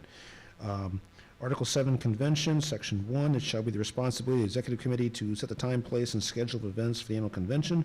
At least 60 days' notice must be provided to strike the members, replaced with party members by postal mail or email concerning these arrangements. That's it. Okay. We're on proposal number 11. Okay. Okay, there is a motion to call the question. Just checking, is there any opposition? You're seconding, but is there any opposition to going ahead to the vote? Seeing none, we'll just go straight to the vote. All those in favor of adopting proposal number 11, please raise your hand at this time.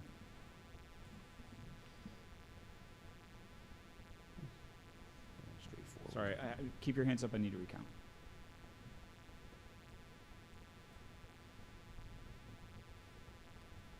$15 in favor. All those opposed? None opposed. Any abstentions? No abstention. Oh, was that you, Mr. Seebeck? Or Hubbard? Mr. Hubbard, were you an abstention? Okay. 0 abstentions, and it's adopted. Mr. Seebeck. Okay, proposal 13, convention officers. Just a piece of missing language in the bylaws regarding who are the officers of the convention. This is a minor cleanup for Article 3 and an addition in Article 7. So Article 3, officers, Section 5, the chair shall preside at all, strike the word party conventions and at all. Continue meetings of executive committee and shall be the chief executive officer of the party. Article 7, convention, new language, Section 3. The party chair and secretary or their appointed designees shall serve as convention chair and secretary respectively. Okay, thank you, Mr. Seebeck. Mr. Boss. I have a question. So is the implication with the striking of that language that the annual convention is a meeting of the executive committee? No, it is not. No, the intent of this is to remove the chair presiding from that section to the of officers to the section on conventions, since that would be a more appropriate place. is my understanding. Yep. Okay, is there any further discussion or debate? Because I think we're ready for a vote on this one. All those in favor of adopting proposal number 13, please raise your hand at this time.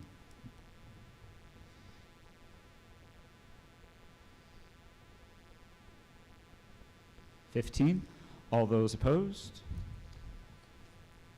0. Any abstentions? Also 0.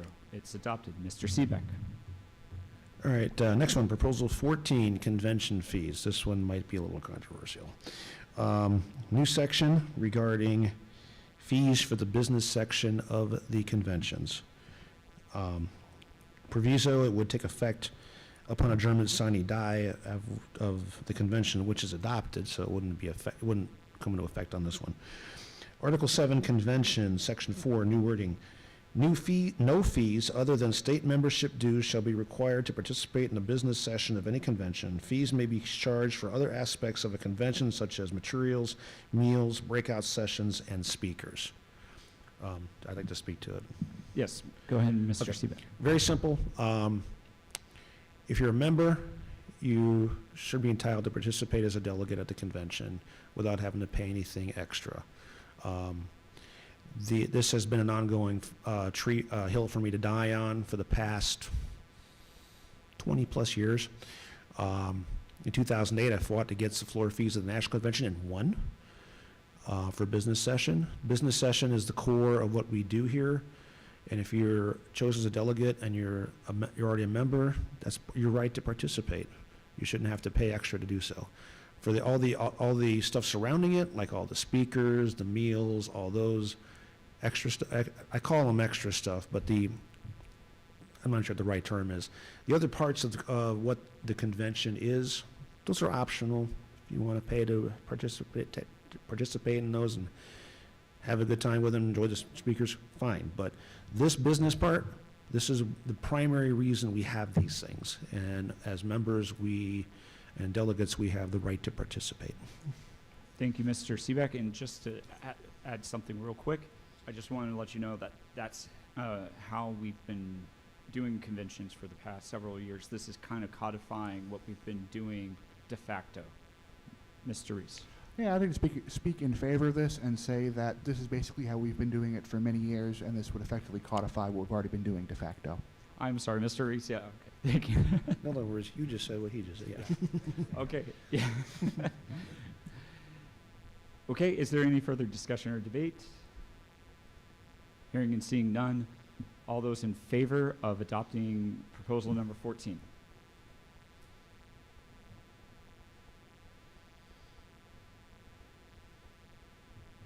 Seven, 17 in favor. All those opposed? 0. Any abstentions? Also 0. It passes. Mr. Seebeck. Alrighty, next one, proposal 15, voting for office. This Hang is, Move to suspend the rules to consider proposal 20 instead. proposal 20? That's the convention rules one. That is actually, That's proposal about- 20 is dues, actually. That's due for the Oh. state party. What you saw at the table was originally proposal 20 for the convention rules, but those have been adopted by the executive committee already, so that's not an actual proposal at this point. Oh. We just had that as a reference point for all the members because that's where the rules were written down. I retract my proposal then. Okay, thank you. Okay, proposal 15, office voting. This is regarding conventions and voting for the party leadership. It's just a quick language cleanup. It would take effect upon adjournment sine die. It wouldn't matter at this point because we've already had the elections, but at the time we didn't know what the sequence would be. Article 7, convention, section 4, all voting for strike the words party officers, replace with executive committee members and judicial committee members shall be by secret ballot. I'd like to speak to it real quick. Go ahead, Mr. Seebeck. The change here was because it only listed officers, did not include the JC or the rest of the executive committee. So this kind of just draws the rest of them into the same balloting procedure. Okay, thank you, Mr. Seebeck. Is there any discussion or debate on this item? I think it's a very simple one to understand. Okay, we'll go straight to the vote. All those in favor of adopting Proposal 15, please raise your hand.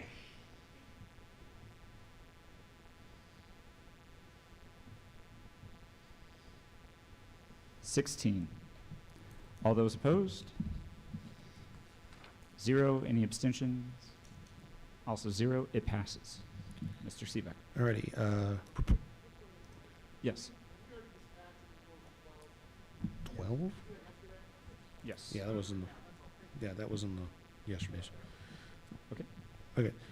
Proposal 16, amendment of bylaws. This has to do with getting our notice periods improved and some language cleanup. The benefits of this is it'll give the executive committee and whoever's involved with the convention preparation more time to get everything organized in terms of our reports and so on. Side note, what Sam has prepared for this convention is outstanding.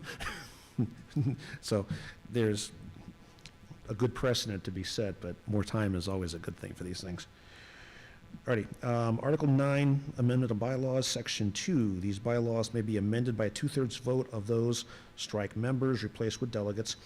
Present and voting in an annual convention, proposed amendments to the bylaws may be submitted by any member, add the words "or by the bylaws committee," but must be made available to the executive committee at least strike 2 weeks, replaced with 45 days, prior to add the word convening, add the word annual convention, so that preparations for the proper consideration of the convention can be made. Proposed amendments to the bylaws or state platform, that was changed earlier, may also be submitted, add the words "by delegates" from the floor in written format, and for consideration, strike the words "with a 3/4", replaced with "for adoption by a 3/4 vote." That's just a language cleanup. Section 3, the executive committee by a 2/3 vote may rearrange and renumber the bylaws and portions thereof, insert and change descriptive headings, correct typos, and make conforming and other technical changes, but no change in the substance of any provision of these bylaws shall be made except as provided for in, strike the article reference and replace it with this article, referring to the amendment of the bylaws. Okay, thank you, Mr. Seebeck. Mr. Johnson. Sorry if this has already been pointed out. Is the term delegate defined somewhere? It is. Okay, great. Okay, thank you. Mr. Reese. All right, so to start with, broadly good. I do think 45 days is too long. People are often busy. The requirement to become a member before convention, if I recall correctly, is only 30 days. Is that correct? Correct. So someone could become a party member and not have any right or ability to propose changes to the bylaws to be included in the program, unless they want to get accepted from the floor with 3/4, which is really quite high. I'd like to ask first a general question to people who have organized conventions. Has 2 weeks ever been too short of a time to get everything into the packet? Yes. It is very hard to get everything printed in short notice to put, if we want to have those bylaw amendments in this, because we ended up having to pay extra to have this shipped overnight so that we can make the timeline on everything. Now, in this particular circumstance, it wasn't because the BARC report came in very, very late. It's because of other preparation that did it. But if we're only doing 14 days for things that can be included, then that could really put us up against the wire. And the 45 days was requested by Mr. Lewis on the committee. I acknowledge that. Does 21 days sound more reasonable? I would like I really think 45 days is a month and a half. It's a long way out. And people who have busy lives often don't have time to think about convention until they get, within the month of convention. So if 21 days or even 30 days, I think would be better than 45. Now, before I make the motion, I'd like to just hear some more thoughts. But yeah, I believe Mr. Reese was asking for my opinion on whether 21 days would be sufficient. Yes. And as a person who just put this program together, I believe 21 days would be sufficient in order to get the programs printed correctly. All right, then I would propose an amendment changing 45 days to 21 days, written and numeraled. Okay. All right, we have a motion to change 45 days to 21 days. It's been seconded. Is there any discussion on this amendment? Mr. Seebeck.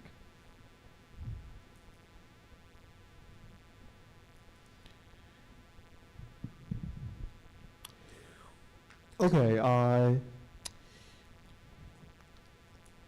something that's on my mind with this one is, let's say someone becomes a party member relatively shortly before a convention, and is able to submit bylaw amendments to that. What if it's the first, what if it's that party member's first time at a convention as a delegate? Would that, I worry that the inexperience could be a problem there. Okay, thank you, Mr. Seebeck. Any other discussion or debate on this item?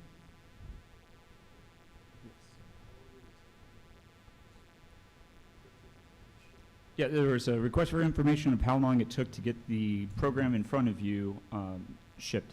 And so it took 3 business days and then 1 additional day, so it was 4 days, but we had to pay heavily in order to do a rush order. If we wanted to be able to save the party money and not have to do overnight delivery and rush production, a longer deadline would be preferable. And by the way, these programs were delivered on Friday at around noon, so they just came in like hours before the convention. Yes, Mr. Voss. So with that information in mind, I guess I would like to ask, do you feel that 21 days is a sufficient period of time? I think 21 days is sufficient. I would say to add some information would be, if we want to have those submitted bylaws formatted in a good way for the program, the formatting is something that does take a little bit of time. And so if there's hundreds of submissions, that could be an issue. But we've never had that happen. They've only been like a handful. I'd say no more than like 12 or so. So I don't think that would be an issue. So I guess look, I can reframe the question if I may. I believe I understand you're the one who did the majority of the work putting the program together. Correct. And assuming that within realism of not getting hundreds, what's a time period that you would have felt comfortable with? I think the 21 days that Mr. Reese has suggested is something that would be comfortable. I understand his desire to make it so that delegates would have some time, even if they just joined 30 days. I know that you've moved here recently yourself from another state, and so it's not that you're inexperienced with the Libertarian Party. You're just new to this specific one, but you're already a delegate and now a Region 4 rep. And so I think, to Mr. Reese's point of allowing some time, so that if you saw our bylaws and you were like, oh man, there's that one that has the sentence cut off. Let's remove that. If it's not already in the BARC report, you have that opportunity. Of course, the more time, the better, but I think that's reasonable.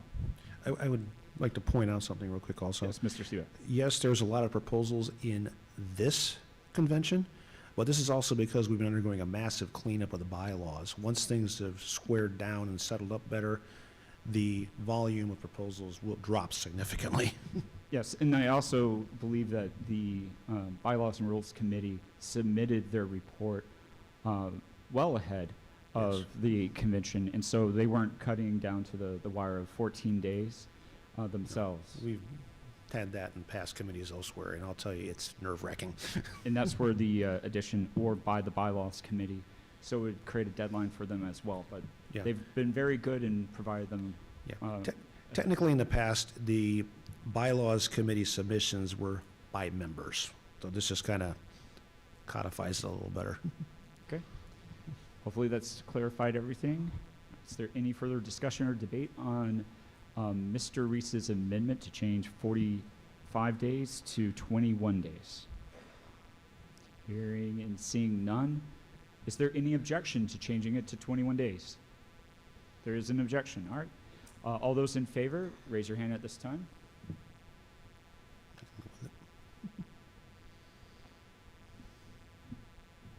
Thirteen, 14, sorry, in favor.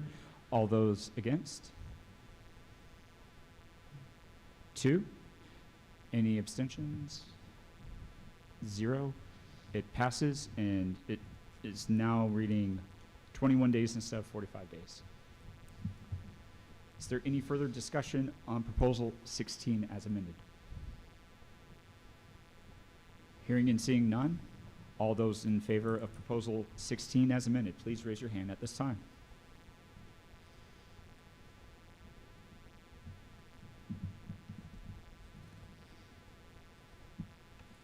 (14). All those opposed? 0. Any abstentions? Also 0. It passes. Mr. Seebeck. All right, next one is Proposal 43 on convention motions. Very simple. This is a deletion of Article 7, Section 3, which states that the chair may require motions offered from the floor to be in writing, to be signed by the maker and submitted to the secretary. This is moving that into the convention rules. Specifically, if I can find the right location. What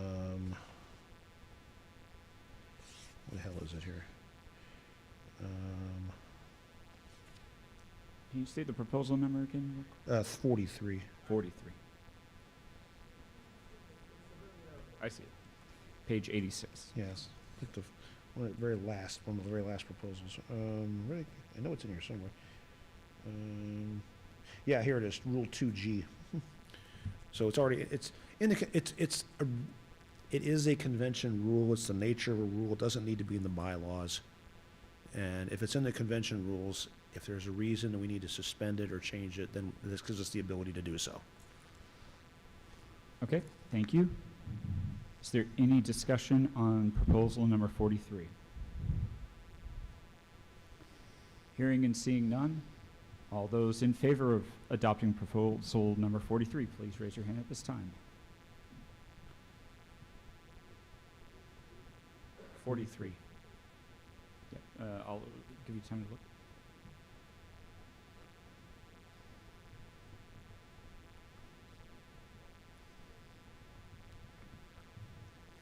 You can put your hands down. We've got 14. I'm going to wait for just a moment so Mr. Boyd can quickly glance at. Okay. All right, 14 in favor. All those against? I see 0 against. Any abstentions?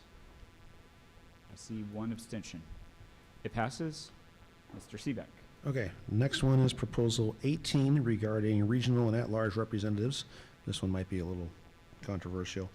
There's a language cleanup regarding regional rep duties, as well as dealing with helping to organize county affiliates. Deals with Article 4, Section 4, and Article 6, Section 4. So, Article 4, Section 4, each regional representative, strike the words "is charged with the responsibility of," replace with "shall be responsible for," that's a language cleanup, promoting the activities, strike the words described in Article 1, replace with "of the party," within the region. A regional representative is also responsible for organizing, strike county-level subunits, replace with county affiliates, within the region, as well as college campus groups or other local organizations promoting libertarian goals. New sentence, at-large representatives shall assist regional representatives in these activities. Article 6, Section 4, county affiliates. The appropriate, strike region, replace with regional, that's just a language cleanup. Representative, add the words "or if there is no regional representative, an at-large representative may appoint a county chair pro tem for any county in which there are no active county organization. The chair pro tem must sign an NDA," and there's put the quotes in the parentheses there. That's just a technical. "And return it to the party secretary. Upon receipt of the NDA, the chair pro tem shall be provided a list of members in the county. It shall be the responsibility of the chair, said chair pro tem, add the words "and the regional rep," or if there is no regional rep, an at-large rep, to promote the development of a county organization within that county. I'd like to speak to this too real quick. Go ahead, Mr. Seebeck. Okay, language cleanups aside, this is very simple. It gives the at-larges something to do in helping to develop county affiliates, especially if there's areas where we either don't have a regional rep or we have just the general need to assist the regional rep in getting things moving. As a party, we need to develop these counties. I know Dr. Reese has been a huge proponent of that, and he's right. We got to grow at these levels and make it happen. And giving the at-larges some of the responsibility to help the regional reps do this helps to kind of nudge things in the right direction. Thank you, Mr. Seebeck. Other Mr. Seebeck.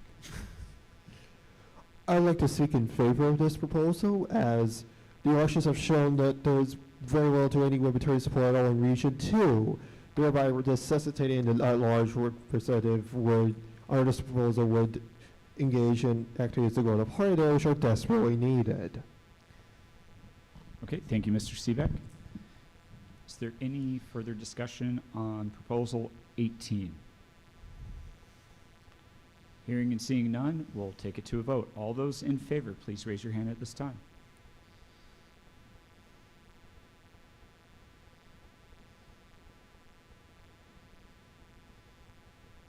(14) in favor. All those opposed?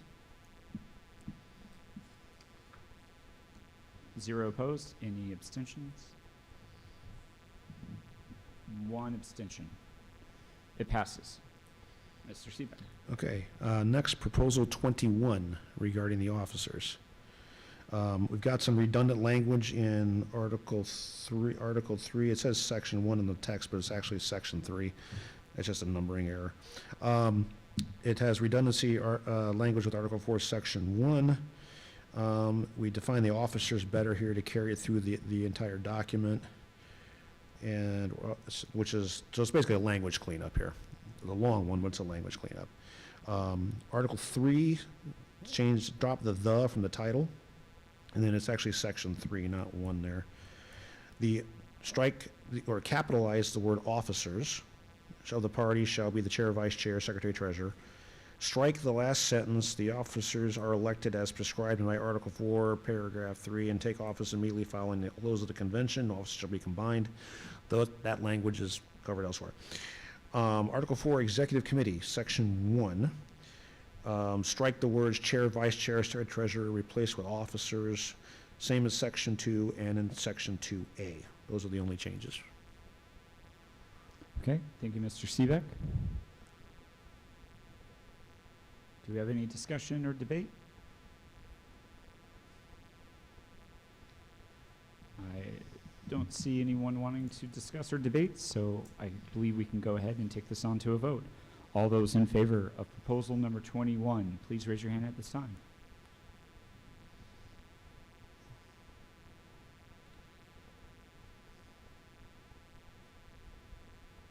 (17) All those opposed?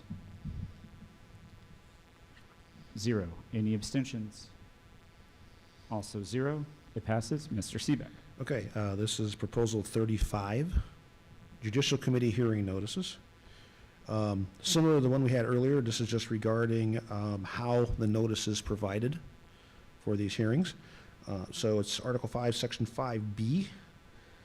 The last sentence, we add the words "for notice by postal mail or email." To strike the word party member to the party membership and leave all involved parties. Quick point, the implication of all involved parties would include the party membership. Okay, thank you. Is there any discussion on proposal number 35? Here, I don't think there is a need, Mr. Seebeck. We'll go ahead and take it to a vote. All those in favor of adopting proposal 35, raise your hand at this time.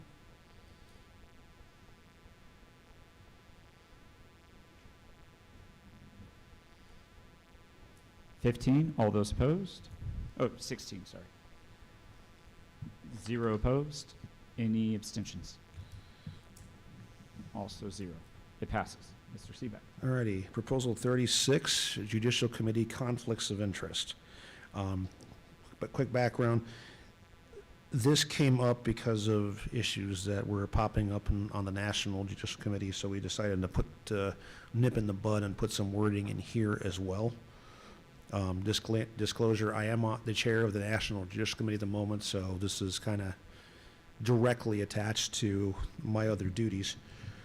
So this is new language regarding the JC's Article 5, Section 5, adjudicating cases, Section D. The initial wording is still the same. We add the following. Judicial Committee members shall recuse themselves from any appeal when the member has a clear or inherent conflict of interest related to the appeal, the appellees, or the respondents upon challenge of both the appellees and respondents. If the Judicial Committee has 5 or more members, then each of the appellee and respondents has 1 challenge. However, recusals cannot deny a quorum of the committee for a case hearing. A conflict of interest involves circumstances such as personal benefits or influences from another person, organization, or entity that creates a risk of affecting the professional judgment or actions of the committee members. I'd like to speak to this a little bit further. Go ahead, Mr. Seebeck. Okay, a couple pieces here to unwrap. The committee discussed this regarding the challenges and came up with this a way, almost like a peremptory challenge in a court hearing or a jury trial, to make sure that that the members are not directly impacted by or affected by the case. However, we added the quorum requirement in here to make sure that we didn't challenge ourselves out of hearing the case, which would deny membership due process. And then we define the conflict of interest on purpose so that there's no ambiguity about what that means. We had to make sure it was defined as clearly as we could make it.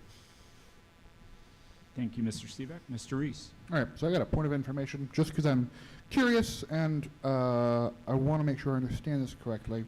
So assuming the committee has 5 members, which is our current standing out, both the appellant and the respondent have basically the ability to challenge the conflict of interest status of 1, which could possibly bring the remaining board down to 3 members in total. Is that correct? Yes, but that's still a quorum. That's still quorum, right? Yes.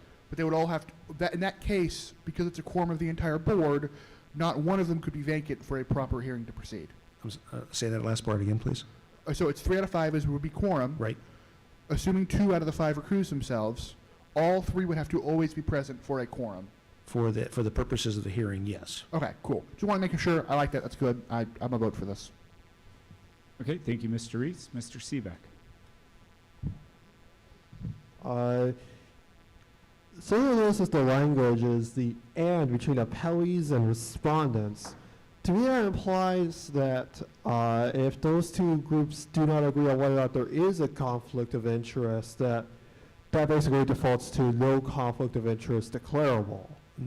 That's a little bit interesting to me. That's a legitimate point. We did discuss that in the committee. We went back and forth on whether that should be an and or an or. And we ultimately decided that if it is and, that both sides have to agree that there's a conflict here to make a challenge. The argument against an or was that the sides could then use the challenges to try to game the hearing and screw up member due process. Okay, thank you, Mr. Seebeck. Is there any further discussion on proposal number 36? Hearing and seeing none, we'll take it to a vote. All those in favor of adopting proposal 36, raise your hand.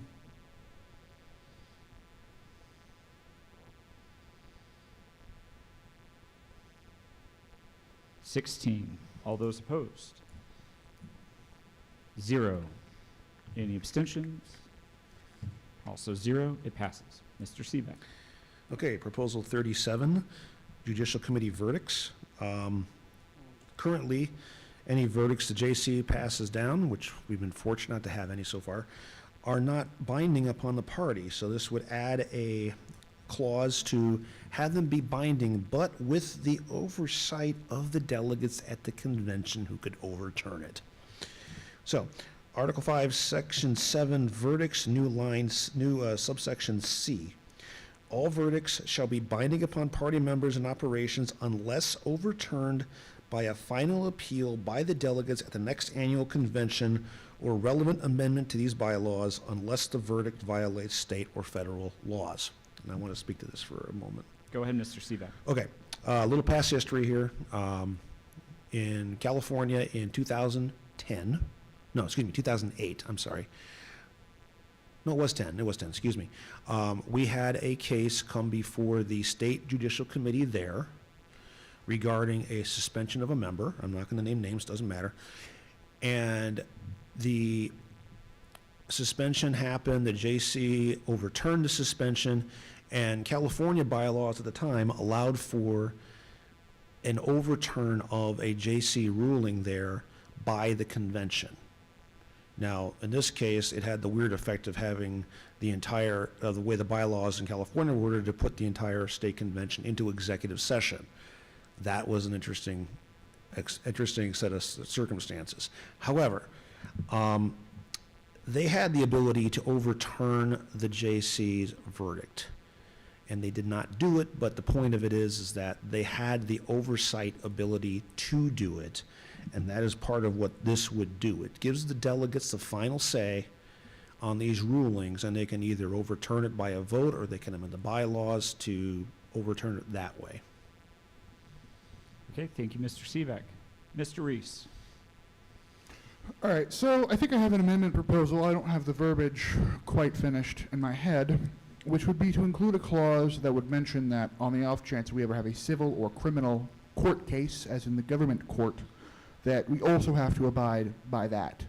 Now, this is a weird, 10th level threat, whatever, but I think it's a good idea to have something in here when it comes to, especially civil court, considering we're a civil organization. I think perhaps append at the end unless we're state or federal law, or a court case is decided relevant to the verdict, which will take precedence. Okay. Yes, we're definitely going to need that in writing before we have it as a stated motion to amend. Meanwhile, I will entertain more discussion and debate. Mr. Seebeck. I have a question regarding how the new clause would, how that sort of situation would interact with credentialing.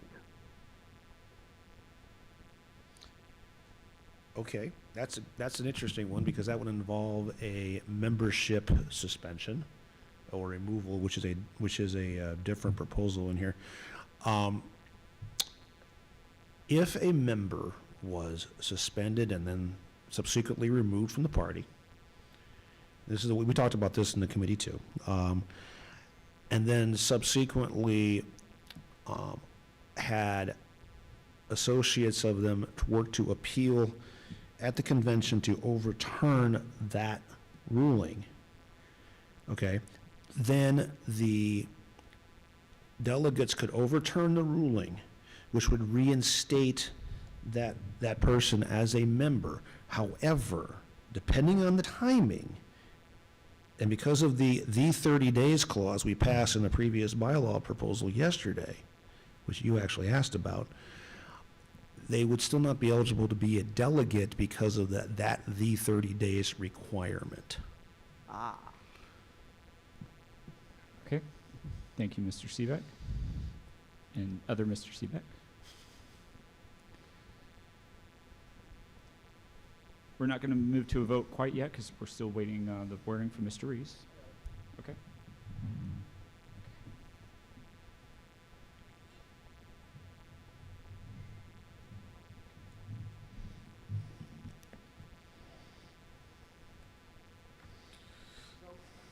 Okay. Okay. I'll read it out. There's a motion to amend Proposal 37, and it is to add at the end, or unless there is a ruling from a civil or criminal court case which will take precedence over all appeals or decisions.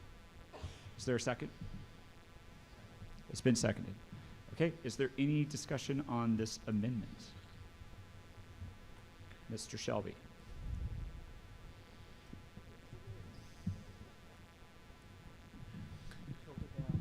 My height, yeah.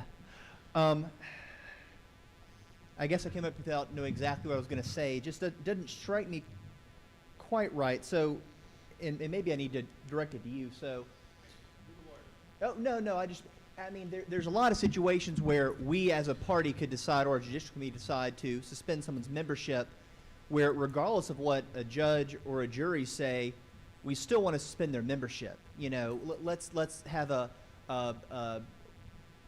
extreme situation.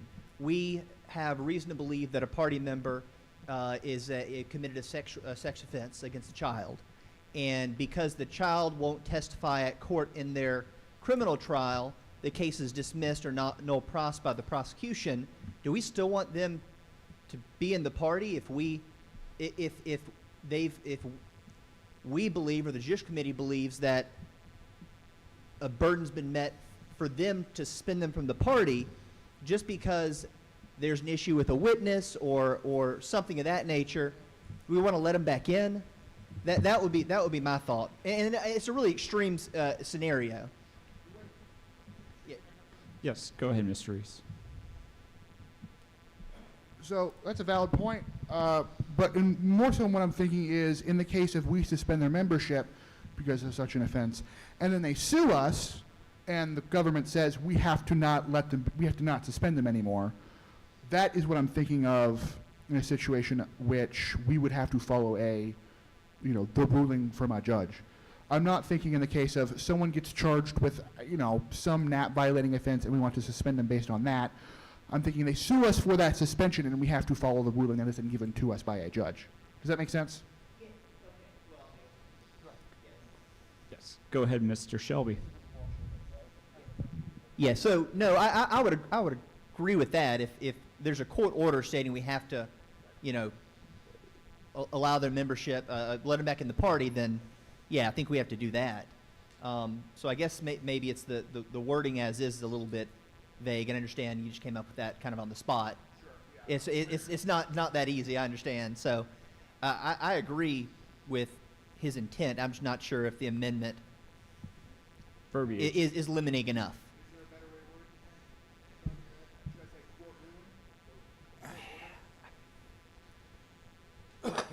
While you discuss a potential amendment to the amendment, Mr. Well, Hubbard. we're a private group. There's no court going to order us to give anybody membership back.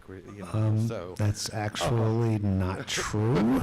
but it's easily fought and won. The thing is, with his amendment, it's already, referring, you already made reference to, standing to and abiding by the civil and criminal aspects of a court of law.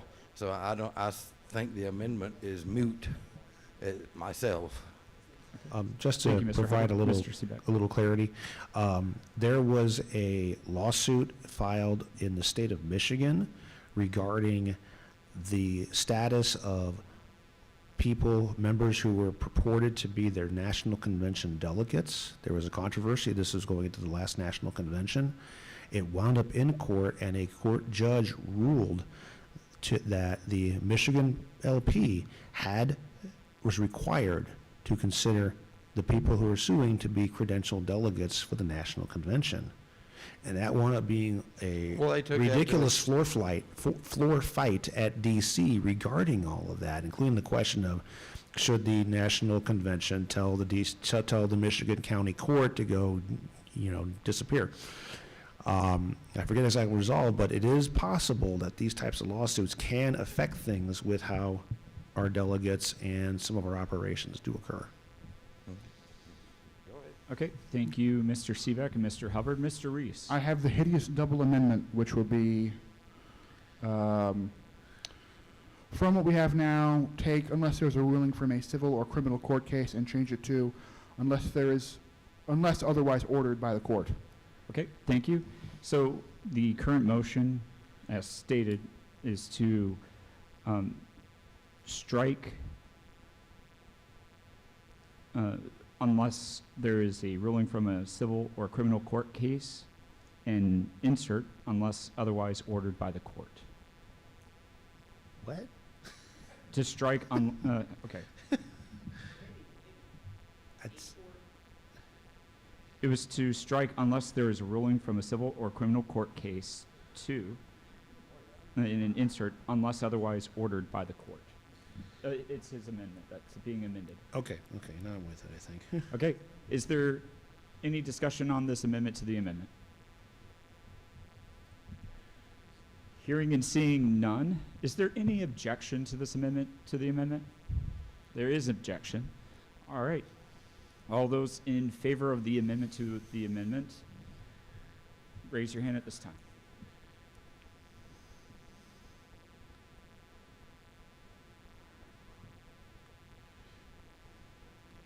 (15) All those opposed? 1. Any abstentions? 1. 2. Oh, 2, sorry. 2. The amendment to the amendment passes, and so Mr. Reese's amendment now says to add at the end of proposal 37, or unless there's a ruling from unless otherwise ordered by the court. Okay. I have a quick question for Holly. Should it be the court or a court?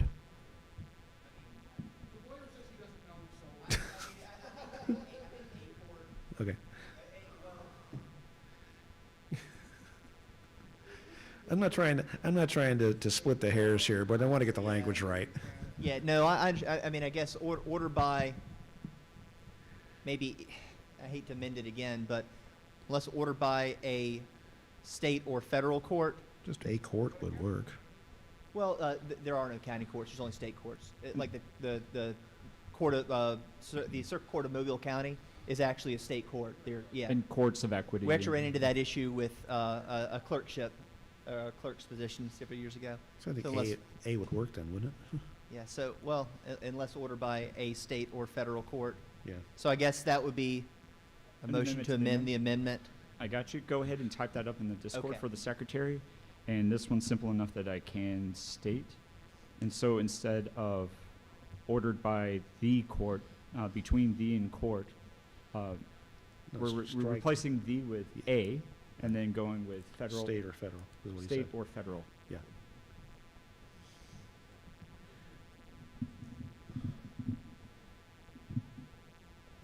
Okay, it's been seconded. And the wording's coming in. We can go ahead and debate this amendment to the amendment. Hearing and seeing none. Is there any objection to this amendment to the amendment? Hearing and seeing none, it is amended.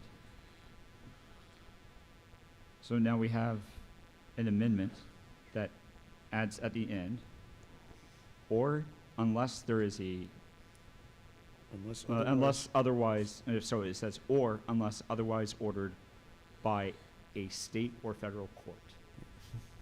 That's what we were on in the amendment. Is there any discussion or debate on this amendment? Hearing and seeing none, we're going to go ahead and vote on Mr. Reese's amendment. All those in favor, please raise your hand at this time.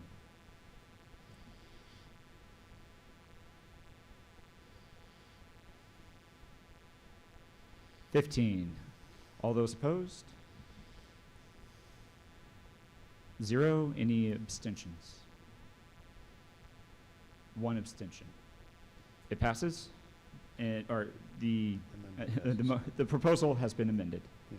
So we're back on the proposal as amended. So proposal number 37 with the language at the end added. Is there any further discussion on proposal 37? Hearing and seeing none, we'll proceed to the vote on 37 as amended. All those in favor of 37 as amended, please raise your hand.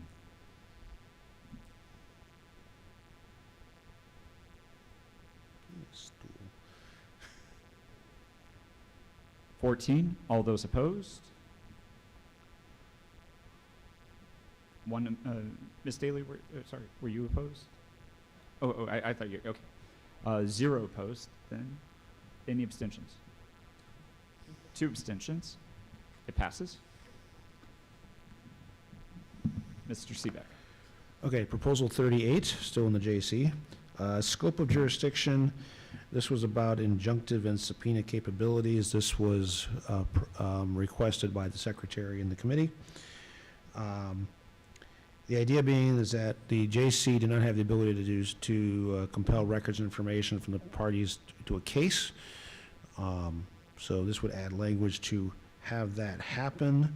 It is a little complex, so please bear with it here. Article 5, Section 3, all new language starting with subsection E and then subsection F. So E, the Judicial Committee may, by majority vote as necessary while hearing an appeal, up through the time that a ruling is issued, enjoin and act the action being appealed as follows. 1, if the decision is upheld, the injunction is removed. 2, if the decision is overturned, the injunction becomes permanent unless overturned by final appeal by the delegates of the next annual convention or relevant members of the bylaws. F, a Judicial Committee member may require by subpoena or the appellees or respondents to provide documents or other supporting evidence to the committee. 1, any confidential information must not be publicly disclosed. 2, the determination of confidentiality and any redaction shall be made by the party chair and the secretary. 3, all Judicial Committee members shall sign an NDA at the beginning of each term. Okay, thank you, Mr. Seebeck. Is there any discussion or debate on proposal number 38?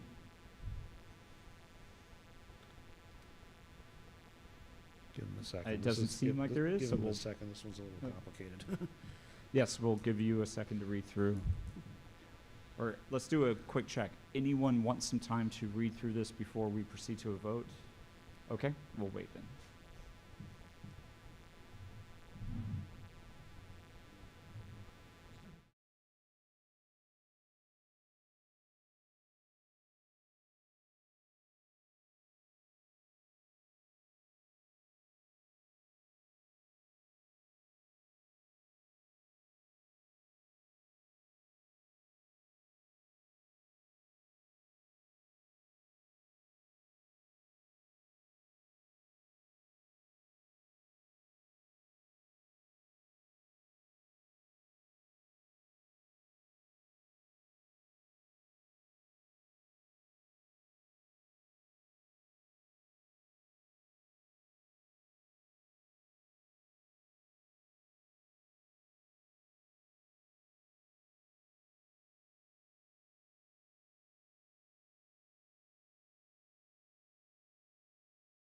More time to look over the proposal. Is there any discussion or debate? Hearing and seeing none, we'll go ahead to the vote for proposal 38. All those in favor, please raise your hand at this time.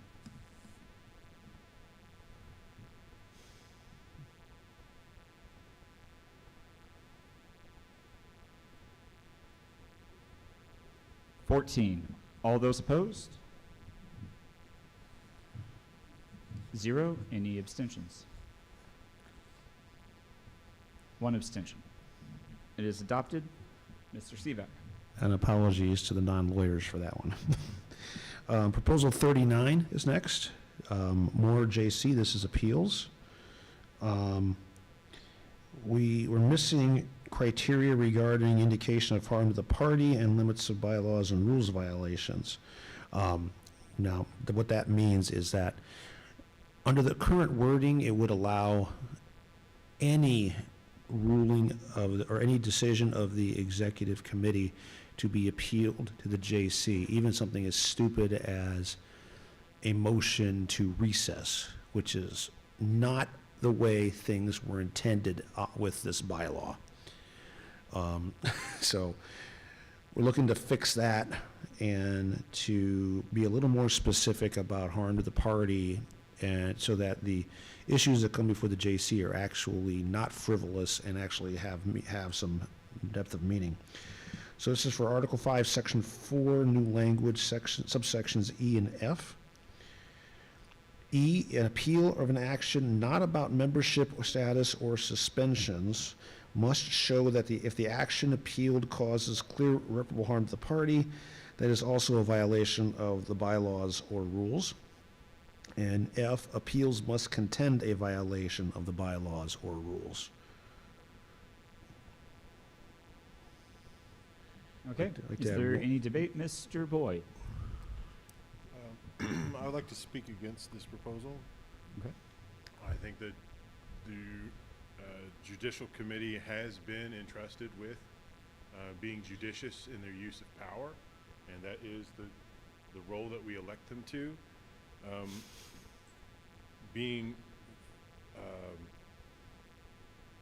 This must show that a caused irreparable party to the harm, or is also a violation of bylaws and rules. That is the entire job of the Judicial Committee, to debate that and come to a ruling.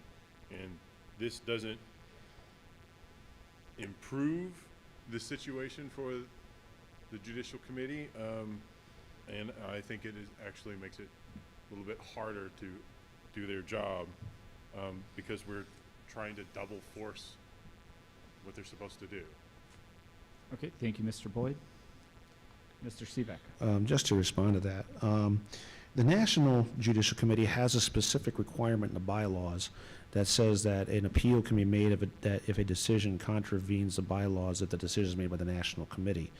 The State Judicial Committee bylaw does not have such a clause in it. And as a result, it allows the ability to appeal for the most mundane things. And this is trying to close that loophole so that nobody's trying to game the system to screw things up and just grind things to a halt. It doesn't really put any further onus on the JC. It does put the onus on the people making the appeals. Okay, thank you, Mr. Seebeck. Mr. Point Boyd. of information. State your point. How long was the Judicial Committee jammed up this past year? We had no cases Oh. for Alabama this year. National, on the other hand, well, that's a different story. Thank you. Okay. Is there any further discussion or debates? Hearing and seeing none, we will proceed to a vote. All those in favor, you had an amendment, that's what we're voting, no You had a amendment. question. Oh, You had a okay, question. gotcha. All those in favor of proposal 39, please raise your hand.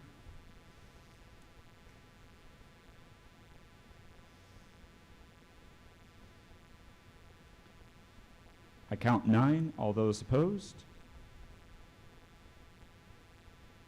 Count 3. Any abstention? Oh, sorry. 4. 4 opposed. Any abstentions? 1 abstention. Okay.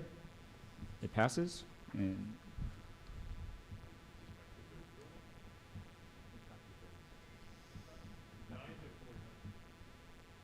Nine out of 13 is 2/3. No, No. wait. yes. Okay.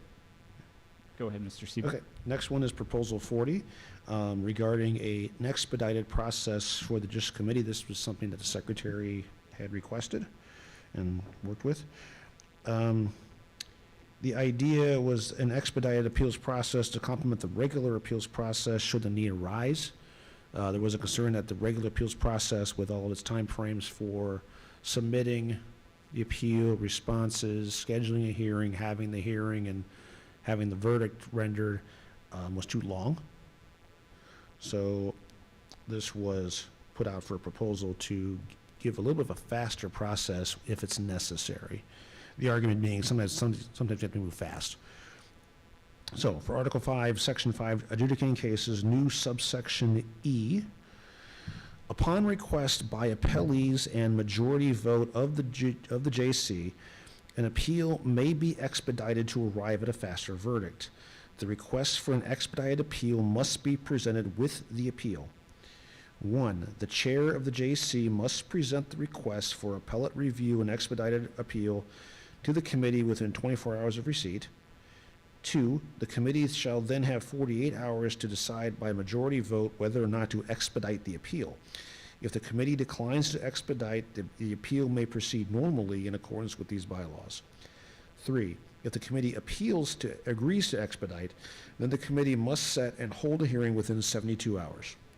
4, once the expedited hearing concludes, the committee must render a verdict within 48 hours. 5, the Judicial Committee may, by majority vote, due to unexpected or unusual circumstances, extend any expedited appeal period. Such extensions shall be informed to the appellees and respondents. Thank you, Mr. Seebeck. there any discussion or debate on this item? Mr. Boyd. Point of information, how many cases did the appellees prefer a expedited appeal in this past year? We've had 0 cases this past year. All right. Thank you, Mr. Boyd. Mr. Seebeck.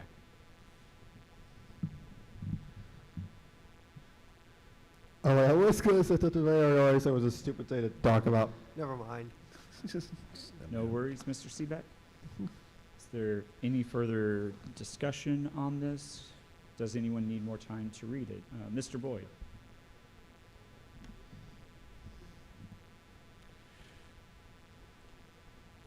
Is there another point of information? Is there anything preventing the adjudicating cases that must occur within 60 days from occurring sooner than 60 days? No. Okay, thank you. Any further discussion or debate? I believe we've all had enough time to read through it and consider it. We'll take it to a vote. All those in favor of Proposal 40, please raise your hand at this time.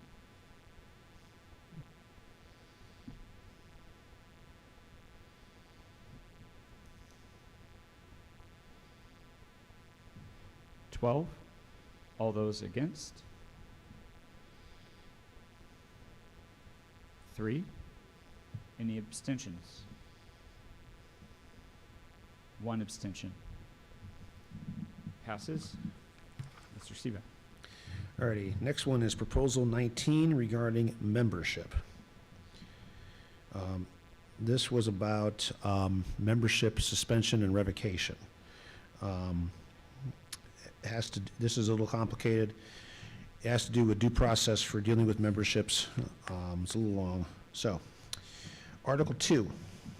Oh, sorry, before I get going. There's a proviso, this would take effect upon adjournment sine die. All right, Article 2, membership, Section 1.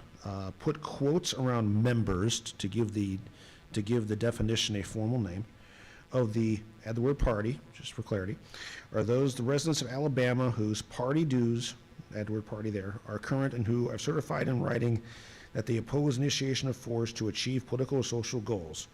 Add the words in parentheses, the pledge. 2, the entire executive committee by a strike 2/3 replaced with 3/4 vote. Add the words, this is where we get a lot of additions here, at a properly noticed and called regular meeting, not including the member accused if applicable. May, strike the word revoke, replace with suspend an individual's membership for cause. New wording. For cause is defined as a violation of the pledge, fraud, theft, or violent crime. Such suspension may occur only occur after a disciplinary investigation and hearing provided for in the parliamentary authority. Such suspension may be appealed by the member to the Judicial Committee within 30 days. Failure to appeal or failure of the appeal shall make the suspension a permanent membership ban. New Section 3. Members of the Judicial Committee are exempt from suspension or ban. Officers, at-large members, and members of the JC may be subject to recall by petition with signatures of 2/3 of the delegates from the last annual convention. Regional representatives may be subject to recall by petition with signature of 2/3 of the delegates from their region from the last annual convention. The petition signatures must be validated not later than 7 days after submission to the party secretary. The recall vote shall occur not more than 30 days after the petition is validated at a special meeting of the delegates from the last annual convention. The special meeting must be called with at least 14 days' notice. The chair or vice chair shall preside at the special meeting. Nominations for replacements, including the member recalled, may only be made from the floor. Votes shall be by secret ballot with full chain of custody. I do wish to speak to this. Okay, go ahead, Mr. Seebeck. Okay, there's a lot to unpack here again. First part of this is about membership specifically and giving them due process, defining for cause, and the appropriate appeals process. In a lot of ways, it mirrors what they're supposed to be doing at the national level. The other part of this about the recall is that if we have for some reason, and I'm not saying this is happening now because it's not, but worst case scenario, we have the officers or the JC or the rest of the executive committee being rogue, out of control, corrupt, whatever you want to call it, and they need to be replaced, that the membership has the ability to do so without having to wait for a new annual convention. And it provides a process to do that. Thank you, Mr. Seebeck. Mr. Boyd? Could I ask a particular question from Mr. Seebeck, Yes, go ahead. or the raiser of this proposal? On number 3, members of the Judicial Committee are exempt from suspension or ban. Can you speak to why this was added? Yes, because the ability to suspend or ban a member lies with the executive committee, it was necessary to have that in there to avoid having an executive committee start trying to say, we don't like your verdict, therefore we're going to suspend you. This is a preventative measure. The JC is elected to and responsive to the membership in general, and there needs to be that protection in there so that the proceedings of an appeal doesn't become a political football internally to the party. But the recall ability does give oversight of the JC to the members, to the delegates, to handle that if there's a problem. So a JC member being convicted of fraud, theft, or violent crime is immune from being suspended or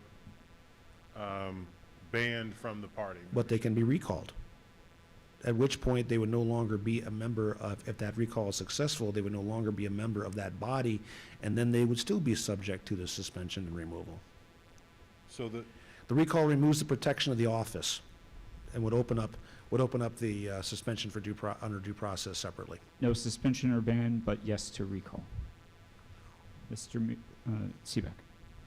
I would like to move to make an amendment to section 3 to add regional representatives after officers but before at-large members. I noticed that was missing from the list of stuff that could, positions that could face recalls. It's actually in there. Look further down.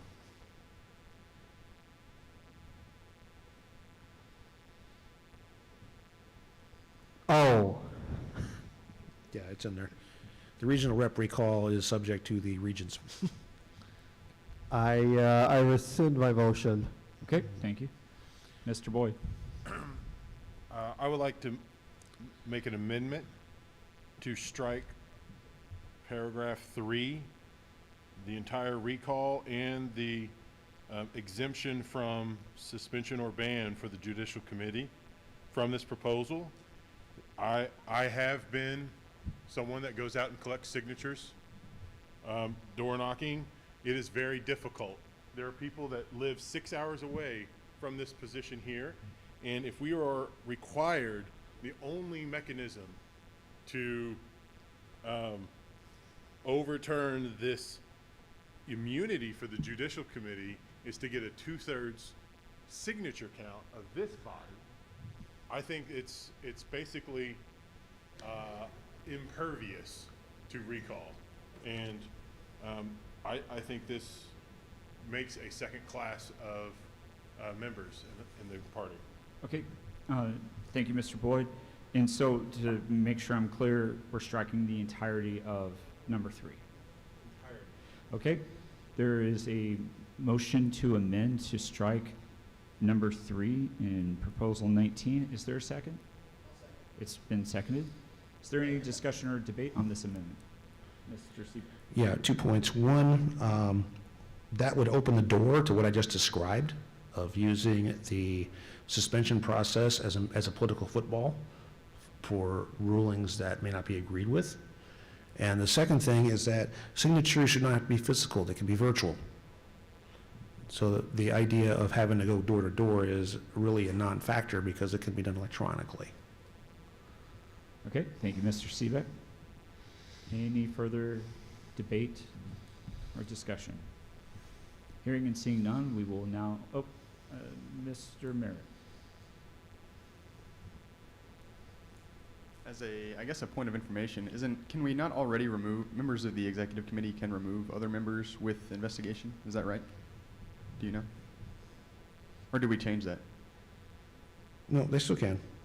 Okay, so this is just another way of them being removed, I guess. Okay, thank you.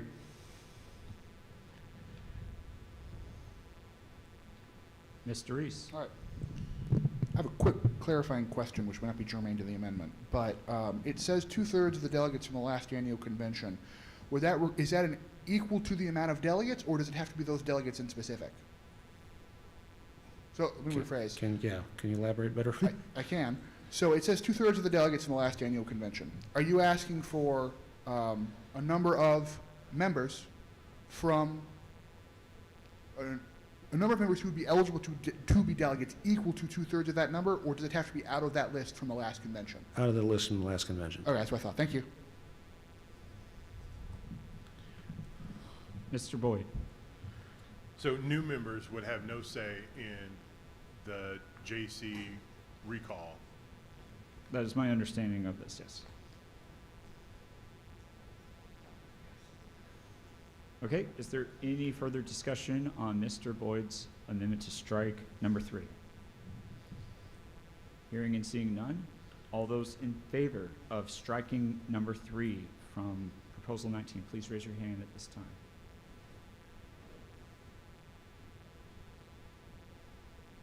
Six. All those opposed?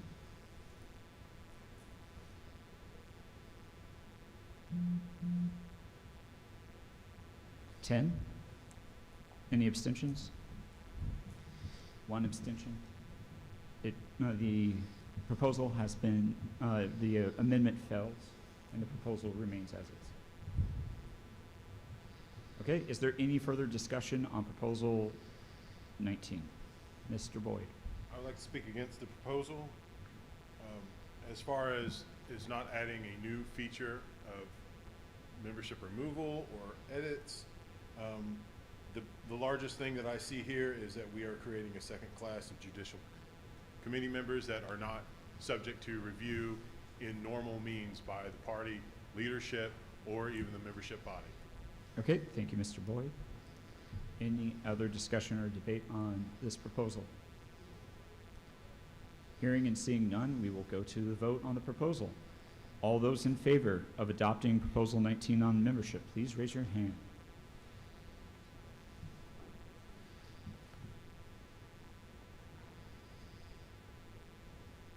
Ten. Okay, all those opposed?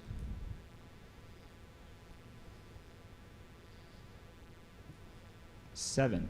I believe the proposal fails because it didn't reach a 2/3. We still need abstentions real quick. Any abstentions? One abstention. I believe it failed to meet the 2/3. Yeah, that's And not so 2/3. And the proposal is lost. Okay, Mr. Stebeck. 1 second. Alrighty, proposal number 20, dues. This is to clear up the structure of the dues, that there are some deficiencies in the bylaws regarding. This would take effect sine die. Again, we discussed this pretty heavily in the committee because there's some details here. Article 2, membership, add the word and dues. New sections 3 through 10. 3, the party may offer sustaining and life memberships with dues for each. 4, dues shall only be set by a majority vote of the delegates in the business session of an annual convention, like here, and shall be assessed at the beginning of the party's fiscal year, which we'd established earlier as January to December. 5, sustaining memberships shall be $25 annually, and life memberships shall be $1,000 paid once within a 12-month calendar year. 6, dues shall not be prorated. 7, dues may be paid in full at any time to gain or restore loss of sustaining membership unless the person is permanently banned from the party. 8, a change in life membership dues shall not cause a refund or require further payment. 9, failure to pay dues in full within 30 days of assessment shall result in a loss of sustaining membership. 10, a life member who leaves the state to reside in another state loses their life membership. A former life member who returns to the state to reside shall regain their life membership at no cost. Okay, thank you, Mr. Seebeck. Do you want to speak to this? it? Yes, please. Some of these are in, I believe, the policy manual at the moment. Is that correct?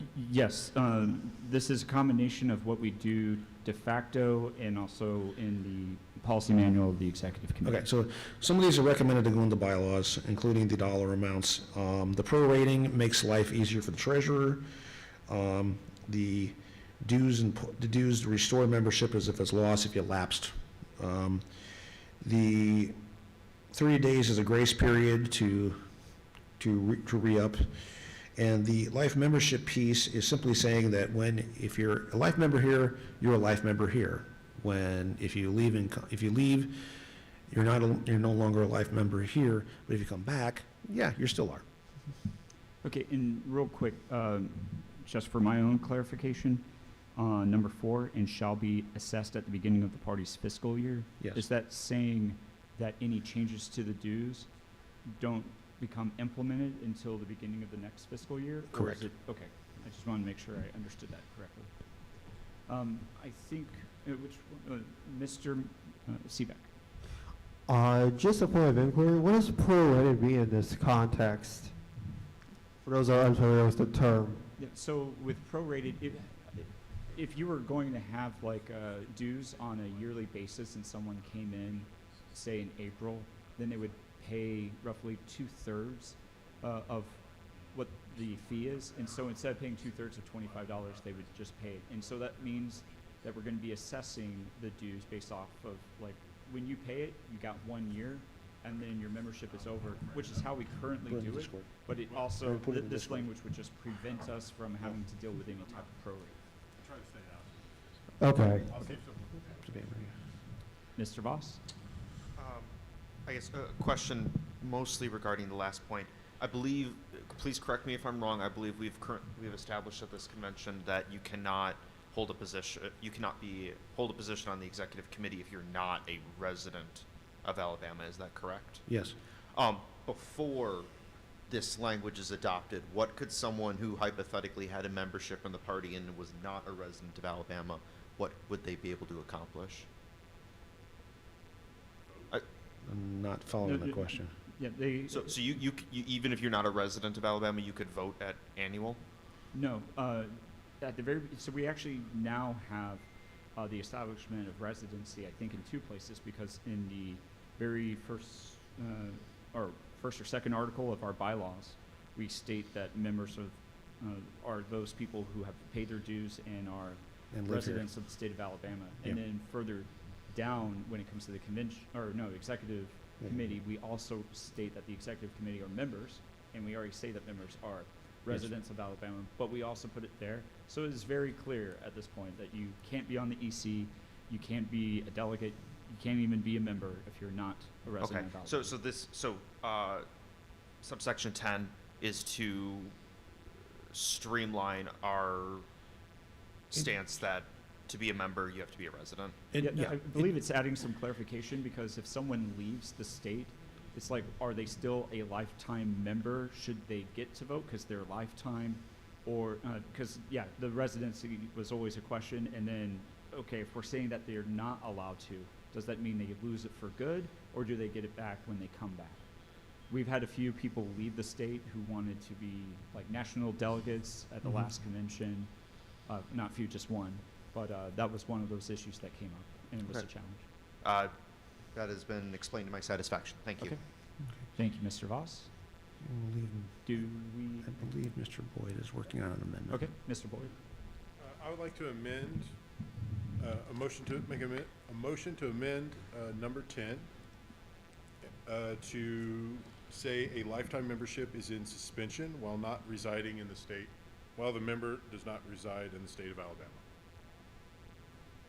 Okay, so my understanding is you want to strike the entirety of 10 and replace it with a lifetime membership is in suspension While the member is residing in another state. Sure. Or Something like that. That's Can you, totally can you write it in the Mr. Chair, Discord? I think I can make this really simple. Okay, Mr. Seebeck? And that is just simply in the first sentence of 10, change the word loses to suspends. because that puts the suspension of the life membership on the member who's I making accept the Mike's, movement. wording Friendly, change. okay. Yeah. So from my understanding, we are removing the second sentence and then we're replacing loses with. No, just in the first sentence, change the word loses to suspends. Okay, gotcha. I understand. Yeah. Okay, I'll second that. we have a motion to amend and it's been seconded. It is to strike loses and insert suspends. Is there any discussion on this amendment? Just to be clear, if a member suspends their life membership by their motion, that is not an appealable issue to the JC. Because it's not being imposed upon them, they are doing it of their own choice. It's automatically by the bylaws. Yeah. Okay. Any discussion? I don't see any people. Okay. Is there any objection to this amendment? Seeing no objection, the proposal is amended with that wording, replacing loses with suspended in section. Okay. Is there any further discussion or debate on the proposal itself as amended? Maybe? No. Okay. Okay, I don't see anyone coming up to discuss or debate, so we'll proceed to a vote on this item. All those in favor of adopting Proposal 20 as amended, please raise your hand at this time.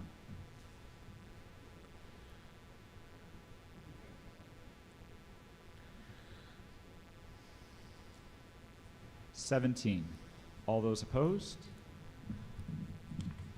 0. Any abstentions? Also 0. It is adopted. Mr. Seebeck. Alrighty, proposal 23, county affiliate officers. This is pretty quick. Basically, we want to make sure that county affiliates aren't a one-man show. So, because that's just insane to do. So, here's the proposal. Article 4, Section 1, amend, excuse me, Article 6, I'm sorry. The party shall be divided into county affiliates. Each county affiliate shall have its own county executive committee consisting of at least 2 officers, strike the extra semicolon there, replace with a comma, chair and treasurer, add comma, who are separate persons. Okay, thank you, Mr. Seebeck. Mr. Reese. I'd like to speak in favor of this because that is required by state law to form a PAC. So this is a good idea because it is also state law. That is all. Okay, thank you, Mr. Reese. Is there any further discussion on this proposal? I think it's a very quick and easy one. Seeing no debate or discussion, we'll proceed to a vote on Proposal 23. All those in favor, raise your hand.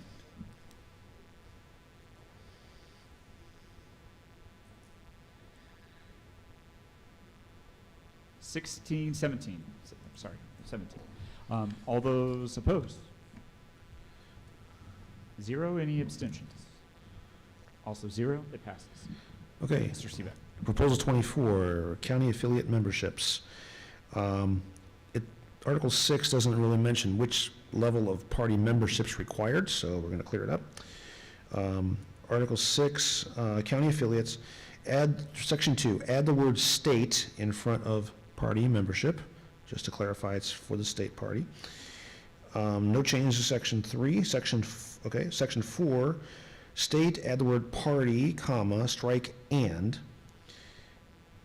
County affiliate membership, comma, add, comma, and residency within the county shall be, strike, the only requirement, replaced with required for county executive committee memberships. So the effect of this would be that we're talking about county member, you need to be a member of the state party. Wait a minute, excuse me, I'm sorry. You do not need to be a member of the state party unless stated in the bylaws for the affiliate, for that affiliate. And, but if you want to be on the executive committee for your county, you do need to be a member of the state party and live within the county. Okay, thank you, Mr. Seebeck. Is there any discussion or debate on this item? Okay, Mr. Boyd. As I read it, it seems that only line 4, state party, county affiliate, and county affiliate membership, state party, county affiliate membership, and residency within the county shall be required for county executive committee membership. I think this is the only thing we need out of, oh, these are not all changes, never mind. Okay, thank you, Mr. Boyd. Mr. Reese. Okay, so this is not necessarily an amendment yet, but it may become one. Historically, we have not required residents within the county to be on the county EC.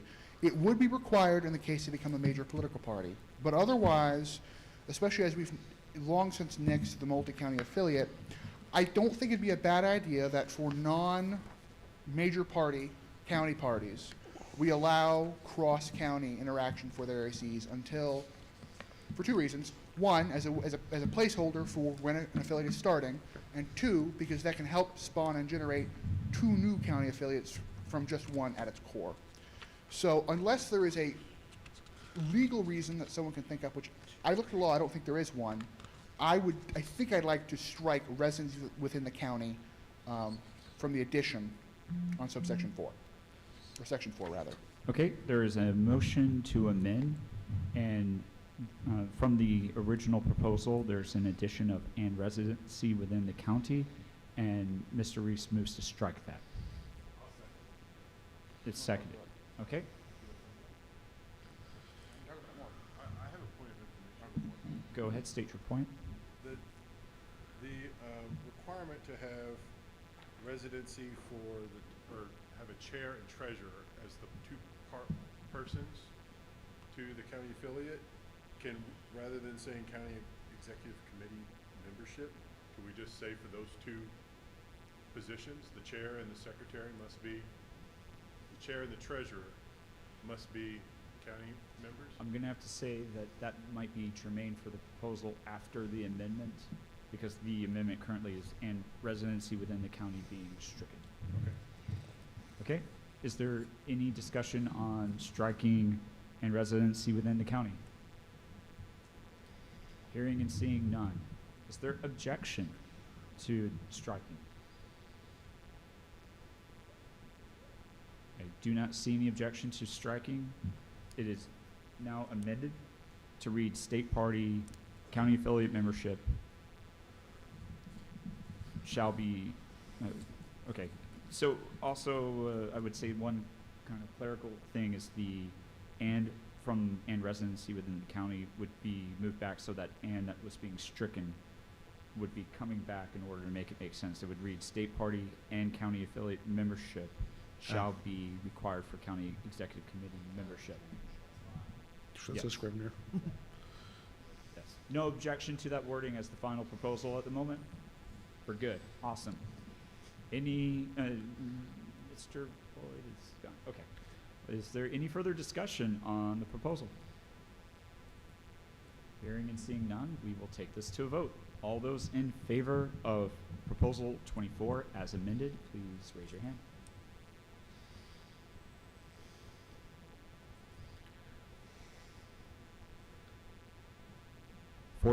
All those opposed? 0. Any abstentions? Also 0. It has been adopted. Mr. Seebeck, there's 2 minutes left, and so We got one that we can get in those 2 minutes. okay, let's do it. Okay. Proposal 41, severability clause. Article 11 implies severability, doesn't explicitly state it, so we added some language just to clean it up. Article 11, Section 1. In the event of any conflict between the bylaws, the Alabama Election Code, the Federal Elections Code, or any other law or regulation, the most stringent, add the words, and narrowest interpretation of these shall take precedence, and the remaining portions of bylaws shall add the words, remain in effect and govern the party and its affairs. No change to Section 2. Section 3, new wording, to those ends, these bylaws are considered severable. That's legal jargon, so. Okay, thank you. That's it. Is there any discussion or debate on this? We've got 1 minute left. Hearing and seeing no debate, we can take this to a vote. All those in favor of proposal 41, please raise your hand.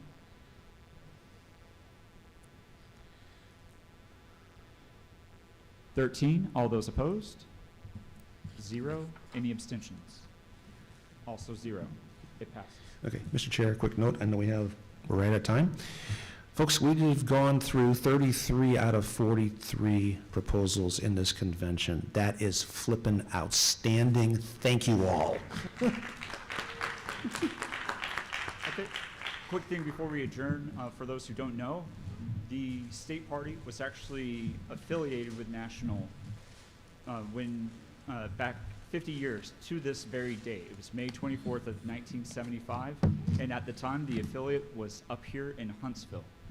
Most of the members, the founding members. So this is a very amazing place to be able to do it, an amazing time.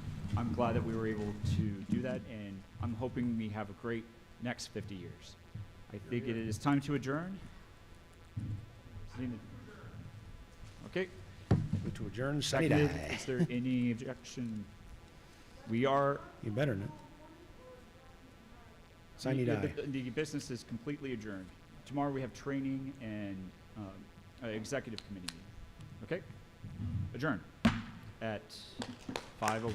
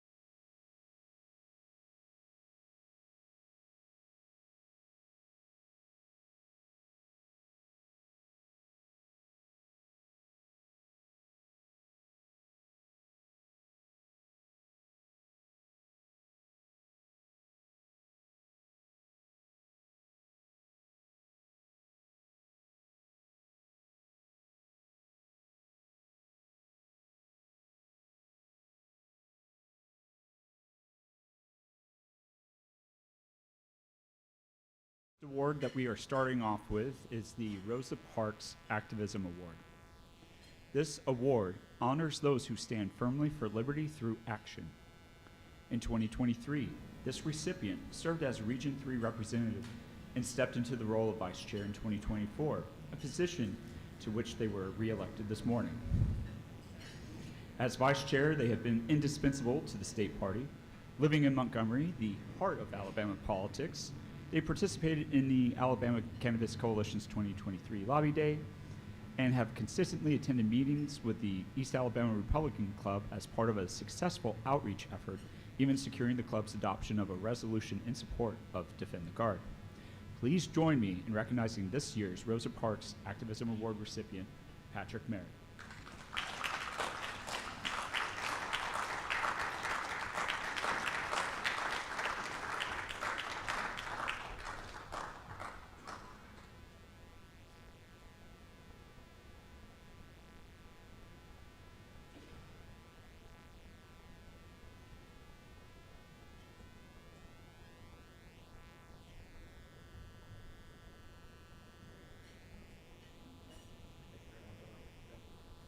All right, one more round of applause.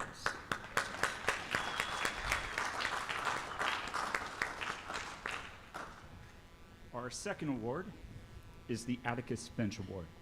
This award honors those who stand for justice and truth, even when it isn't easy. The recipient has been a tireless advocate for liberty for decades and a prolific contributor to the Alabama Gazette since the turn of the century.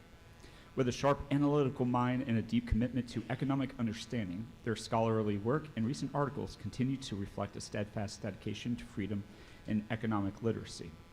Please join me in honoring this year's Atticus Finch Award recipient for 2 times in a row, Mr. John Sophocleus.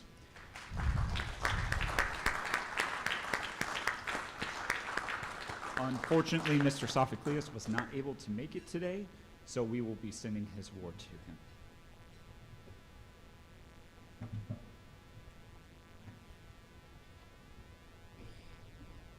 The next award we have is the Igniting the Flame Award.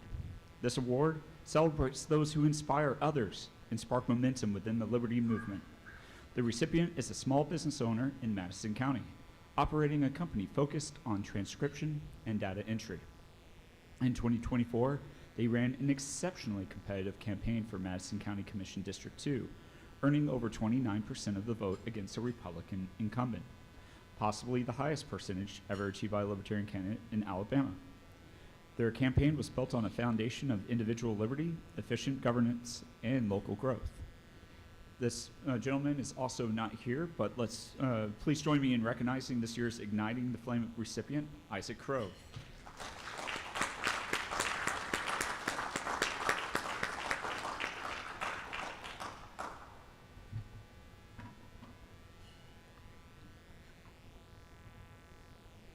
Our next award is the Libertarian Leadership Award. This award honors those who lead with dedication, vision, and a passion for liberty. The recipient began their libertarian journey nearly a decade ago at the founding of the Libertarian Party of Madison County in 2016. Since then, they've served multiple terms as Region 1 representative, held the role of Sergeant at Arms at the 2024 National Convention, and are currently serving their 3rd term as the chair of their county affiliate. In 2024, they ran for Madison County Commission and earned 23% of the vote in a 2-way race against an incumbent. Their deep affection for bylaws and Robert's Rules of Order is matched only by their enthusiasm for sharing that knowledge with others. Please join me in recognizing this year's Libertarian Leadership recipient, Ollie Reese.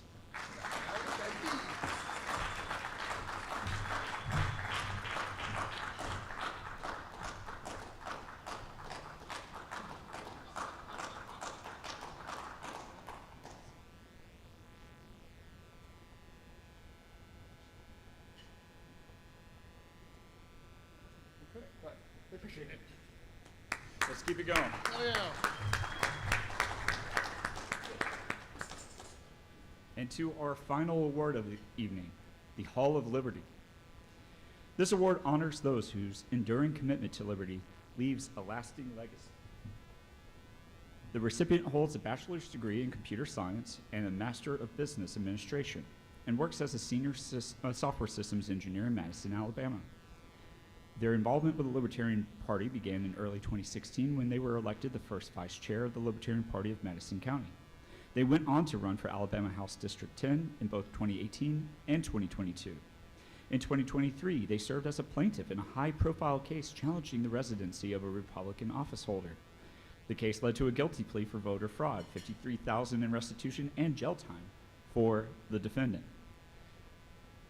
Please join me in welcoming this year's Hall of Liberty inductee, Elijah Boyd.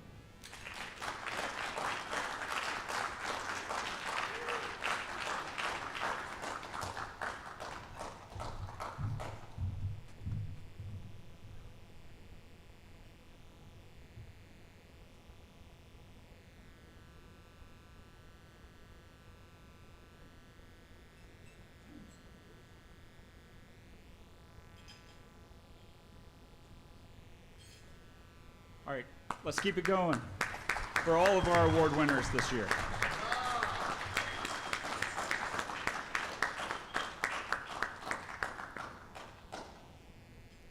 Is at this time, I would like to welcome up our evening speaker, an economist, small business owner, and retired Hollandale Beach police officer.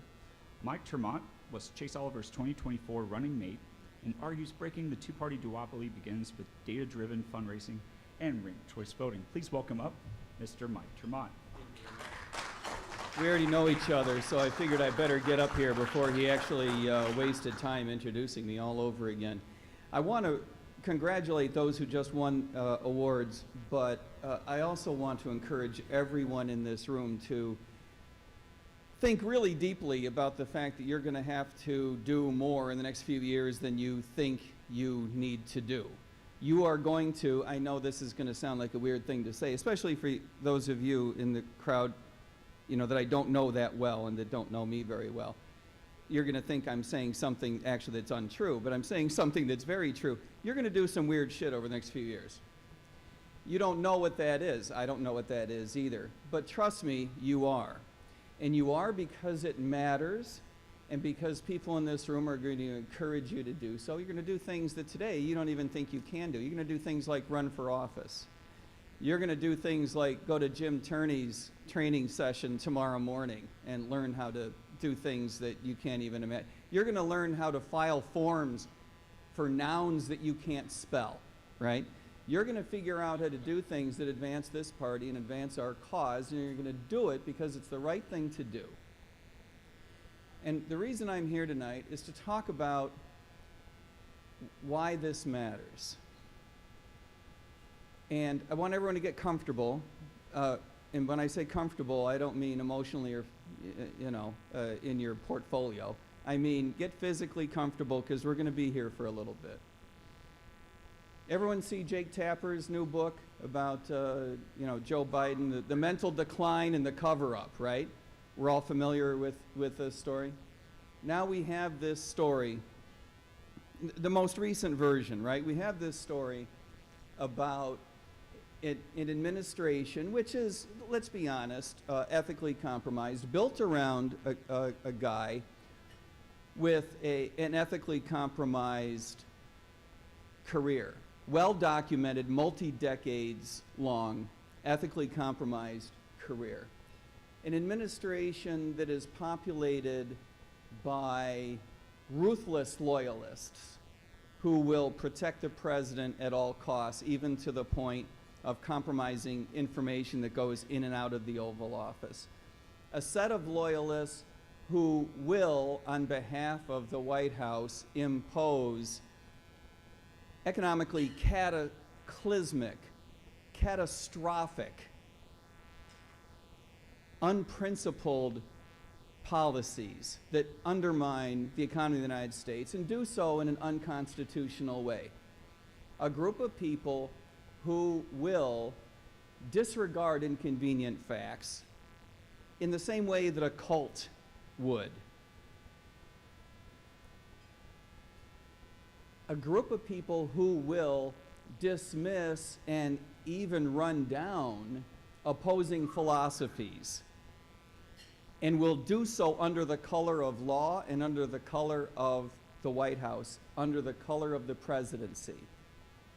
And then you have the Biden administration, because everything I just described applies to the administration that came after the Biden administration. And I really want that to sink in, because one of the problems that we have in the United States today, at a really fundamental level, is not only the bifurcation of our politics, but the deep, ingrained nature of the loyalty to these groups, all evidence suggesting otherwise notwithstanding.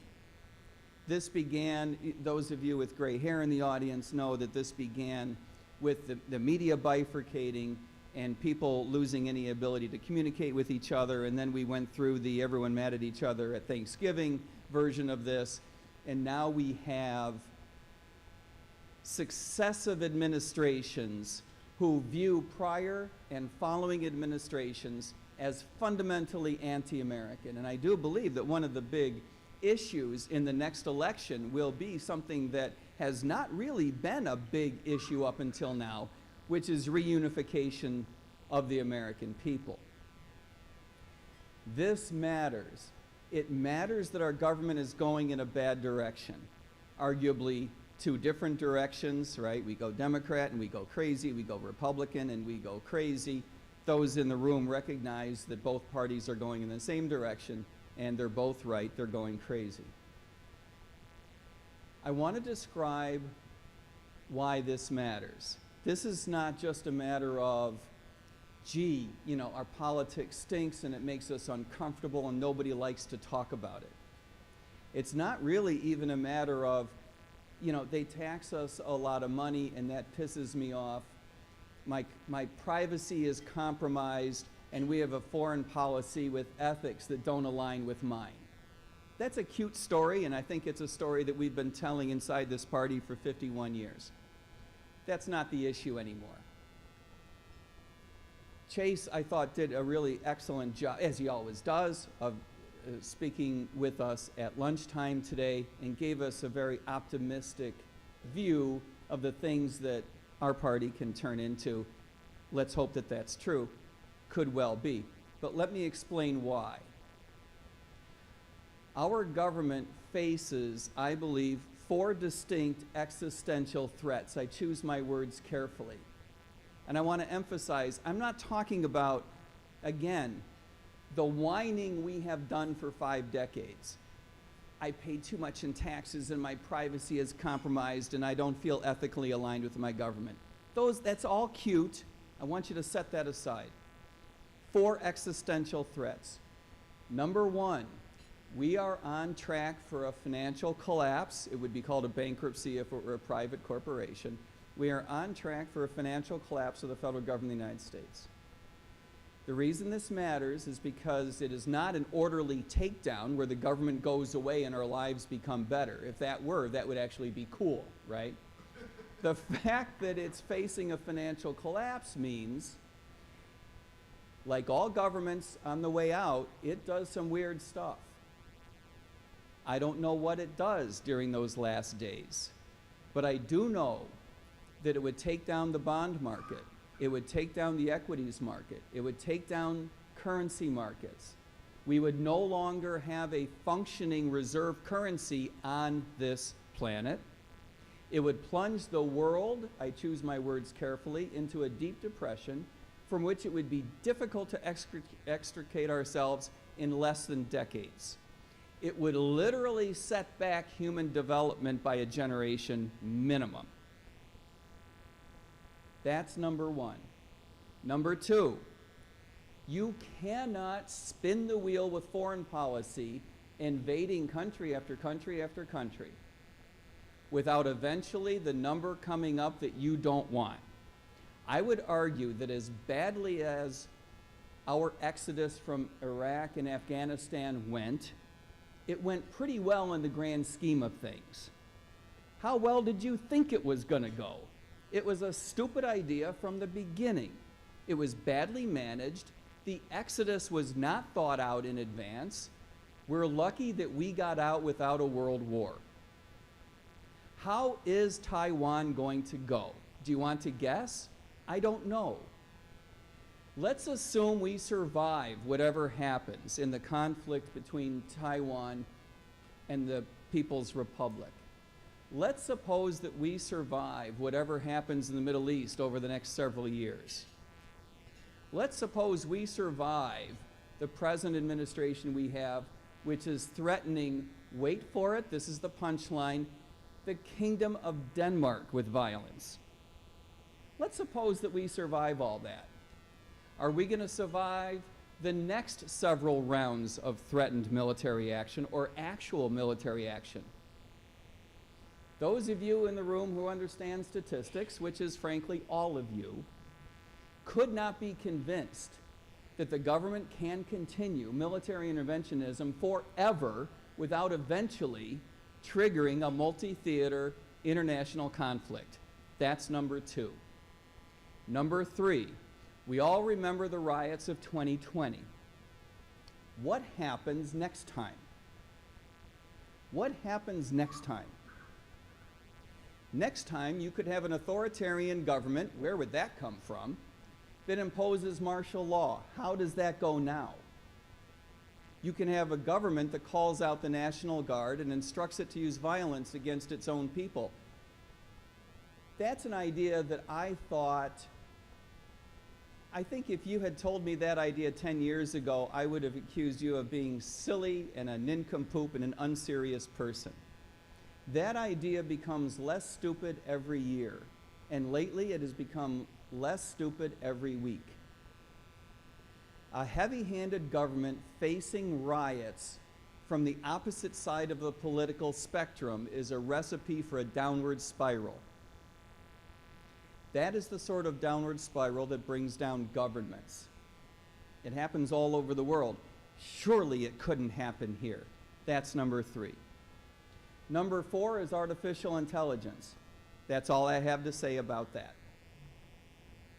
The first three are all legacy problems left over from our inability to resolve the difference between what I would call Americanism, some people call it libertarianism, on the one hand, and on the other hand, socialism. When I studied economics several thousand years ago, I thought we had resolved this issue, right? Milton Friedman had read the book. I have the book. I read the book. We're done.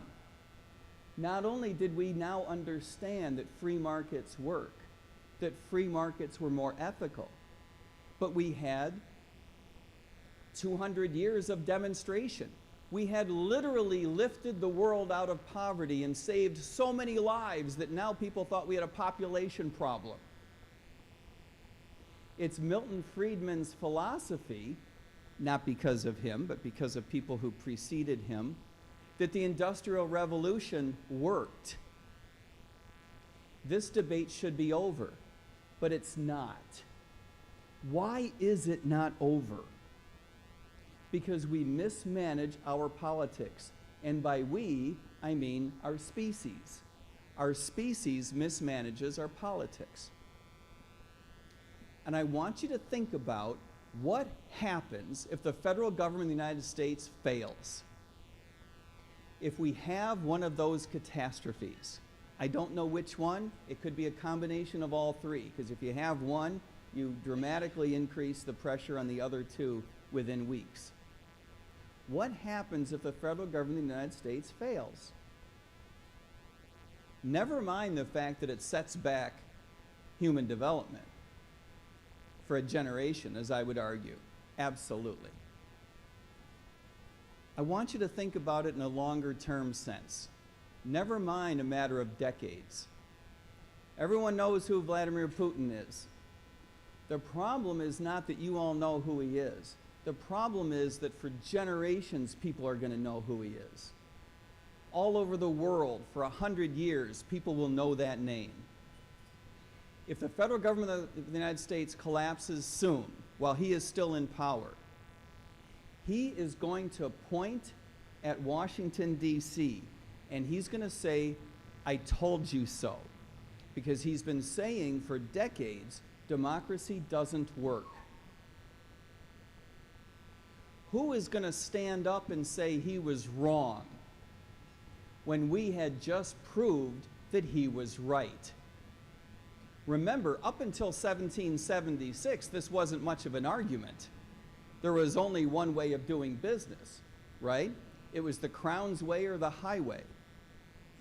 So we've run this experiment now for 250 years. And we think we've won the argument, and the rest of the world thinks that we have not ended the argument. If our government collapses, we will have lost the argument. Now I ask you, never mind the drama. Think real hard. Think clearly. What happens if we lose that argument? Not only that we have failed to make the case for democracy, for free markets, for freedom, for our principles, for the experiment that we call the American Revolution. Not only will we have failed to make the case, let me say this really clearly, we will have proven that it doesn't work. We will have made the case for the other side, that the only way to manage a national economy is through authoritarianism.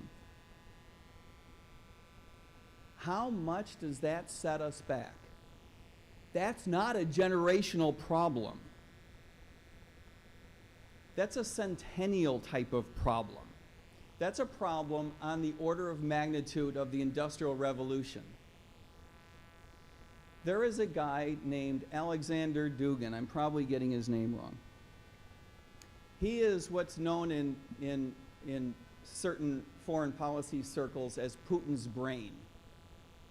That's a weird thing to be known as. Jim Turney is known as Mike Tremont's brain, and he tries to live it down. This guy believes that the Enlightenment was a bad idea, that it was wrong. Let that sink in, because all of us who went to high school in the United States were taught that the Enlightenment was the basis of Western civilization. This was settled. This is not an argument that we can, this is not Republicans versus Democrats, right? The Enlightenment is, you know, I grew up Lutheran. It's like, was there a God or not, right? If you stood up in Lutheran catechism and said, I'm not sure there's a God, I actually don't know what would happen to you because I never saw it, right? If you believe in Western civilization, you grow up in the United States and you say, I'm not sure the Enlightenment was a good idea, I don't know, there's like a lightning bolt that strikes you down. There is a whole nother part of the world out there who believes that the very fundamental nature of the Enlightenment, that the individual matters, that there is idea of natural law, that John Locke existed, the most fundamental things to our lives. They believe that they are stupid. And this debate is not yet settled. It's only settled in our heads. It's only settled in this country and a few more. And if we allow this government to fail, not only will we have failed to make the case for our side of the argument, but we will have demonstrably made the case for the other side of the argument. The number of people in this room is not large. I know you've heard me say this before because I said it to you last year. The number of people in this room is not large. You multiply that by 50 for all the states around the Libertarian Party, you still don't have a large number. That's all we got. Don't tell me I'm not going to run for office because one of the other 30,000 people in our party will do it. Because that ain't going to happen. I know you've also heard this because I said it last year. If you're waiting for a run-of-the-mill Democrat or Republican to help straighten this out, you're waiting for something that is not going to happen. It is up to us. It is quite literally up to those of us who are in this room. Don't wait for someone else. Don't wait for you to become someone else. You're damn good enough now. You're better than what this government deserves. That may not have been setting the bar too high. We depend on each other. And remember why you do it. You're not doing it because Chase said it was a good idea, or, you know, or because, you know, Mike was very dramatic, or You know, we're not even doing it because Sam called us and said you're running for office next year, although he will call you and you are running for office next year. So maybe that is why you're doing it. But more fundamentally, you're doing it for others. You're doing it for people who are not in this room. You're certainly not doing it for yourself. You're doing it for other people for whom you have no other attachment other than the fact that they're fellow Americans. And for people outside of this country, people who will never have heard of you or our party. In many cases, won't have heard of our philosophy. In many cases, people who have heard of our philosophy and think we're full of shit. You're doing it for them anyway. They deserve better than to have their lives undermined by stupid decisions made by people in Washington, D.C. And it's up to people like you to advance the cause on their behalf, because they can't do it themselves. That's why. Will it make your life better? I don't know. Maybe not. Maybe I don't care. Maybe you shouldn't care. I was raised by a Calvinist. Do you know what that means? That means you should have sympathy for me. I got a phone call a couple of years ago from, there was a movement inside of our party. It was at the convention. Maybe you all were touched by this movement. There was a name of it, and I don't know, but it was Everyone Needs to Respect Everyone movement. Do you remember this? And they had respect badges and things like, maybe I was the only, I don't know, maybe it was only in Virginia. But it was all about everyone's got to show respect for individuals, and whatever your idea is, that's great. And we had respect badges, yada, yada, yada. So to be indoctrinated into this cult, someone would call you, and this is the first question they asked. Because it was whenever, those of you who are going to make phone calls, because Sam tells you to make phone calls for fundraising, remember, you always start out with a question that they're going to agree with, right? You're going to make a statement they agree with. You're going to ask a question to which the answer is yes. You always start out a sales conversation with some sort of agreement to, build a relationship. Okay, so this is how the conversation goes. Hi, Mike. My name is whatever. I'm going to ask you something. Would you agree that everyone wants to be happy? That was literally the first question. Easiest question in the world, right? I'm sure no one had ever said no to her. I said, no. Not everyone wants to be happy. Okay, well, she's, other than people who are mentally ill or, have some, whoa, slow your jets. I've got 25 cousins who don't want to be happy. They're Calvinists. My family believes that it is your job to find God's path that is already set for you. Your job is to find it. And I got to tell you, you can talk to my cousins. It's got nothing to do with happiness, especially yours. We do the things we do for reasons other than ourselves. Define your happiness more broadly. We can't be seen as a group of people who tolerate the way that the world is today, because the way the world is today is on the rails, on a path, on a highway to a very bad place. I'm not going to lie to you about that. And it's up to us to do something about it. Thanks for listening. Thank you.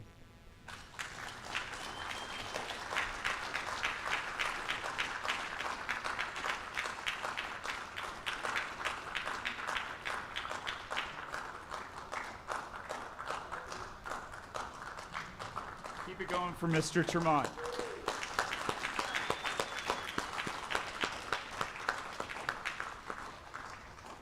So that concludes this evening. We're going to hang out here and still just mix it up and socialize. A few adjustments. Tomorrow morning, we were supposed to start training at 8 a.m. We all know this crowd. That's a horrible idea. Originally, it was set because we thought we were going to have so much business it would run on to a third day, especially with the size of those bylaws and rules committee reports and the platform report. But we managed to get through so much, and we've already adjourned the business portion, So let's all just get a few more hours of rest, and we will meet here at 10 a.m. instead.